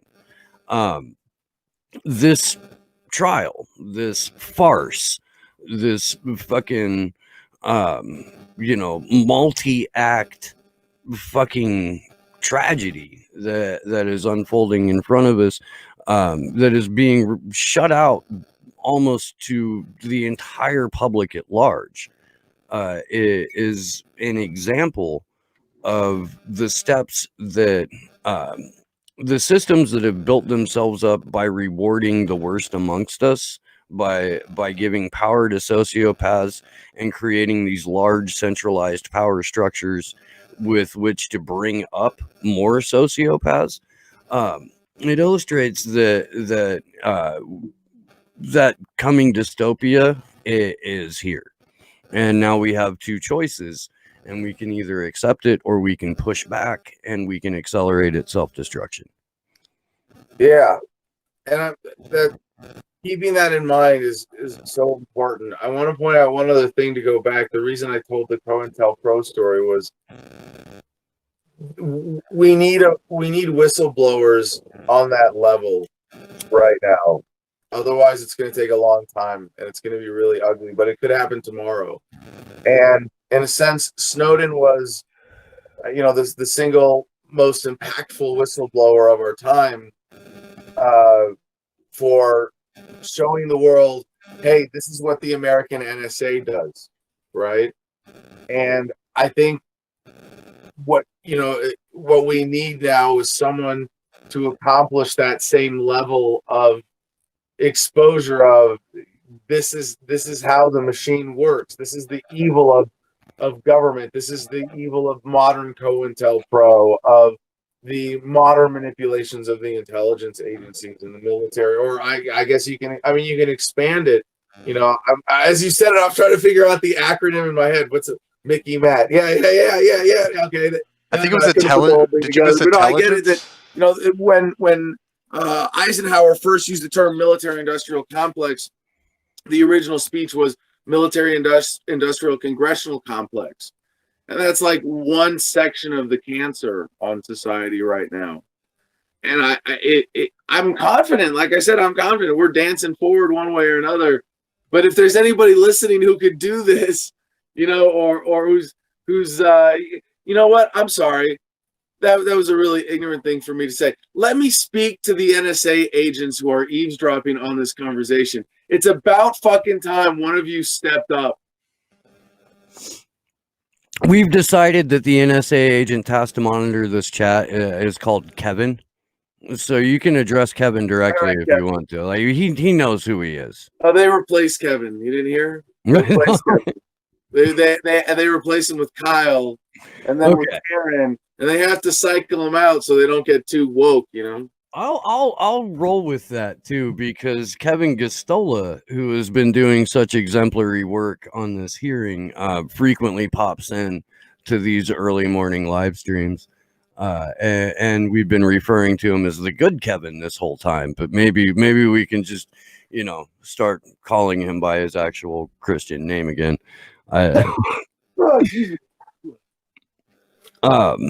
Well, guys, it is 20 till 8 on the West Coast, and I have to leave for work in about 10 minutes. So I'm gonna go ahead and wrap it up here. I would like to get some final thoughts from both of you, and for both of you to please let people know where they can find your work. There's no order here, so whoever talks first goes first. Adam, you go first. Oh, well, thank you, dear. I appreciate that. Apologize for my allergies this morning. Yes, I just gotta say it's an honor. It warms my heart as a libertarian, as an activist, as someone who's been to jail for civil disobedience, to know that this conversation is happening. And I want to just encourage everybody who's listening to find out why this is intriguing to you and listen to that voice and let it compel you to be more involved in the world around you one way or another. The technology is fundamentally empowering, but it means nothing without deliberate, conscientious application. And that's what we're doing. So I'm live 10 hours a week. That's right. I do 2 hours a day, Monday through Friday, with Adam versus the Man right now in our temporary studio here in the Freedom Wagon, which it's not a public bathroom. I know it looks like that. But no, this was the RV trailer I first toured in with my book Freedom, and my homestead, where you can find pictures of the kittens and all sorts of other fun stuff out here, is on Instagram at the Garden of Freedom. But my main website right now where you can catch me live is adamversustheman.com. And I had a blast the last time I was on your show, by the way, and not just because I outshone the rest of the class on the trivia. Like it was a fun experience overall. That panel. For those of you that don't know, I did a panel with Steve and 2 other independent journalists on censorship a few weeks ago, and it is one of my truly dear memories. Something that I'm proud of as a media producer. Right on. No, it was a great time, and I enjoyed thoroughly speaking with the other 2 gentlemen that you had on there. That was a whole fuck ton of fun. So thanks for popping in, man. I appreciate it, and hopefully we can connect at some point over the next couple of weeks and get together again. And you're also welcome on Slow News Day anytime. I enjoy our conversations, my friend.